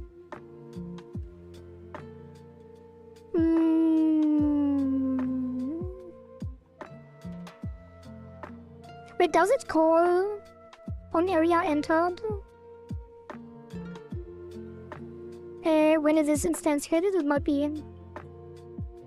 I have long journey with my parents to go to my grandparent to make a pilgrimage to the graves of my grandmother and grandfather. Sorry. Wait, what? Are you currently on a pilgrimage? I'm confused, or are you joking around? I will drink some water.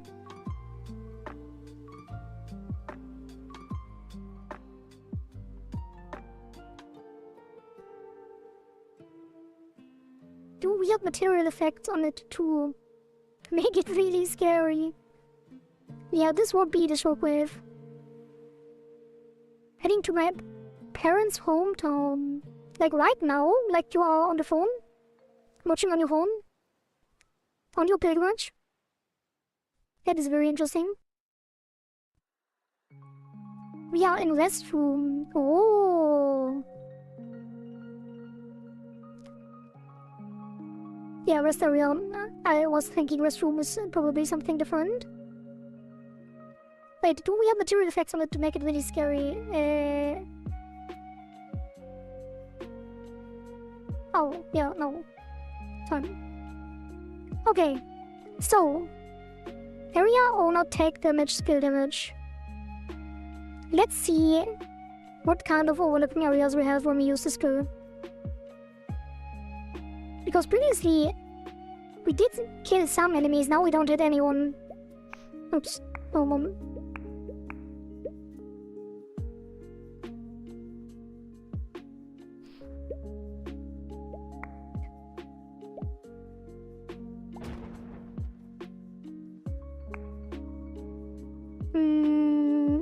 Get overlapping areas. Let's evaluate. 0. Why?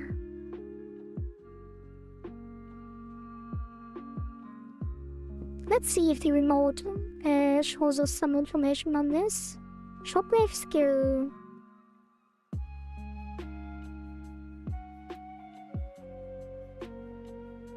I guess you don't see it.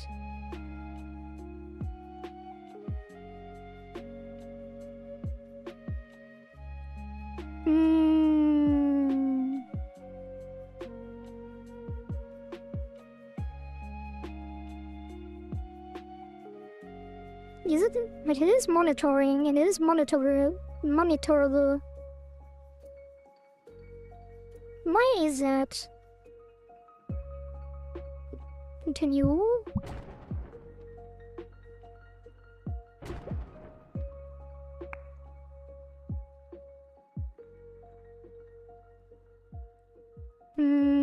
Get overlapping areas 0.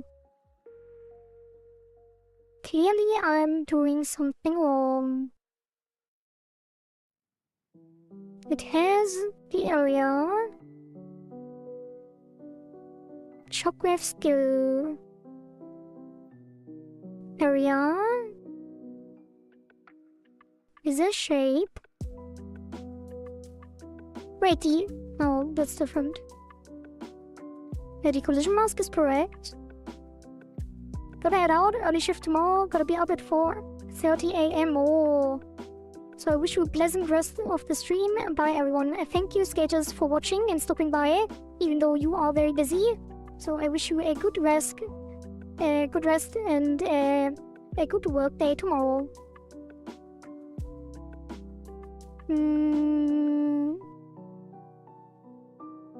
So why is it not working? What are these? These are enemy 3. And these are on the correct layout. So the hitbox is on layer 2. At collision layer 2. Collision object 2D. And the shockwave collision mask 2. Collision objects can scan one or more layers. Can detect contact with object B only if object B is in any of the layers that object A scans. It should be correct.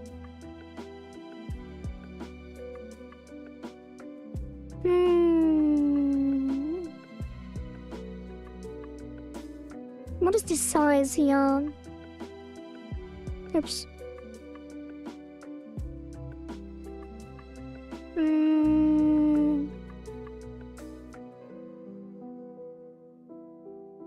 Wait, where is the capsule sound here? Yeah, it is big.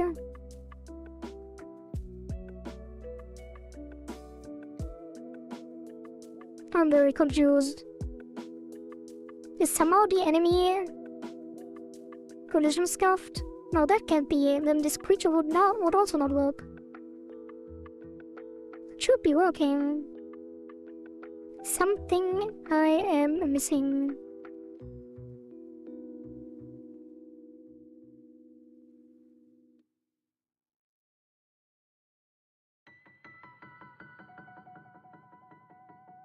These are the worst bugs.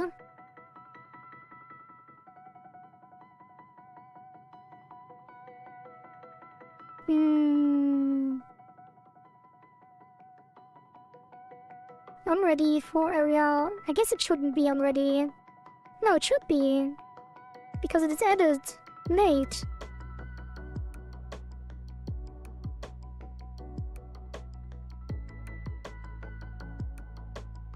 I guess you could just do... Let's actually not use that in the skill at all. Let's just hard-code it on the active button.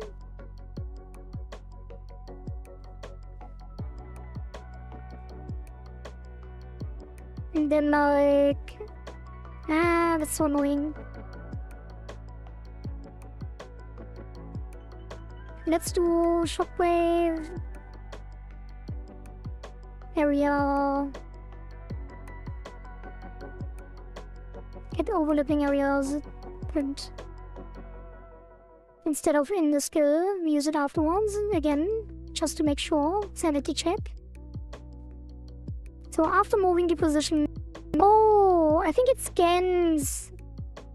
And then it moves the position. So if we change the order here, it might be at the wrong position again, but it will scan correctly.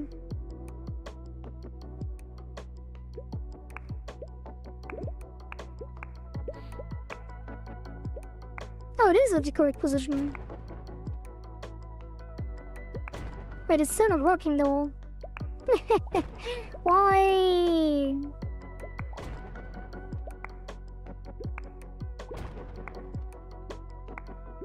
Why?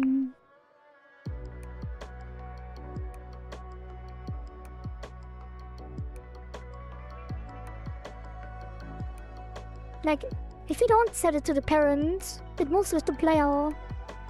But that won't change anything. Unless...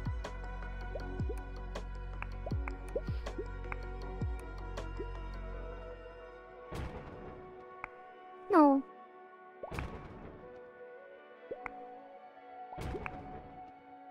No. So it has to be... It has to do with the... No, the overlapping area is 0. I thought it might have to do with the owner, but... I'm so confused.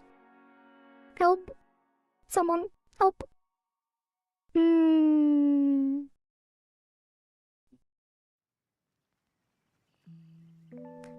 Will be fun to add a dang sound effect when the jump scares appeared, like in main, like a gong, like a bell, ringing bell, or like a large temple bell or something.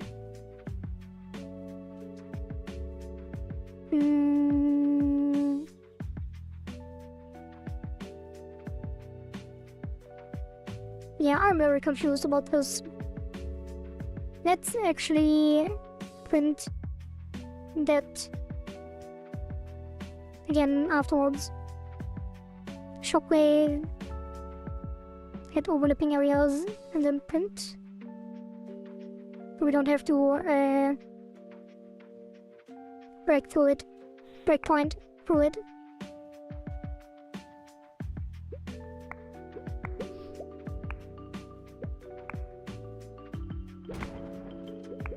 How is this possible? And you know what? I will change the nails. Just as a sanity check, because if we change this to everything, it should do something at least. Unless there's something completely different going on.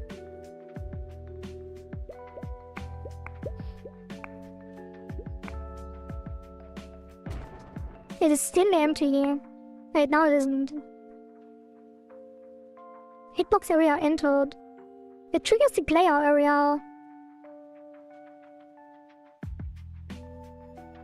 No, that's the enemy. So the enemy is attacking the shockwave now. Because the shockwave is entering the enemy. So why is it not working the other way around? Sorry, I haven't been paying much attention to the coding, no worries, Aaron. I am just goofing around. We will figure it out. Yeah, Florian, don't worry about it. It is my job to figure these things out. That is weird. So the enemy detects the hitbox. But am I? Is there something wrong with how I do it? Get? Wait. Didn't I use this exact logic on the creature? Lightning creature. I'm like Japanese, but why I cannot master the Java?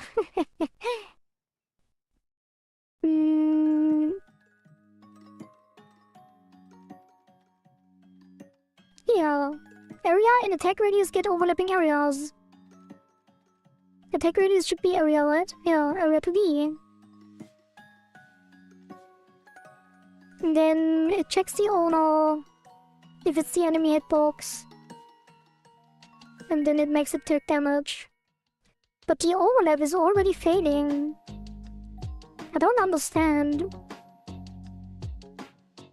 Like, it should function the exact same way.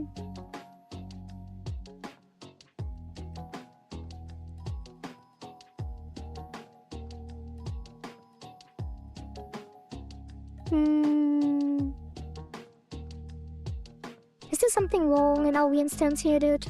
No, it's resource.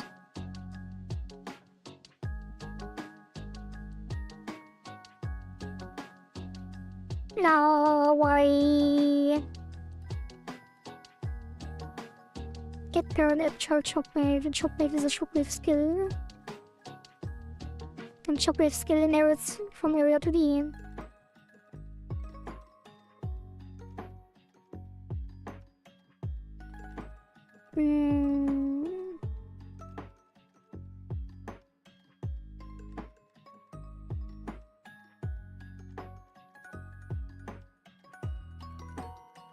Or is it because... is this executed? No, it shouldn't be. Because this is happening, we already checked it. It's just not returning any list of intersecting areas.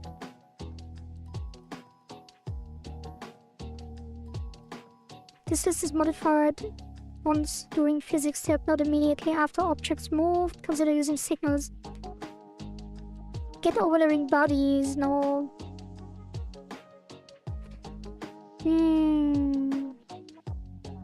I guess we could do different logic here. This area entered. And then just do this. And then area wanna take damage. I guess it would be easier.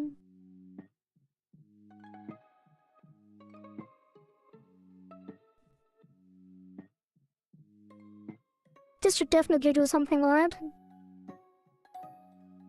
And because it only with enemies, it will always work with the take damage.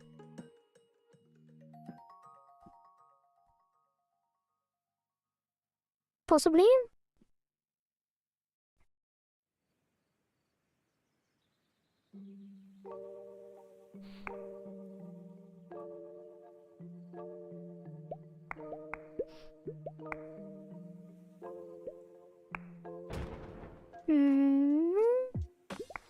Okay, now it's working. That is so weird.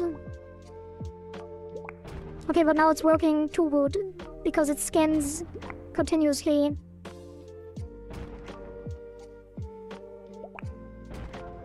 Why?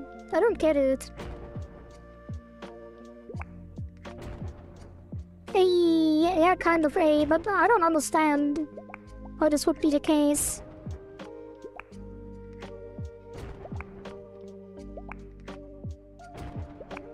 I guess that's a better way to do it anyway, so they can walk into the shockwave while it is still going. So I guess that makes it better.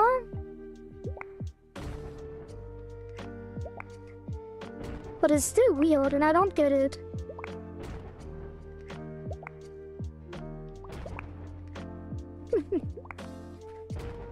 Kind of fun.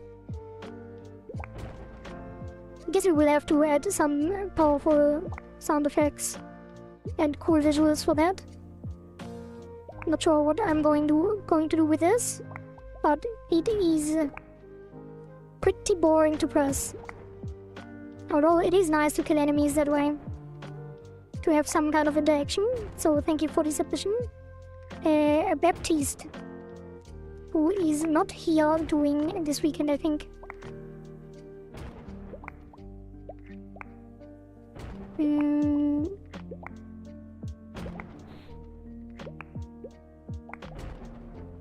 Okay, it's definitely working as intended, so that's fine. Yeah, let's just do that, I guess.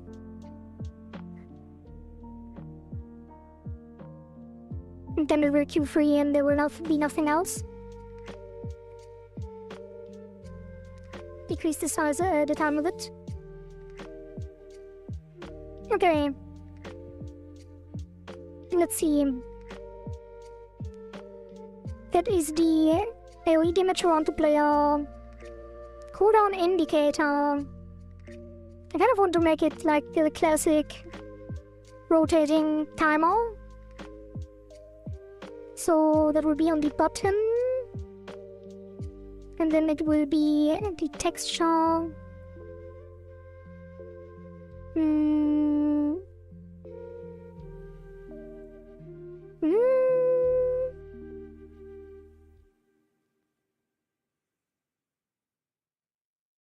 I guess there would be... Let's see, let's just Google it. Cooldown indicator. Kudo. Create a cooldown is a timer. An action perform the boolean set to false and timer started when the timer finishes the boolean. Make the action available. Texture progress. Texture progress bar. And that will be fill. And then there will be under over progress. So I guess for now we just make it the white thing. Under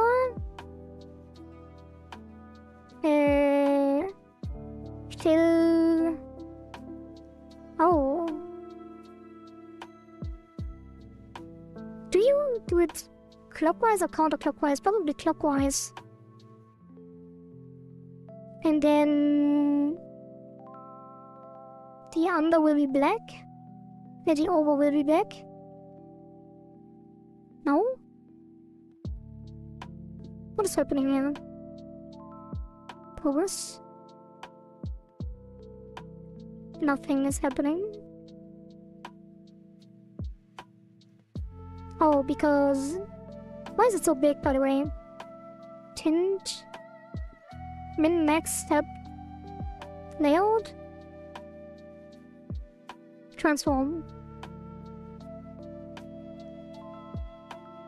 So... Can we not make it smaller than the actual texture for some reason? Even though you really can. Why can't we ignore the size? We always ignore the size on the other things.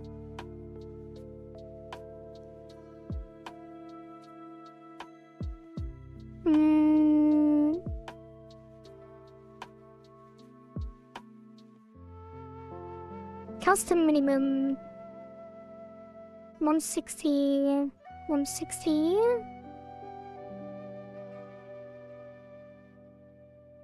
But it's not.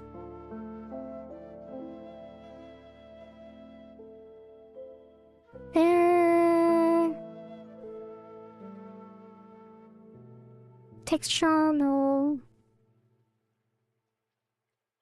Oh, probably here. Actually, no. Why not?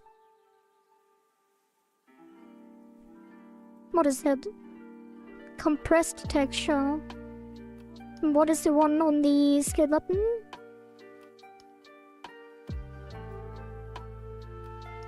Also compressed texture.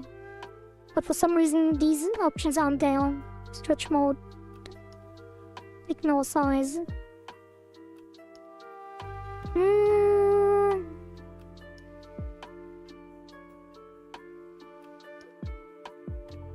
Why? Does something happen if we move?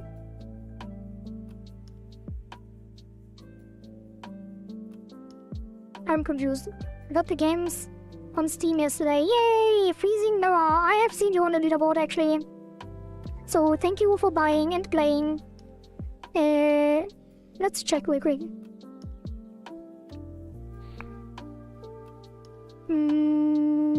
So welcome in chat as well. You are here, Mirror FM, right? Add a stick figure to customize for personalization. That is very interesting, given that we are currently only having a button. So I wasn't entirely sure, but it would probably just be a profile picture. Or maybe the stick figure kicks the button or something? Yeah, they must consider a stick figure here. They is me. But yes, oh yeah, the people who are upvoting, I guess. Yeah, currently it doesn't look so good for you. Because we only take the top 3 and the top 2 community favorites, which are currently Hilda with rotating mini challenges and Terry with decoy buttons. Oh yeah, profile picture but with stick figures only. Oh, I was actually thinking if the shop gets implemented, which was a contender for a bit, then we could make the stick figure a shop attendant. But there was just a idea on the side that I randomly had. But we will see what the final standings will be in 2 days and 4 hours. And I think there will be things changing around a bit still.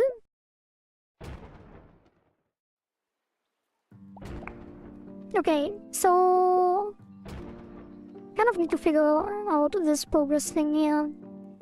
So let's change the texture to the actual file and just modulate it. But we can't shrink that either? That's so weird.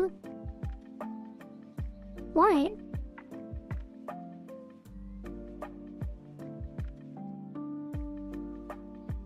Why can't we ignore the size on this? 9-page stretch? No? Oh, this is working. I guess it is the same then, kind of. That's kind of weird. Yeah, like a profile, no inappropriate profile pictures if they are all stick figures. True. Although, well, stick figures can also be kind of inappropriate. Time to go now, yeah, Florian. Good luck with your pilgrimage to wherever you are going. Or if you are going to sleep, then I wish you a good night. Because it is probably pretty late. Seems I must grind all day for my stick figure dreams to come true. Yeah, probably. I guess it depends. It depends how much development time we actually have. Like most of the submissions are fairly easy to implement. Not all of them, but a lot of them. So there may be a possibility that we implement more than 5 submissions But that is not a promise. That is just a thought. And it's probably also kind of unfair to the people who actually spent the time to get on top of the leaderboard, so maybe not. Okay, so this should be aligned. If we now put an over there, if we put this on over under end progress, and then modulate the under, I don't even know what the under is. Modulate the over. Oh god, I'm losing track. Wait, what's the modulate here? So the okay, so now it gets grayed out. So if we now put the... Wait, why is this not working? Fill degree. Why is it not doing anything?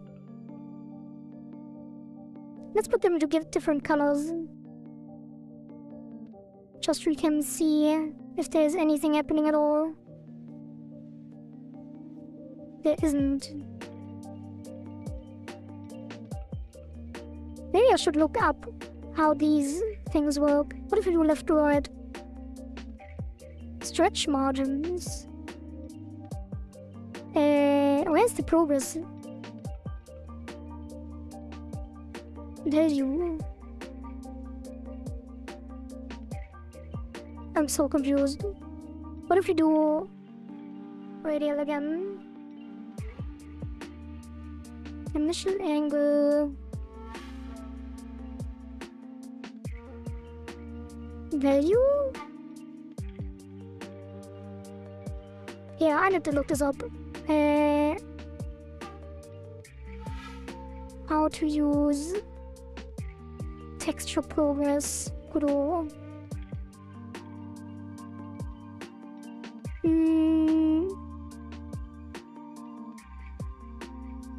Progress indicator. Optionally a frame. Assign the textures to the appropriate slots. Texture progress bar. Let's go to the official docs. No, fill mode. Progress bar, but this is up to 3 textures. Instead of those theme resource, it can be used to create horizontal, vertical, and radial. Fill mode. Clockwise turns the node into a radial bar. Texture progress fills clockwise.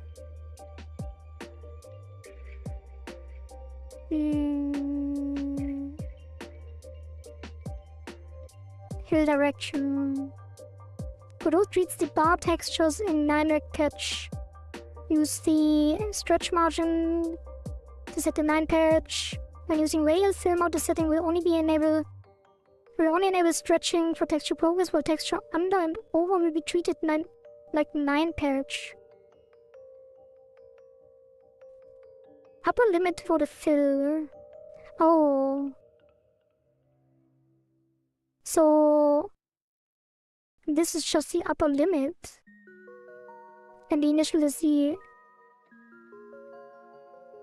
But it doesn't change anything. Like if I put the value to 50, nothing changes.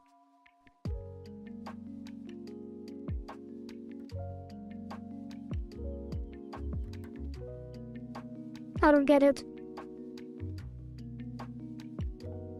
Like what if we do different sprites?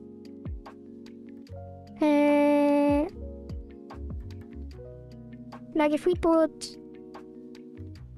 Oops. This one here. Oh. No, I don't think it changes anything. Maybe the file here. Oh, it does. Wait. Now it's working. Oh, I get it. But I also kind of don't get it. I guess because they all look the same, kind of. So if we do the white dot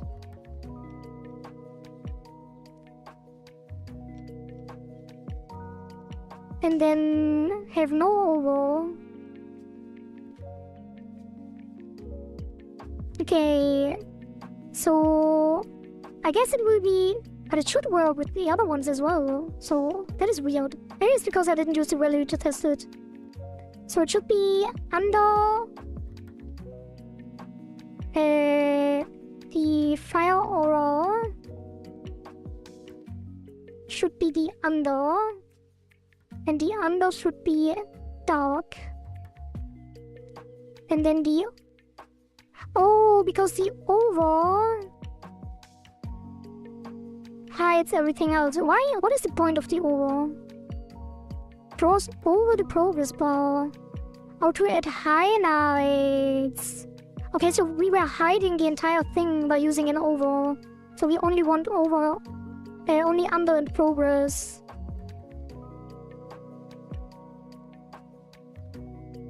Yeah, and then that will actually be correct. So can we change? Does the over only go? Use it to add highlights or an upper frame that hides parts of the textual progress. Yeah, whatever. I kind of want it to be grayed out on the progress as well. And then only make it light up when it is full.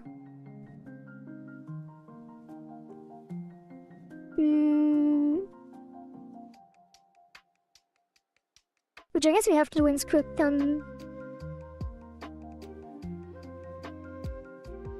So I guess you anchor it on the same. Should it go counterclockwise? I think it should. So now if it goes from 0... Wait, where is the value? Here. Yeah, that is correct. I feel like that is the standout counterclockwise, right? And then... I guess you could use the over. Just enable the over when it is full.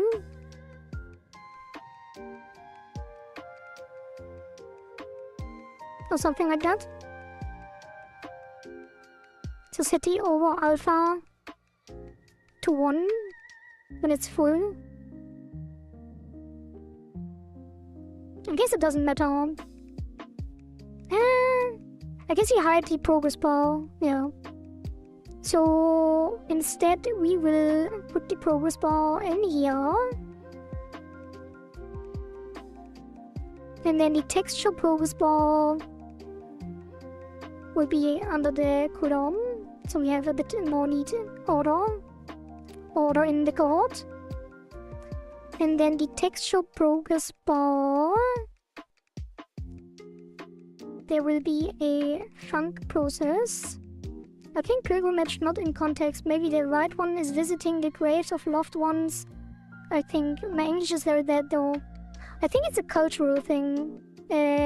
Because we don't like walk miles to visit someone.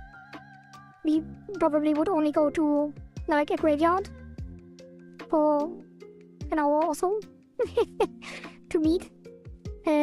So I think pilgrimage kind of is the correct word. But yeah, good night.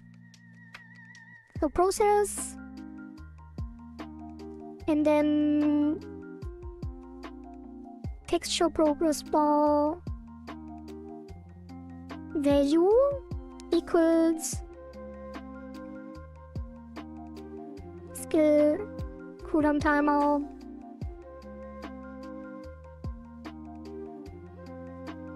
process. No. Is there a changed event on the timer? Probably not. So it will be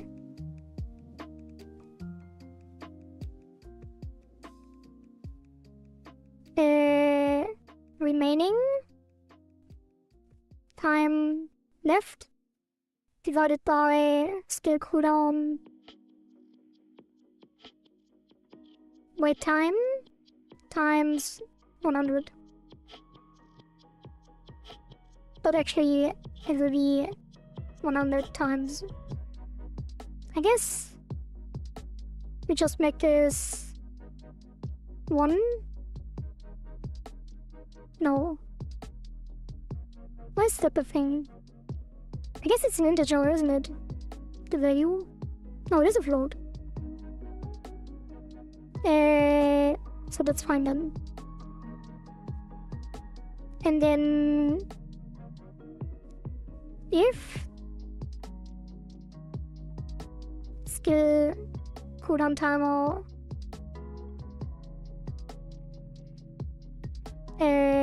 started running active. What is the thing that I'm looking for? Has stopped, has started, stopped, is stopped. If not stopped, we update, else we hide. And then why is this above ready? And then already we do connect skill ready true and texture. Why is it not? Oh, that is if not stopped. I guess if stopped.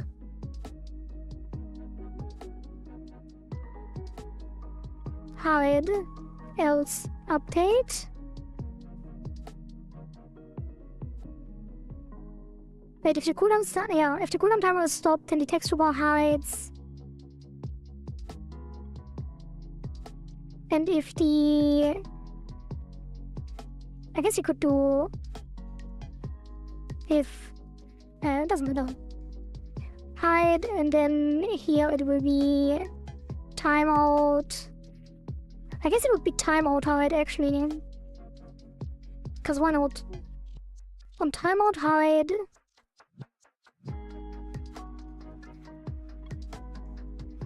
And then... Here it will be show.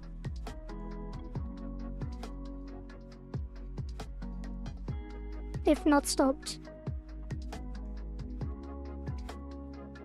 If texture progress bar visible.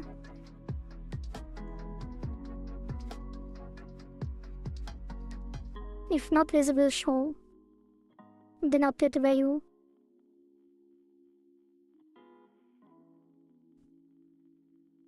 Okay, let's see.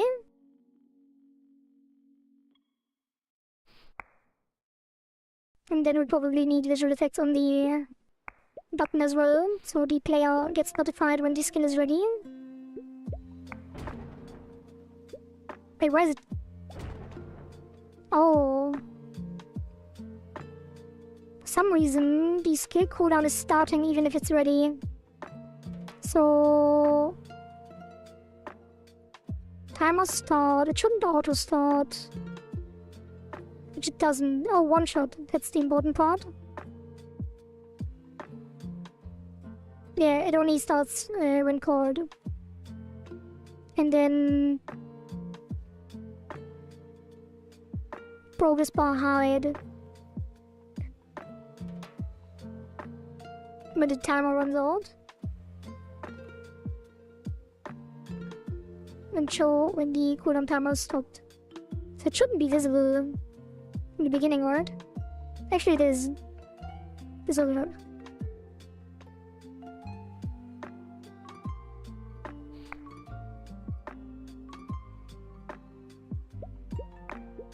Okay.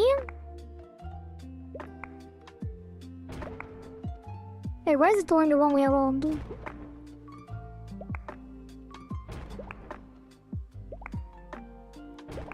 I think it's not really a good indicator, but I guess we are replacing it anyway. Delta is never used. That's fine. Don't need delta. Then we can increase the timer to 60 seconds. So every 2 waves you get 1 shot. I guess it should be every 5 waves. But for testing, let's leave 16. Actually, yeah. I guess 5 waves is too much. 1 per wave should be... 1 and 2 waves should be fine, actually.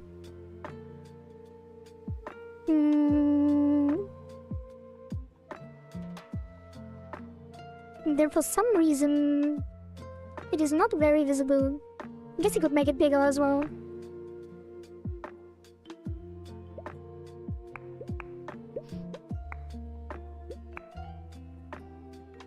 It is not obvious that it is this. Why is it going the wrong way around? Didn't we just set it to counterclockwise? Wait, is it because... I guess you're calculating it in the different directions. And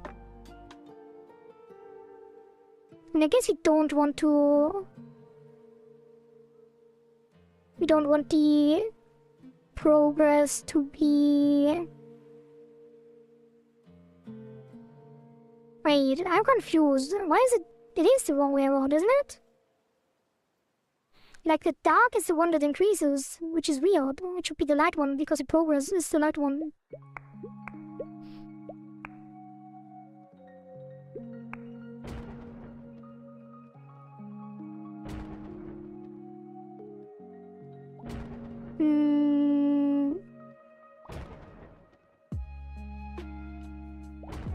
Something feels wrong about this. The progress should be... Let's just make it white for testing. Progress is white. I guess this should be 1... This should be minus 100, actually. This should be correct. And then we do counterclockwise again. Maybe. Is it usually counterclockwise or clockwise? I don't know.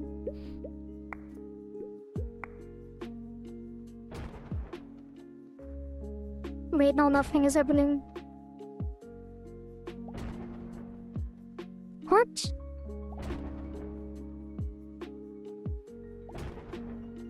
Oh.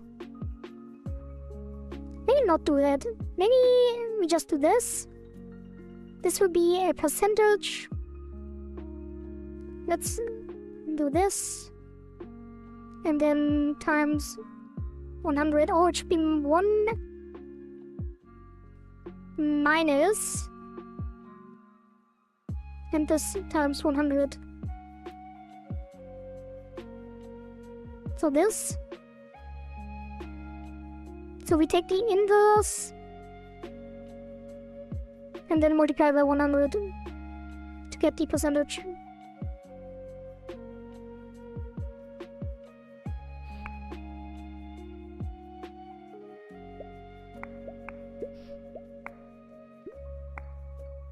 Yeah, that looks way better.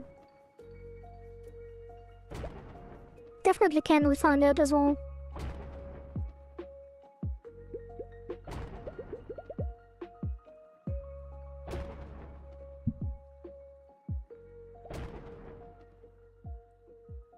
Yeah, I think that is good. Kind of need a better indicator when it is actually ready. I guess now that it is rotating in the right direction, we can actually make this one a bit darker, and then this one a bit darker. Now both are dark, and when it's ready, it actually turns light again.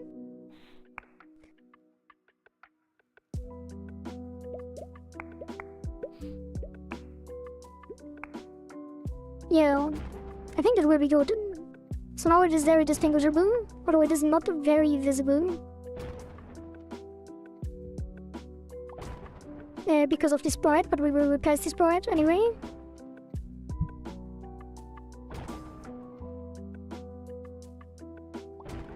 So now when it's ready, should be very noticeable even if you're not paying attention, because it turns light after it finishes. So let's wait that wave out and see how this will happen.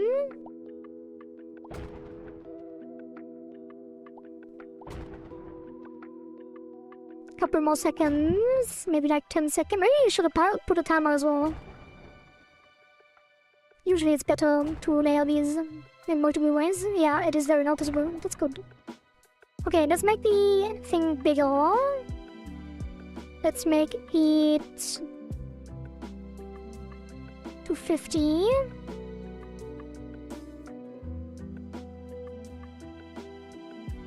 And then through the margins it will be more centered, which is good. And then... But is this still... Oh, we need to adjust this always as well. Wait, do we?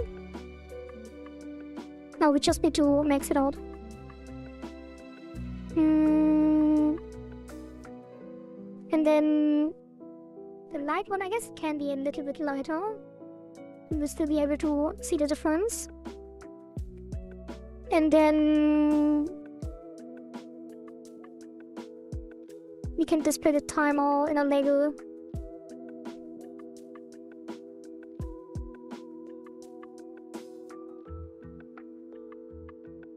Yeah. And that will be cooldown seconds. Cooldown timer label. And then we put that here. And that will be label text equals int skill cooldown timer time left as a string. So pass to int and then pass the string.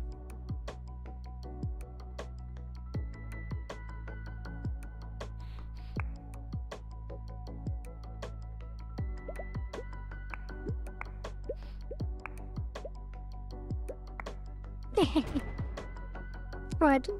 And then put the timer in the center and make it big, yeah. Theme override. Font size font.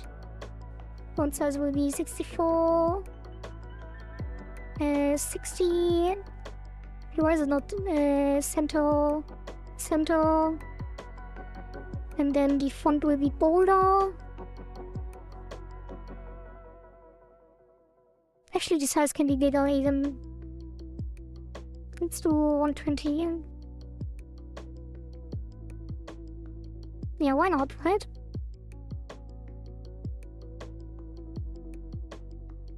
And then we make it white, I guess.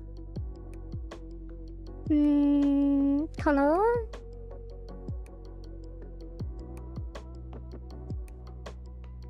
I guess that's quite dramatic. Let's make it bold instead of bolder. Is it a different font?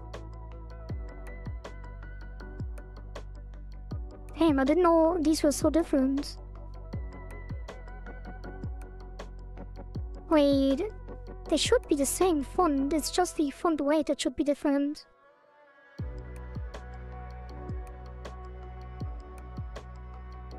What is it? Arial bold, Arial black, Arial black, Arial bold italic, Arial regular. I think bold is the one we use everywhere. Why are the other ones not correct? This should be... Wait, they automatically changed? I'm so confused. Oh, they all are Arial, but it changes based on the weight? Huh?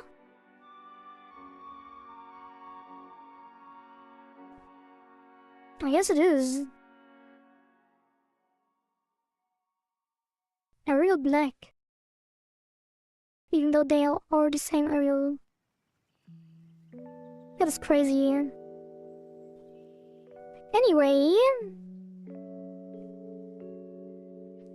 let's put this to 100. And see how it looks.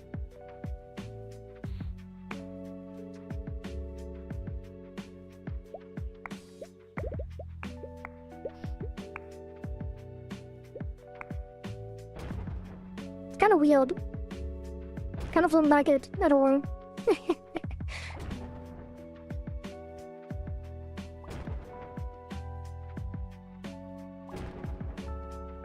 Like, not a little bit.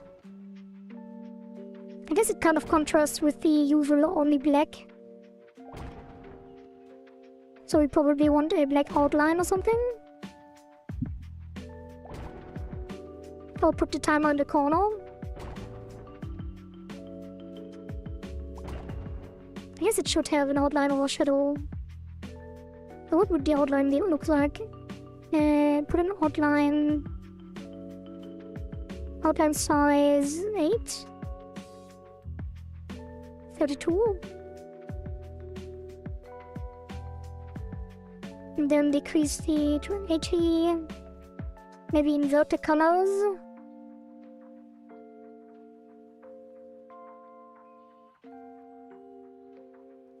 And it's the shadow, oops.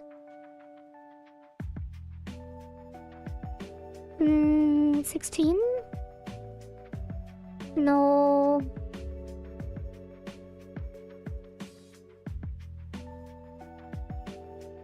I think it is kind of aggressive. Let's leave it at 64. And then do like 32 outline.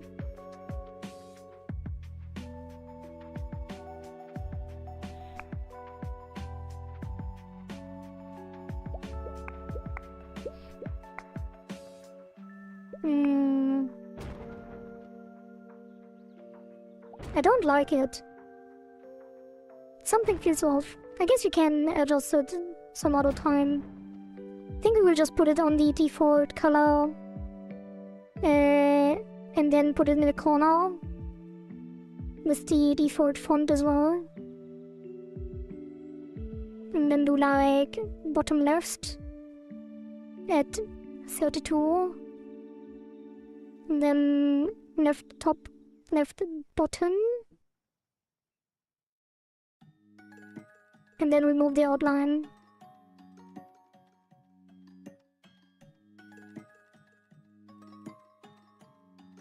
Yeah, let's do 48. No, 32 is fine. No, let's do 36. Yeah, I think that's fine. That will work a lot better. And then we hide it when there is no timer. So...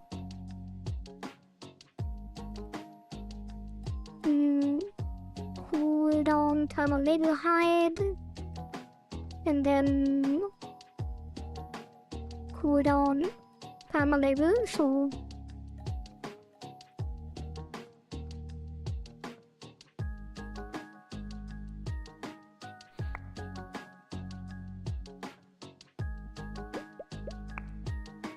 Let's check the leaderboard again. Was there some movement? I think there were some likes that moved around.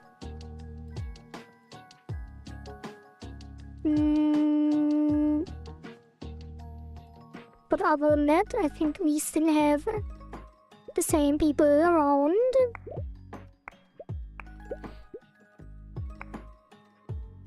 Why is it still shown? Okay, it's definitely counting down. I think this is not really... not great. Not great. But it is usable.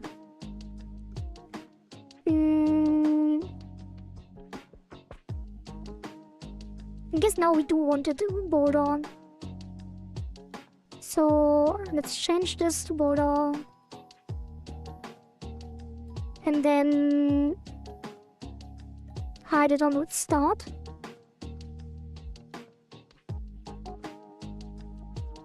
Oh, right. Hide, hide. Like that.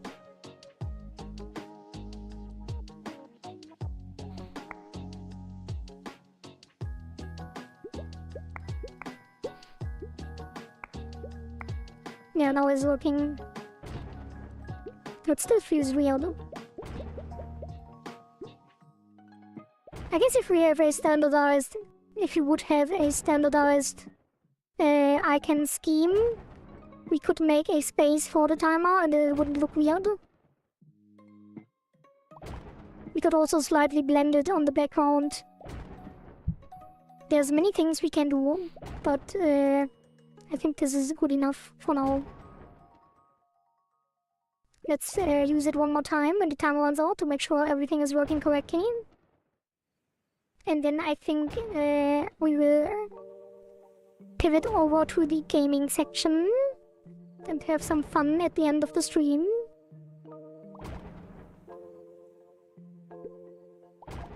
Although this is also fun. I'm not saying that it's not fun to implement all of this. It is quite fun actually. Okay, so it is working. And it can't be used in between. And it probably shouldn't react to the hover either, but that is not a problem. I guess you could, since we are in a separate thing anyway. If skill cooldown timer is stopped, return. Not stopped. If it is not stopped, we don't do anything on our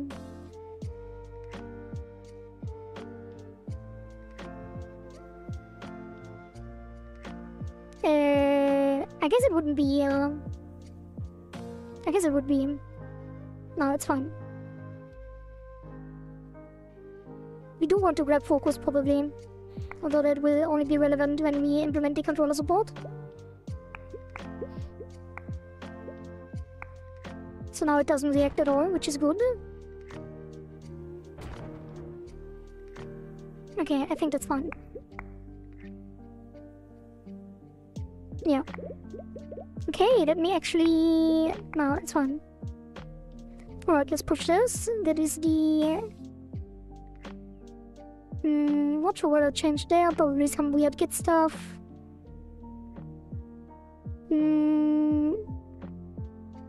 Gameplay OBC3...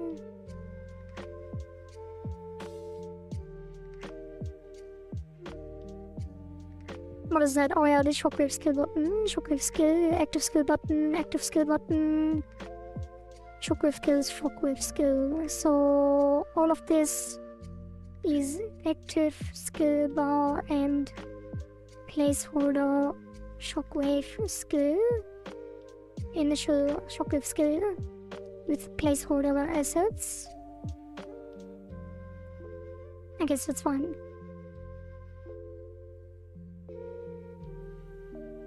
Now I kind of feel bad I did it on the release branch. You know, now if something happened, we can't really pivot. Wait, what did we do? Initial wave timer. Gameplay accuracy, yeah. I guess there won't be an update. I guess there won't be a hotfix either. I think everything should be working, hopefully. Yeah, that's fine. Next time we separate. I guess it's the last time we actually... there should be a dev branch. I should do a dev branch for next time. Okay. So, active skill bar. Let's push that.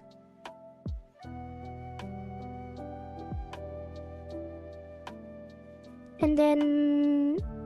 save and export. I won't push this version to Steam yet, because that is kind of a dev version.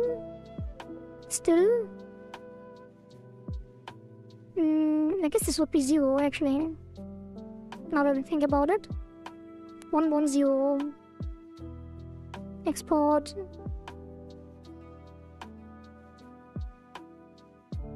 Okay. Alright. We have done a bit today. We did a... let me show you what we actually did and why we did it. So, many of the new people that are not aware, we yesterday released into early access with our game. Is this a game yet? But we did have an open beta on itch that was pre-available for free and the free version is still available, the old one, on itch as well. And we might actually continue having a free version of the actual game on itch, but I have to look into some legal things for that. Regarding the user license agreement that everyone agrees to on Steam, and how to put that into itch to force people to accept it before downloading. But I am looking into that. What's my point? My point is, the open beta had a last cycle before the Steam release into early access, which is currently running, and that cycle has not been implemented yet. So that is a backlog, so to speak, and all of these submissions here on the leaderboard will be implemented into the evolution mode for the past cycles, so that the open beta can be finished and added to the past cycle of evolution mode. But that just as an explanation, and then after that, hopefully we will finish it before the early access cycle 0 ends, because when that ends we will implement only things about the actual currently running early access stuff, and the open beta will be legacy, but it will remain playable for people that want to have fun with it, but it won't count towards the score on the active leaderboard. So, and these submissions were the bomb wave that happens every 10 waves, where meteors rain down, the shock meta skill, which we did just now, so we can use a skill as the player that makes a shockwave around the player as a panic button with a high cooldown. Do have the cooldown indicator as well, just need some more VFX and SFX. And then we have started on the Void system, but I have to look into that a bit more to make it more sophisticated. And then there will be a new creature that has a skill that continuously fires towards the mouse. So there will be a targetable skill. And then there will be a hub world, and Skatos is the winner of the open beta because he had the highest score, or they had the highest score on the leaderboard at the end of the open beta. And they are currently also leading the early access with a clicking score of 10,000, which will probably not be beaten unless we find someone even more dedicated. And there were some people that are already very dedicated, so this might happen. So Skater's Absolute Legend will have... Oh, sorry, that was my keyboard. Absolute Legend will have a hub world implemented that will also make it into the main game as a special perk. Because it is a meta submission that does not affect gameplay. It kind of does, but there will be a hub world where you can access all of the things that are not part of the gameplay loop. So you can access the evolution mode and past cycles and mini games or cosmetic shops or whatever will come up in the future, and it will always reflect the current state kind of the game. So if the game changes art styles, the hub world will change art styles. If the control scheme changes to WASD, then you will be walking around with a WASD, and the initial hub world will be navigatable with a mouse. So there will just be clickable elements. We still have to figure out how to do that, but we do have 2 days left to figure all of this out, and I think we make good progress today, and that should be possible. So, as is custom in the stream, at the end of the stream, we will play some games. And currently, we are playing Rivals of Aether 2, and usually we play until we lose. So the rule is we actually warm up until we get 1 win, and then we keep playing until we lose, and then the stream ends. So hopefully you can also enjoy that, even though it is a very niche game. And let's switch open to game capture. Let me adjust my chair to get a bit more comfortable. Then I can do this. Whee! Okay. And then I need to adjust the microphone position. And I think we won't even change categories to... I guess we should. Probably should. Change categories to values of effort, and I think I will. And that will be... and there's also an ad break right now, so that is a very convenient timing. Wait, where's the... oh yeah. So change category...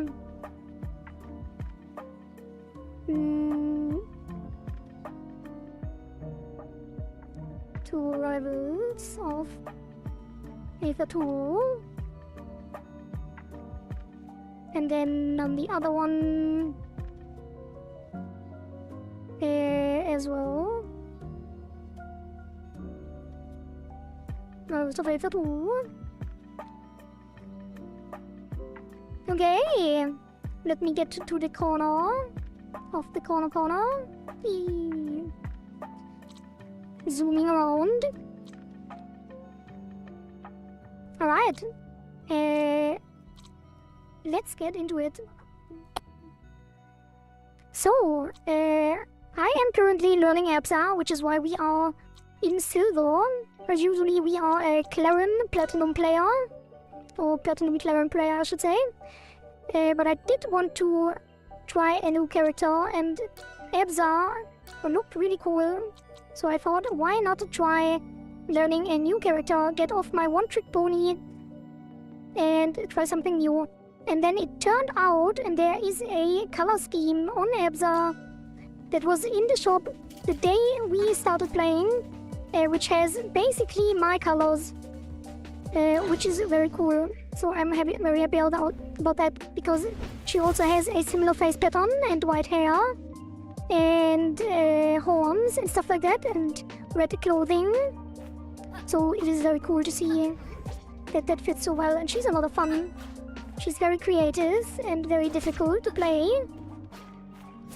but she has some very cool mechanics, and I think I will enjoy her a lot. Although the growing pains are strong, because it is very difficult. Let me turn off the music as well, actually. And I hope you can hear everything. Actually, I think you should be able to. Okay. Joeka has joined. We did find our first match. So we play until we win to warm up, and then we play until we lose.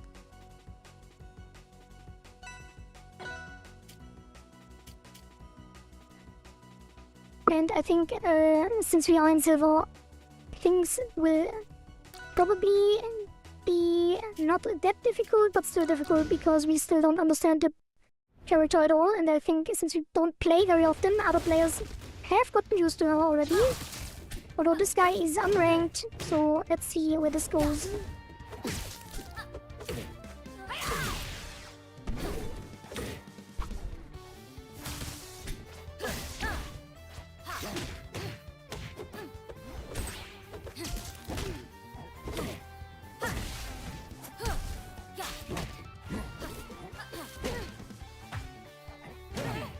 Probably should use my specials more.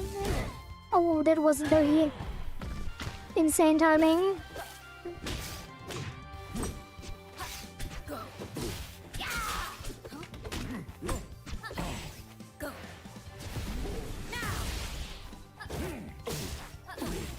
Okay.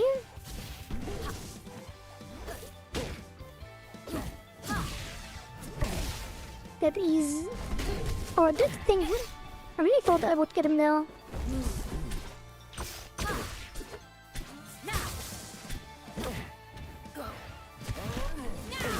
Okay, got him here, nice. We are almost even, so we kind of caught up. We were quite behind. Absa is also quite light, so a small percentage disadvantage can also mean a lot.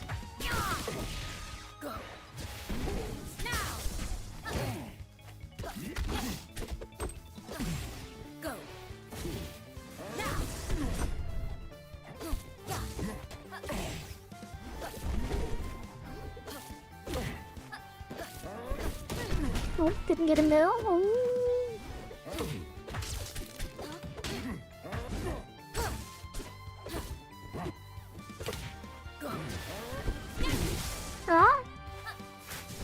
Wait, what am I doing? Oh god, please no. Yeah, Epsa's pretty light, she dies pretty early. Especially against heavy hitters like that.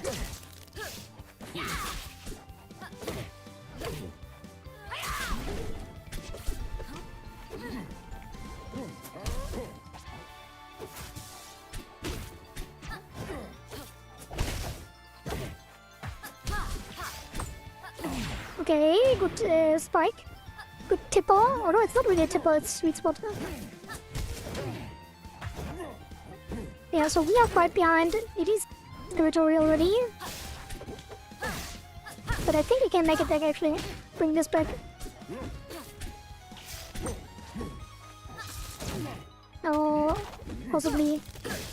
Oh, almost killed me. Wait, what? How? I was rolling. Wait, did it tag on the stone and that's why I didn't get the iframes? I'm not sure. Not bad though. Good warm up, good warm up.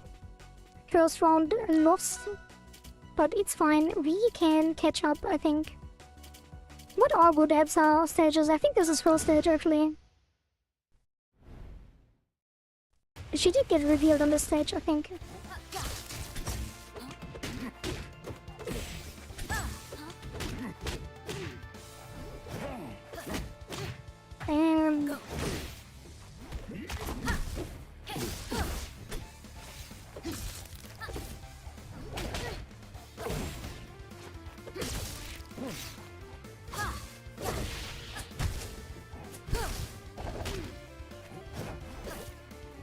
Kuhari! Kuhari! Oh!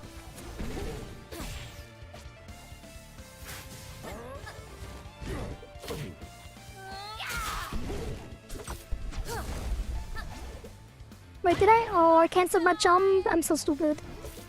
That was an unnecessary nerf. Oh, we caught up instantly. Broke even. Let's go.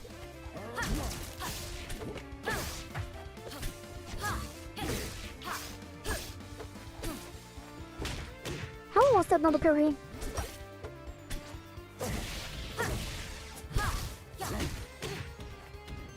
No!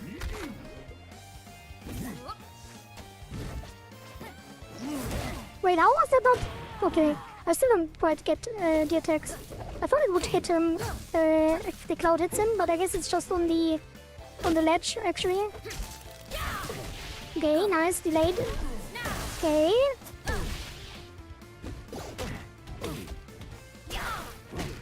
No, unfortunately, no tech chase on this. Oh.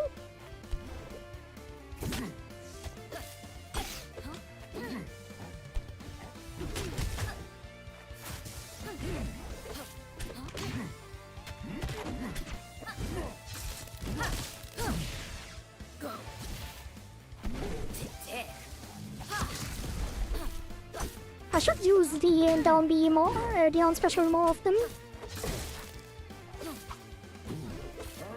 How did that not hit? Oh, nice. Oh, nice speed sword.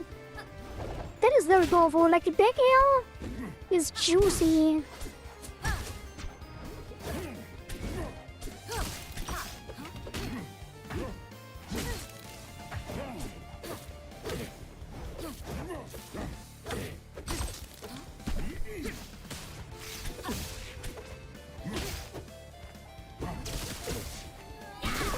Okay.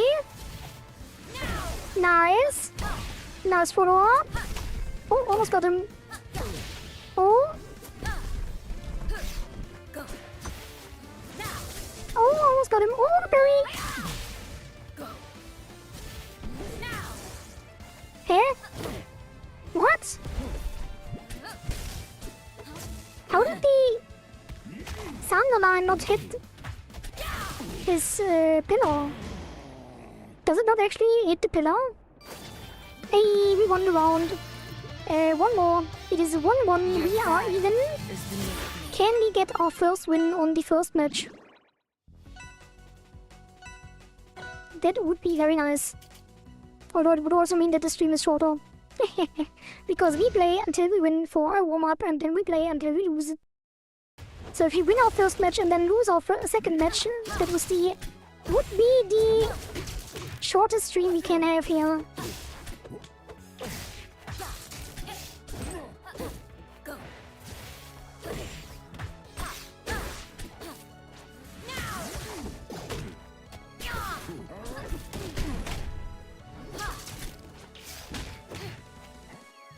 And like Elsa has such a cool moveset, and there's so many things to learn. It's so different from, I guess Claren has a very simple moveset actually. But it took me quite a long time to master. Well, didn't master anything, but it took me quite a lot of time to get used to everything. I guess it's also because it was my first character. But Elsa has so much more to learn. Probably will take me ages to get things down.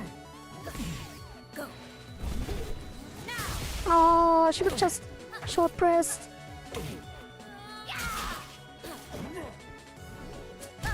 No, I should have seen it coming. Oh, nice, got him.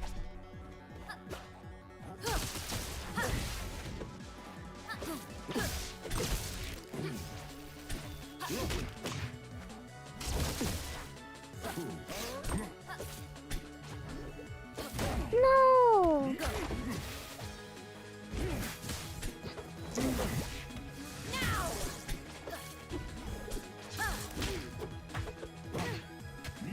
I really like apps are actually kind of adorable, really. Like the floatiness and all of the lineups with the follow-ups on the floating aerials. How mobile she is in the air and stuff. Maybe I would have enjoyed Rastor. I don't really like playing against Rastor, but can kind of see it.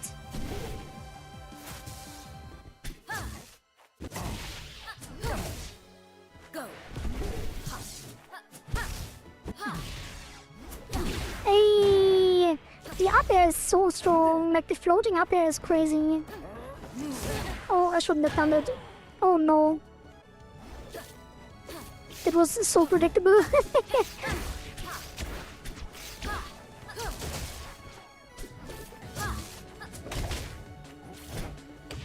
Oh, should have grabbed earlier. Could have had him there. He got the static and the cloud.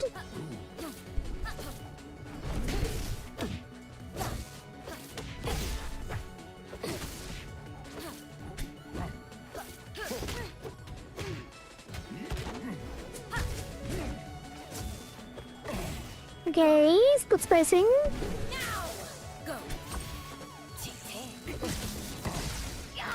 Oh, almost followed that up.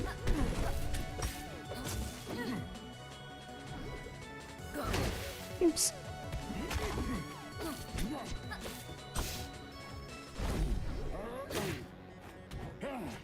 How was that not a...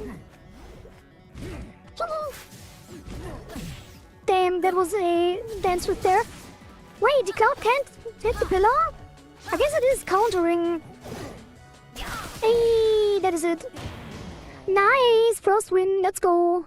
First game, first win. I guess lightning can't interact with the pillar because it's stone.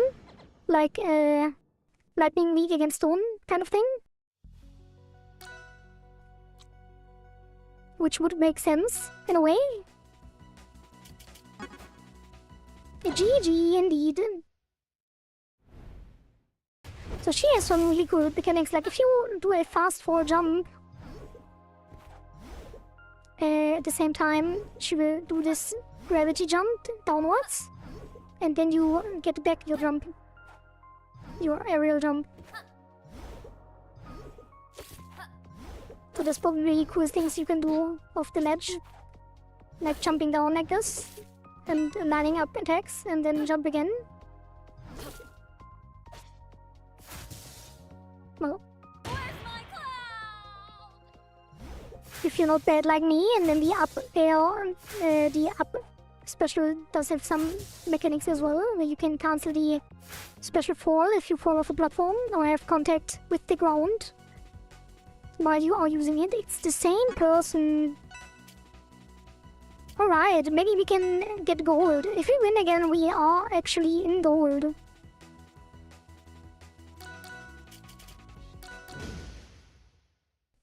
Joey Khan, the crack player.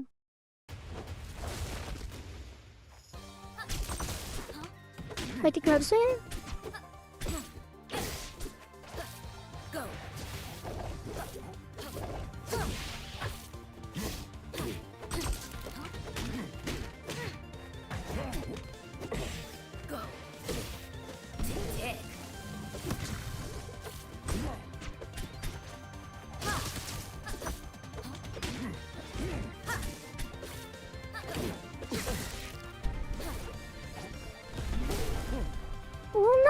Cancelled my... No. Should have played less because of the... Oh, so the Thunderline can actually cancel... It actually can hit the pillar.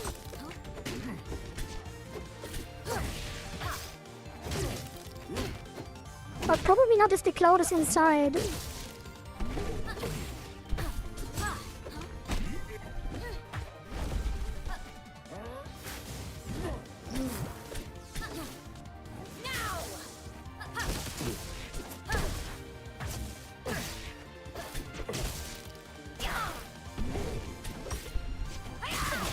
Okay.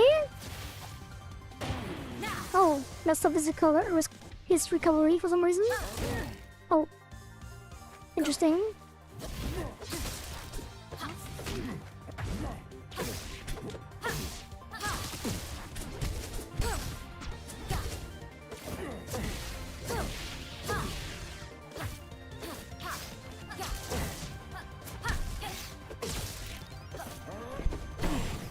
Damn, I'm feeling it today.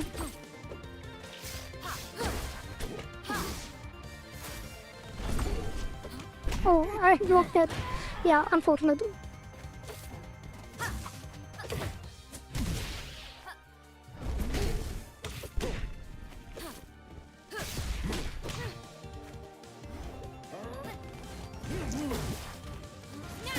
Hey! Oh, it's not over. Oh, that is dangerous. Oh, that should be it. Yeah. Hey, another round. Let's go. We are making quite cool moves today. I feel like I'm already getting muscle memory of some of the spacing and stuff faster than I thought I would. It was really painful in the beginning, and we didn't really practice in like practice mode or something. We only do ranked games, so it is quite surprising that I am getting the hang of it, kind of. Though obviously there's still a lot to learn and we are only in silver, so maybe that is just a feeling of security because we are playing other silver players.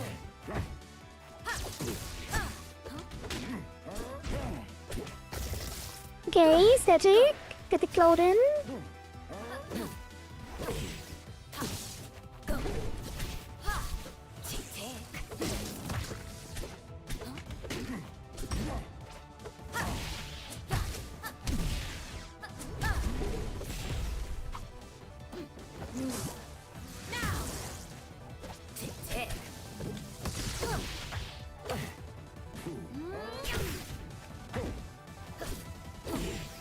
Back out.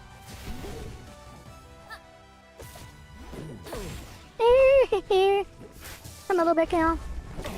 Wait, I saved him! No! No!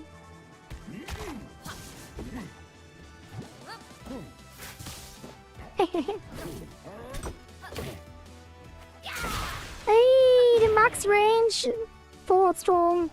Hello again, Fuyan. Sorry for your loss of sleep. Unless you have like family stuff, family activity in the night. If you are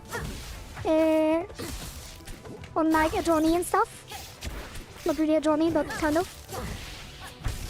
So maybe you are awake because of that, but if you can't sleep, then I am very sorry about that. That sucks. But I'm glad to keep you company.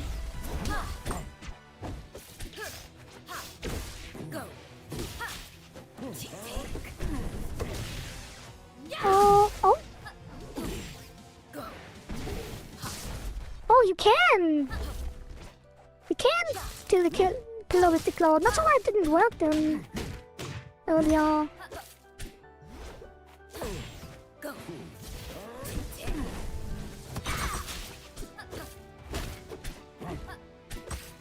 Is that gold? Yes, it is a gold. It is Absa the gold. Kind of. But is it a gold? I'm not sure. Hey, let's go. Get trapped. Man, I love this character. It's so much fun.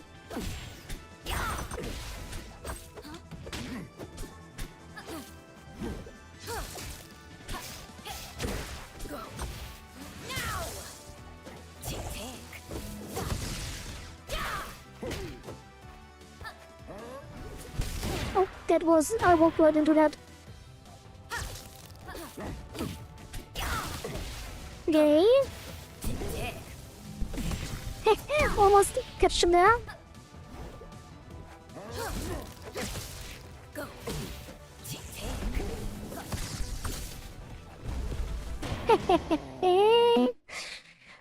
Okay, we are zooming today. Actually, going strong. 2 wins in a row.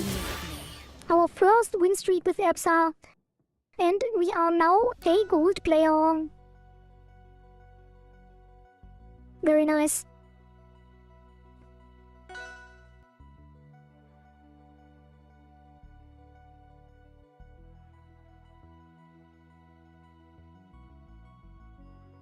Oh, I should have gone into training, but we already found a match. Last one did cool pillar tricks. Yeah.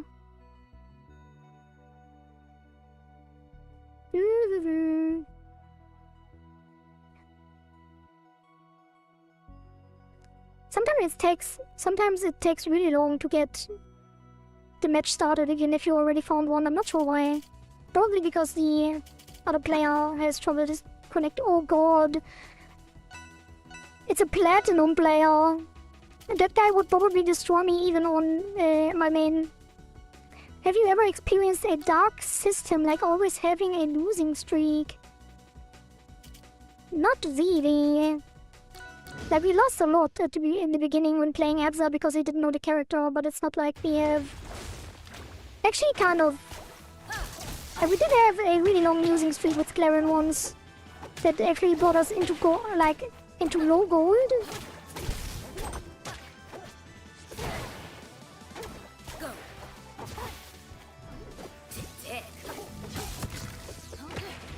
Yeah, that would be very painful because that guy will destroy us.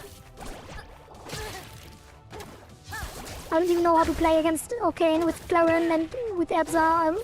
I have no clue.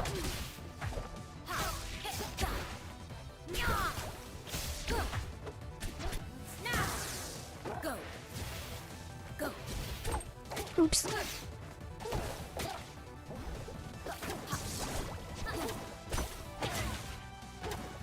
That will be quite the learning curve. Oh, that has very high delay. The up storm.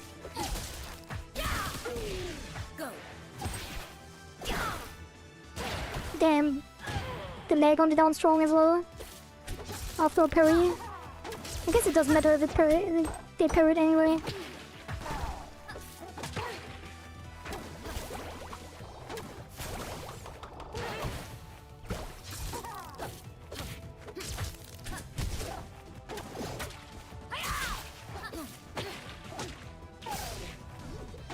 You rarely see good Arcane players, even in general, but encountering one with Absa at this stage, kind of unfortunate.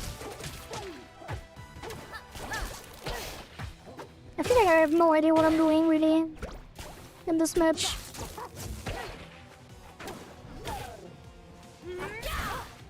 Maybe I should switch to Claren on the second game, just to see how well I do against this guy. I'm kind of curious.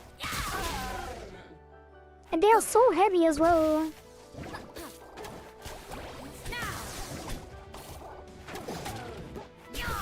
Oh, caught him. I'm back and the stream is ending. I see you worked a lot today and deserved rest. Well, currently we are on a win streak. Wait, true, we did already win, which means if we lose against this guy, we actually have to quit and end the stream. True. Yeah, we did a bunch today. It's fine.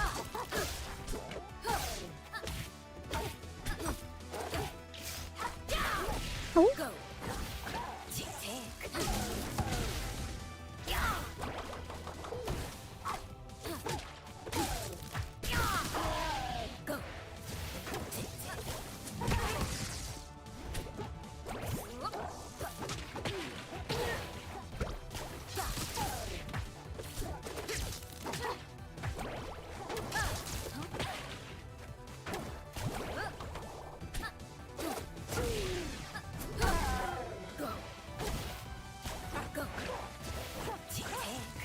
Oh, they messed up their recovery because they were scared of the cloud. Kind of. It looked like that at least.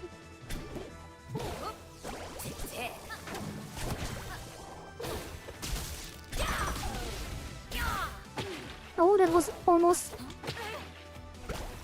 a good thing.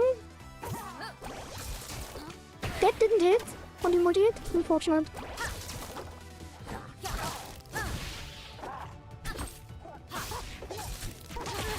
Well, we did well against the Platinum Arcane, so maybe we can keep going with Abzar.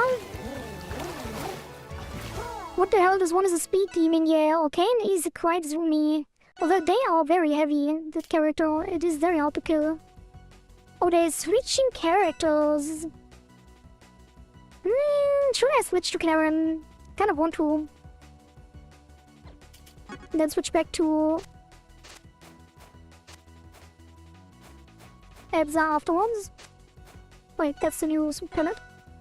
They switched to Olympia. Maybe we can get in a tie and then try again. Kind of don't want to end the stream yet, so... Although I didn't play Claren in a while either, so... Not sure if this will work out. But she should be in my muscle memory more.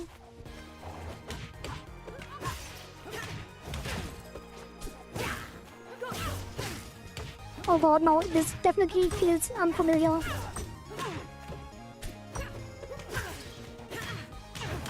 Oh god.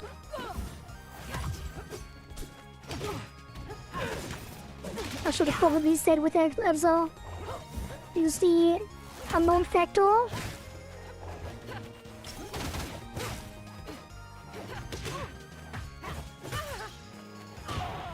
Well.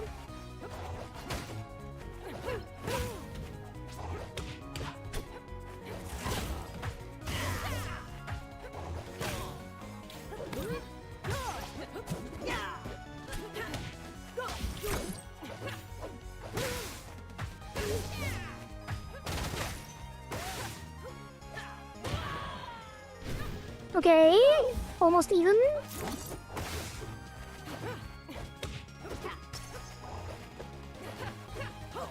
Kinda weird to not have the floaty jump. How did this not hit him?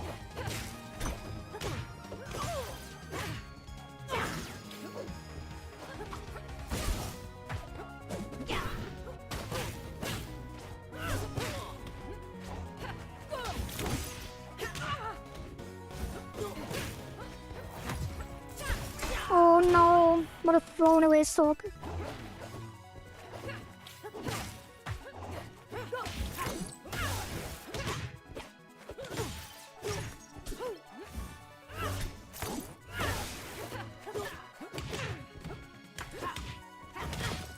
Oh god, I'm losing this so hard.